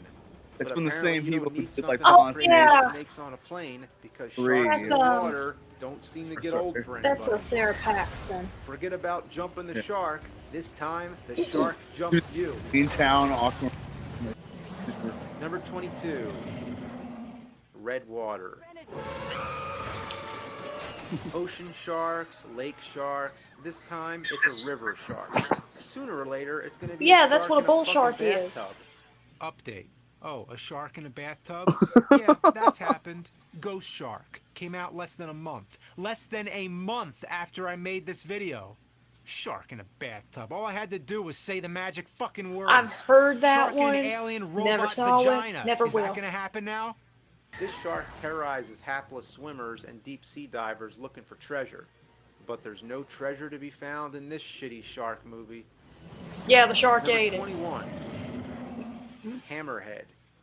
This movie, you I was need a wanting to hammer watch to that on open my. the DVD. I had that. We had that. How on did I get a Blockbuster. DVD that's been The only reason I welded wanted to shut? watch this because I'm not Jeffrey even Combs, making the this movie up. Reanimator, The is in DVD it. won't open. He's in a lot of B horror movies. Gotta get the fucking I like shark movie open. They forgot to take Son of the a thing bitch! out. Gotta get the shark movie! I gotta get the shark movie! Give me the movie, give me the movie! God, that was a defective one.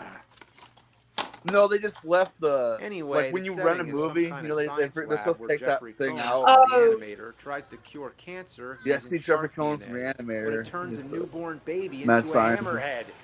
This movie is What? one part Island Yeah, of Dr. Moreau, one part Frankenstein, and one part A Friday newborn the baby 13th. becomes a Yeah, shark. the only movie where you can see a shark stalking someone in the woods. Or maybe there's others. Probably. Also, gotta love the explosions. Number 20. Swamp Shark. A genetically enhanced shark goes on a rampage through a That's still what a campground bull in shark Louisiana. is. This shark is a master decapitator. Number 19. Malibu Shark Attack.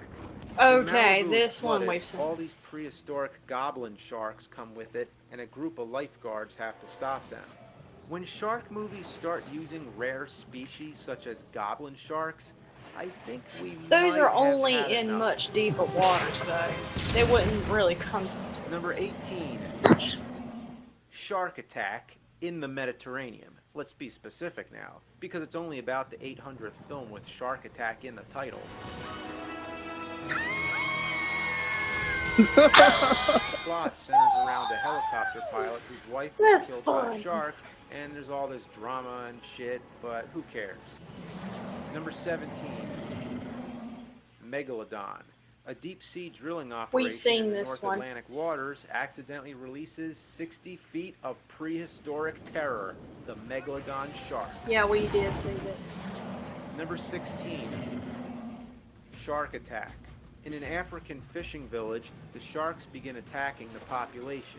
It turns out the sharks here are acting this way because scientists have been enlarging their brain cells to extract enzymes that could cure cancer. Does it sound like I'm giving the Actually, same there's synopsis potential more than research once? among sharks that Maybe they it's have because the cells same that would fucking help in movie's been made again Alzheimer's. and again. Just play the Shark Attack board game instead. Shark attack. This shark is like a maniac. Number 15. Shark Attack 2. A shark escapes from a Waterworld theme park. Now that we're ripping off Jaws 3, we're sinking real deep. Well, you can't go without all the original Jaws moments. The classic scene with the diver in the cage They is a basically must, copied it. as well as the typical beach scenes. If you're a sharkaholic and need to see the same thing over and over again, this is for you. Number 14. Shark Attack 3, Megalodon. That's right, because the year 2002 needed more than one Megalodon movie. Remember this shot from Jaws? You could potentially take all these shots from each of these movies and cut together a complete recreation of Jaws. But the most famous clip of all, this asshole takes a girl's life jacket, but he gets what he deserves. okay, well that's understandable. Then there's this schmuck on the jet ski. I saw Number that 13. one. Psycho Shark. Supposedly it has an alternate title, Jaws in Japan. That's what you gotta love about all these We've rip-offs. never They're seen so any- self-aware. This movie is 100% shit, except for one crazy huge shark. Number 12. Deep Blue Sea. This one No, makes a list that for one is a reason. good one. Samuel L. Goddamn Jackson. Seriously, everybody needs to see this one. Good. It's got LL Cool J in it too. Number 11. I remember the first time I saw that, I really Dino was Shark. surprised when we got 8. From producer Like, it Roger just comes out of Corman nowhere. comes a dinosaur shark But it is a hybrid good movie. that breaks away from an Arctic glacier thanks to global warming. It's actually one of the most intelligent ones. Number 10. We'll compare endless list. Two-headed shark attack. That's right. One body, 2 heads, 6,000 teeth. Enough said. It's not a shark Number movie, but I 9. just got Anaconda. Sand sharks. Snake movie. Yeah, you know? this time the Oh, sharks there's don't a need water at all. Piranaconda. They swim in the fucking sand. It's got Michael Madsen in it. Amazing. One part Tremors. I like one part Michael another Madsen a movie lot. again. Oh yeah. I would just like to hang out with How him do and all his these family movies get because they just seem like really fun because he's got 7 kids. Michael Madsen, Number 8. That's Bud from Kill Mega Bill, Shark right? versus Crocosaurus. Yes. The only And reason he Real was White as a Mr. soldier Blonde battling against in- a Yeah, Megalodon that's what I And thought. Reservoir against Dog. a Crocosaurus. Honestly, Reservoir Dog, I like that movie. That's my favorite Tarantino movie. He's also in The Hateful Eight also. Number 7. Mega Shark versus And Sin Giant City. Octopus. And Sin City too. We've Forget seen this being one. afraid of the sea or the sand. Here, even the air isn't safe. Holy You ever heard the singer Sky Ferreira? Yes. I'm He bad. did a song, Number 6. like one of her first songs. Sharktopus. I forgot what it's called, Again but like the from whole Roger video is Corman. about Holy her like having a crap. crush on A Michael shark and an Madsen. octopus And like how together she as thinks one. she's so cool. Like, he's Dang. in it. Monster So. shark, Okay, but I not never as knew. epically as this. We What is saw the this one world too. coming to when we're making the same I forgot shark the name of the hybrid song, movies but more like than once? the whole video is like her, Man, that was a like bad she's like time with obsessed these with Michael zip lines. Madsen. This flick Like they is wanted her to be outrageous like and begs the question, be what all will they like come in the up video with they next? wanted her to be like all crazy You on wanna this know? boy, and she's like, no, I want like Michael Madsen in videos. I want So like basically, tell they people just. it's Sharknado. Sharks Of in course. But like, tornadoes. but they actually got him for This the is video. the He, latest in you the know, current wave and they of cut this girl's like this girl like sharksploitation. teasing her. He It cuts just her hair premiered off. on the and stuff. Sci-Fi Channel weeks ago. It comes out on DVD in September. I didn't even know about it. I was already buried When deep working on this Sharknado list, came getting out, it ready that's in when time they for just Shark like, let's Week. just And crank here comes these this out. fucking movie. Well, makes like, a big splash. I have to fit it Sharknado, into the list. And now I think hear it's, like, Sharknado 2 legitimately is in the trying works. to be Update. bad. Wow. You know? I So heard bad it's Sharknado good. 2 was in Yeah, the works. but I think that Yeah, you know they're well, in guess on the what joke. now? Like Sharknado they're 5 making is it coming bad out on in a couple purpose. weeks. Like it's a comedy. A series about sharks not in like- fucking tornadoes. Isn't that kind of a niche thing? It It's is. really so popular that there's got to be 5 It just movies boomed and counting. the There's sci-fi more Sharknado movies parody than fucking stuff. Jaws Like movies. it just boomed I don't that. even have any Obsession. free That's the spots on the song. list, so That's the let's song with just the say video. That's right the video here, she did all the about Sharknado movies. about How Michael about that? Madsen. Number 4. Attack of the Jurassic Shark. I spent hours just trying to find if Jurassic Shark and Attack of the Jurassic Shark is the same movie. I don't fucking know, but this time Spielberg's got to be real proud. Not only are they playing with Jaws, but Jurassic Park. This movie is truly shitty without a doubt. Makes the acting in some of these other movies seem Oscar-worthy. How dare you! Yeah, that was bad. Snow Shark. Yeah, forget the Oh, snowman. The real Santa! shark. Not even Santa is safe. Oh, that was like low budget.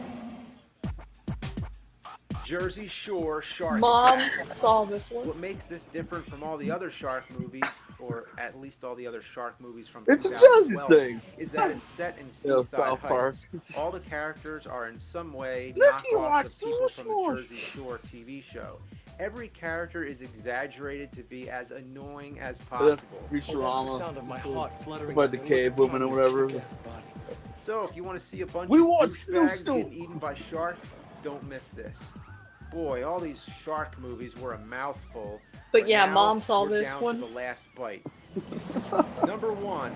Have you ever seen? What's they're number not one? Shark movies. Have you ever Super seen Shark. Piranha? Chomp down on Piranha this shit. 3D. A drilling or- accident triggers the There's awakening Piranha of and 3 another double D, prehistoric shark. 2D. Oh yeah.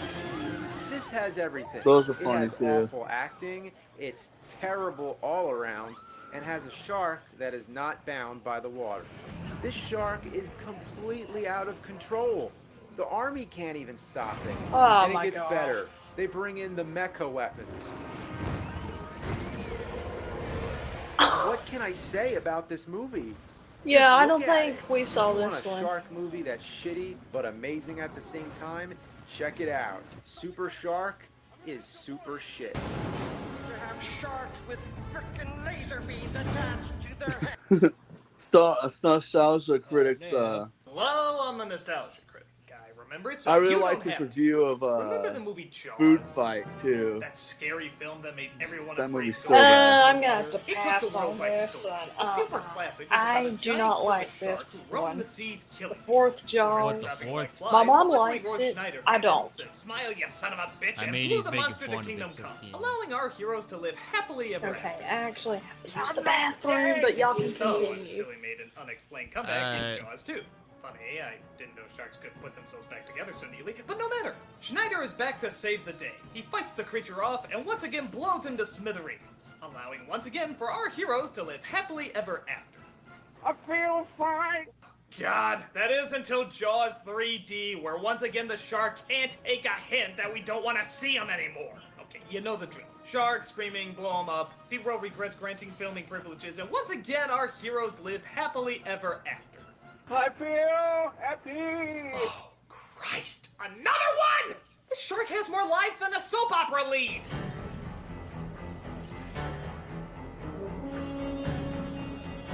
That's right, folks. Jaws 4 is the unnecessary sequel to the unnecessary sequel of the unnecessary sequel. It has all the crap Michael and Caine. over-the-top shark attacks you'd expect to see at this point, and all you had to sacrifice was your ability to give a shit. It's the very last in a very long line of disappointment. So, let's head back into the water. I forgot, but there's Worst a of the little worst. girl. This It's like a famous is Jaws celebrity 4. now. In this, Frick. I forgot her name, but whoever the little girl is in this is See actually that? God, a popular how many times celebrity are we gonna now. see that shark point of view? Haven't we established yet that this is already the world's slowest moving shark? And on top of that, the movie is called Jaws the Revenge. Really? It's taken him 4 movies to finally get a plan together? It better be a damn good scheme. Oh, hey, can I take a guess? I'm gonna say it's, sneaking up on people and eating them. Am I close? Tell me I'm close. We're going with Tiffany to buy a Christmas tree. Okay, but a small one this year. We open up Another with the bad wife of movie, Martin another Brody, movie. Ellen Brody. I know you can use Oh, the he. phone, I but liked you're his a review of The big girl. Shining too. The made-for-TV one was pretty I funny. know you're 5 years old. Hiya, kiddo. How you doing down there in the sunshine? Yeah. Where's the shark?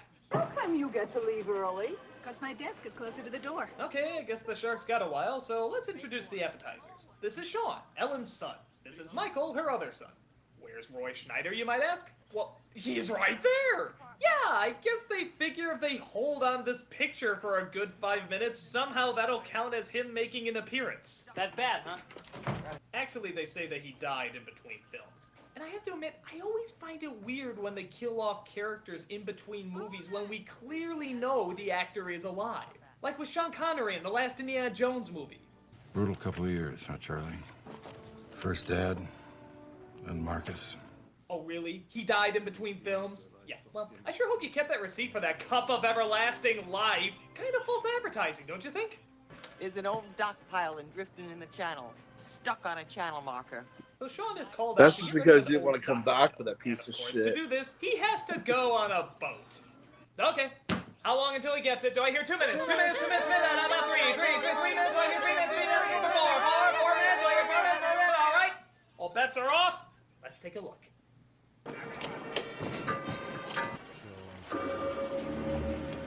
Okay, after this, I'm gonna slap on MCTV radio and the It's a trap! stay bleeding. The official answer is 2 minutes. Well done, everybody. Well done. The radio portion. Not quite dead. By the way, don't you just love how there's blood already in the water even before he attacks? Maybe he's so intimidating that people just start bleeding before they even see him. So of course, the shark bites him again and takes him under, leaving Sean's mother to deal I would with the still bad probably watch these movies just to see them, though. Okay, will somebody tell Max von Sydow to take off that wig? This is a serious moment. So her other son Michael comes in to try and comfort her, but the pain is too overbearing. She's been out there for hours. How's she doing? Oh, dancing on rainbows, singing show tunes. How do you think she's doing? Thea, you're so grown up. Uncle Sean is dead, you know. Will he ever come back? I don't know if he can blow up a shark 3 times. I'm sure Uncle Sean has a shot. But Ellen is convinced this is not just your everyday shark-eating incredibly large boat incident. There must be a connection. It came for him. What? It waited all this time and it came for him. Waited all this time? Where? Was he filling up on SNL cast members for practice? I want you to get out of the water. What? Come on, sit down, will you? We'll get dinner. I don't It's all want right. anyone in my family anywhere near the water. Never again. Never. Oh, now where is this coming from? Can't believe that voodoo. Sharks don't commit murder. They don't pick out a person. It picked and out Sean. It killed your father. Dad died from a heart attack. He died from fear. The fear of it killed him. Ah, so it's the fear of the shark that killed him. That's interesting considering how he kicked this thing, swam around it, and blew it up twice in 2 movies. Yeah, I'm sorry, but that's really insulting to his character. I mean, look at this guy. He had more balls than any of us put together. He is fighting a shark. And you're actually gonna say that he died of fear? Well, that's one hell of a delayed response, isn't it? I mean, what, was he just sitting around one day saying, holy smokes, that was dangerous. So they go to Sean's funeral, and in a sort of bizarre scene, she starts laughing. I guess she's thinking of all the good times they had, but look at everybody. They're looking at her like she's totally nuts. A time to mourn and a time to dance. Oh, I'm sorry, I just saw Dick in a Box for the first time.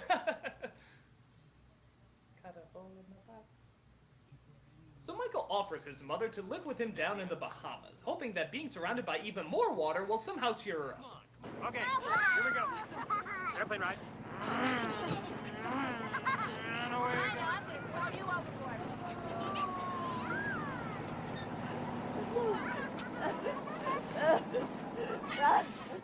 No, lady, you got the reactions backwards. You're supposed to cry at the funeral and laugh when you're with the little girl. God, didn't they teach you anything in Acting 101? So they fly down to the Bahamas with the help of their pilot friend played by Morgan3000, who you may remember acted alongside much more believable animatronics in The Muppet Christmas Carol. He actually starts to befriend her, and they have a little bit of a romance going on. Meanwhile, though, Michael has the incredibly exciting job of watching underwater snails. You go away, you leave me high and dry, do all the work by myself. You come back acting like a zombie. It's Christmas Eve. We're working overtime because of you. Hey! I'm sorry about your brother. What is with the emotional transitions in this movie? They're all so sporadic. Is the Eastern Seaboard just filled with bipolars? No, they try to look past their emotional awkwardness and still try to have a Merry Christmas. Sharp shirt, Jake. Hey, may your sex life be as busy as your shirt. Thank you. Mommy, what's sex? It has a teapot and cups and saucers. And a sugar bowl and a creamer. Yeah, it'll improve my sex life. Oh, what? But sure enough, even in the Bahamas, Ellen's sharky sense is tingling. You'll come in a golden carriage too. Okay. Yes, you're seeing this right, people. The shark actually followed them all the way from the United States to the Bahamas. Holy shit, how is that possible? How can he find these people? Is he like some sort of technologically advanced super shark? Huh, you won't get away that easily.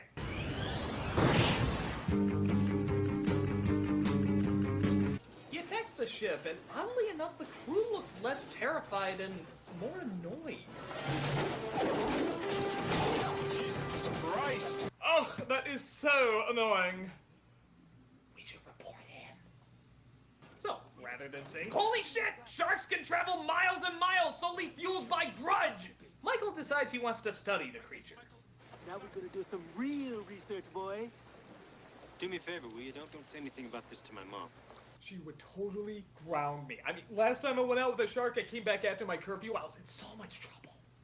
So, of course, like a dumbass, he continues to go out into the ocean, trying to tempt the shark.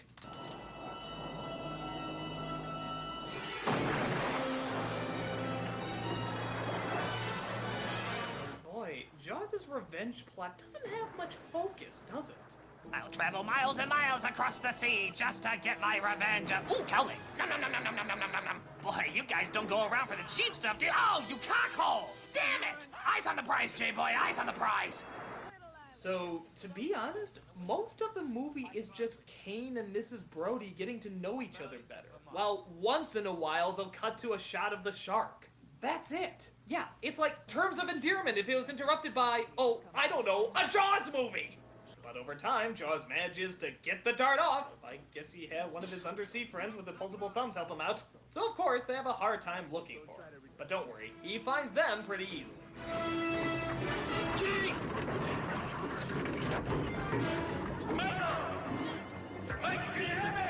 Oh my god, look at this. The roof is gone, he's completely in the open, and yet Jaws continues to eat the metal on the ship.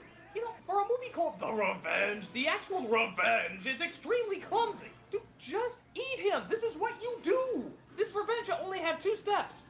Bingo. But thank God, just like in every Jaws movie, there's a sunken ship just a few meters away.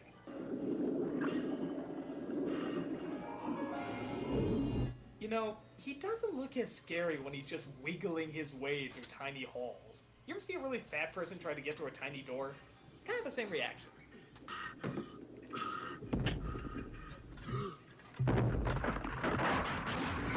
yeah, here comes Kool-Aid, here comes Kool-Aid, I'm gonna save the day. Put him over here. Lay him down gently. Give me something for a tourniquet. You gotta stop this bleeding, man. Easy, man. Here, try this. Get that wetsuit on. So, same time tomorrow. Actually, that's exactly what happens. He goes back into the water to fight this thing. But this time, Jaws isn't looking for him. Yeah, his ingenious revenge has now directed him to a beach a couple miles away. Yeah, that's right. The guy is literally throwing himself at him, and he's off at a beach trying to eat some kids. I'm sorry, I really don't get Jaws' plan. I mean, again, here he is, out in the open, and you're eating this banana boat. I mean, okay, I guess you can make the argument that he was going for the granddaughter, but she's right there. He literally ignores her and goes for this other chick. What does she have to do with your plan? What, did she kick you when you're a guppy or something? I'm sorry, I know I'm dwelling on this, but I wouldn't concentrate on this aspect of the revenge if the movie wasn't called The Revenge! And the fact that he traveled so... And for those watching after this video, we are pretty much leaving it on MCTV radio till tomorrow morning. And thus, who want to tune in tomorrow when I wake up, feel free to stay, leave, whatever. But yeah. Far to pull it off. I mean, if it wasn't the revenge plot he was thinking of all that time, well then what was he thinking of swimming to the Bahamas? Across the sky. Double rainbow. Across the sky. But this time, Ellen decides the shark has gone too far. It's time for Jaws to face his greatest opponent yet, an aging, wrinkly, old blonde-haired woman. And this time, it's preposterous. But everyone else decides, hey, that's a fucking weak climax, so they get Michael Caine to fly them out to where she's heading. It'll find her. What do you know about it? Well, she's got the idea in her head that the shark that killed Martin and Sean is following the family. Hey, he's not talking about our shark, eh? What do you do when you're not flying people? I deliver laundry. Purely weird line. But it seems like Jaws is getting closer and closer to his target, and the clock is ticking.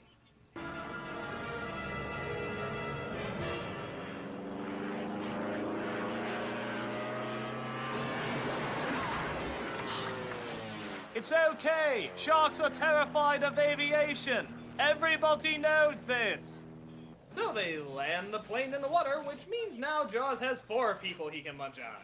But for some reason, he doesn't go after the people already in the water and decides instead he's in the mood for British food.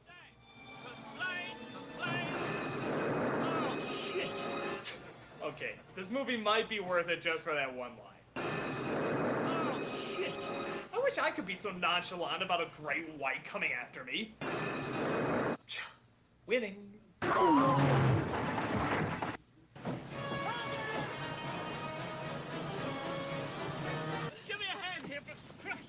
Oh yeah, good thing an aging Michael Caine can outswim a giant killer shark without losing any of its limbs and coming out of the water almost completely dry.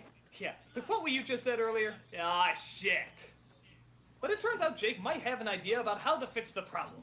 This is all theory, though. If it responds to external electrical impulse, it might respond to one coming from inside it. According to the Life Force Scanalyzer, these rampaging creatures are from Dimension X. We're bringing in 10 on this. We got a slave unit that shot the hell out of it. Right. Sunlight could reverse the freezing process. But it's morning in the Congo. I'm rigging the receiver. If it works, we get it inside that basket, and then we set it off. My positronic subprocessor detected high-frequency interphasic signatures from the organisms. Yeah, the short version is a blinking light will make him mad. So that's what they try.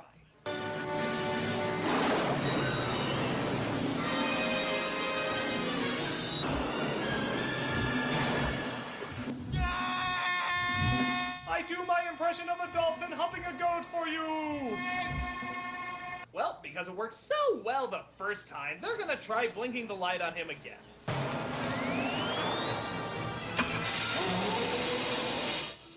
Did that thing just roar? Oh my god, that's Jaws roaring, people. I wouldn't mind so much, except I think I know where this roar came from. This is the roar Jerry let out in a Tom and Jerry cartoon. Seriously, listen. Gee, if you're gonna steal cartoon sound effects, there's a great boatload more you can rip from. So Ellen, in a fit of rage, starts driving the boat towards the shark. Not exactly sure what that's gonna do, but let's find out. Smile, you son of a bitch. What the hell? He just blew up! How the hell did the shark just blow up? Okay, alright, the other movies got bad, but they at least had a reason why the shark blew up. He didn't just spontaneously combust. I mean, Jesus, why were we so afraid of this thing if he could blow up so easily? It's like the world's most sensitive shark. And get ready for dumb luck number 2. The black guy survives. Yeah, look at him, talking to everything. You know what? I bet he actually feels better. I bet he actually feels better after getting eaten by that shark. What the hell are you doing alive, huh? I told you, Uncle Jake's equipment don't crap on it. Well, I have no idea what you just said, so we'll just say a wizard did it. And that's it. That really is it. I don't know what makes the death of this shark more permanent than the other 3, but it looks like this is finally the last Jaws movie. Thank God. This is not only stupid, but it's mostly kind of a bore. The setup is crazy, the characters are not interesting, and it mostly feels padded out. The shark's not as fake as the 3rd film, but it's still pretty damn fake. And for a film called The Revenge, it's a pretty lame revenge! Trust me when I say it's safe to go back in the water, because anything is better than sitting in your living room and watching this piece of shit! I'm the Nostalgia Critic. And I deliver laundry.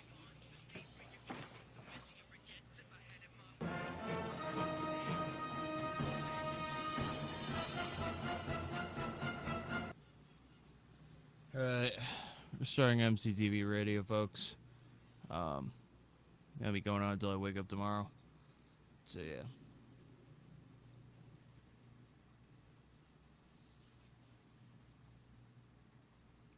We'll be back in the morning.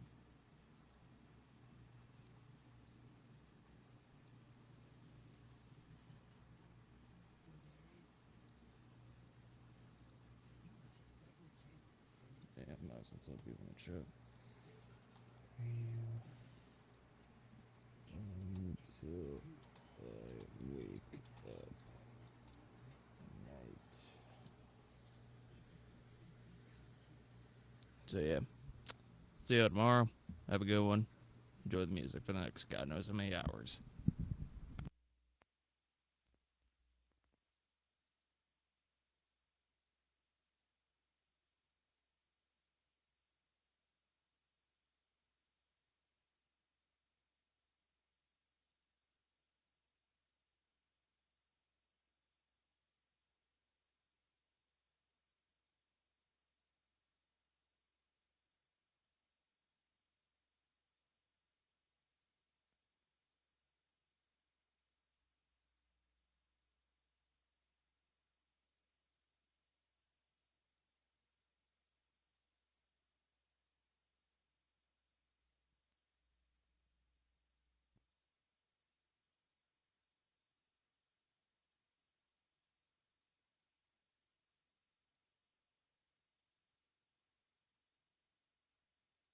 Bundle your policies, which could save you hundreds. Doug and Associates, this is Mickey Market. Hello? For expert help with all your insurance needs, visit geico.com/local today. With Amex Platinum, once-in-a-lifetime perks aren't just once in a lifetime. They're all the time. They're the high-end airport lounges that make layovers enjoyable. The dining perks that open doors to...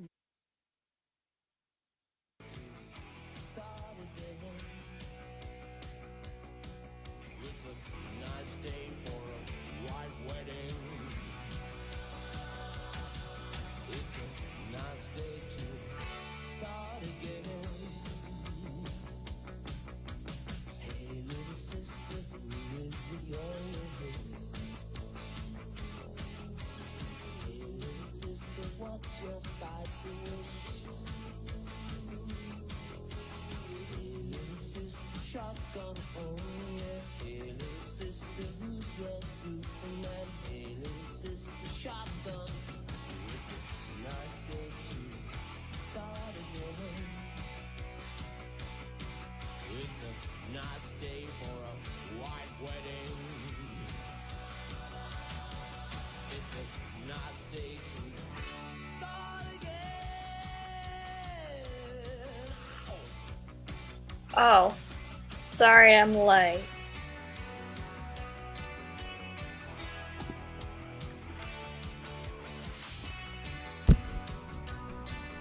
It's alright, yo. Well, like I'm going to bed anyway, so. Yeah.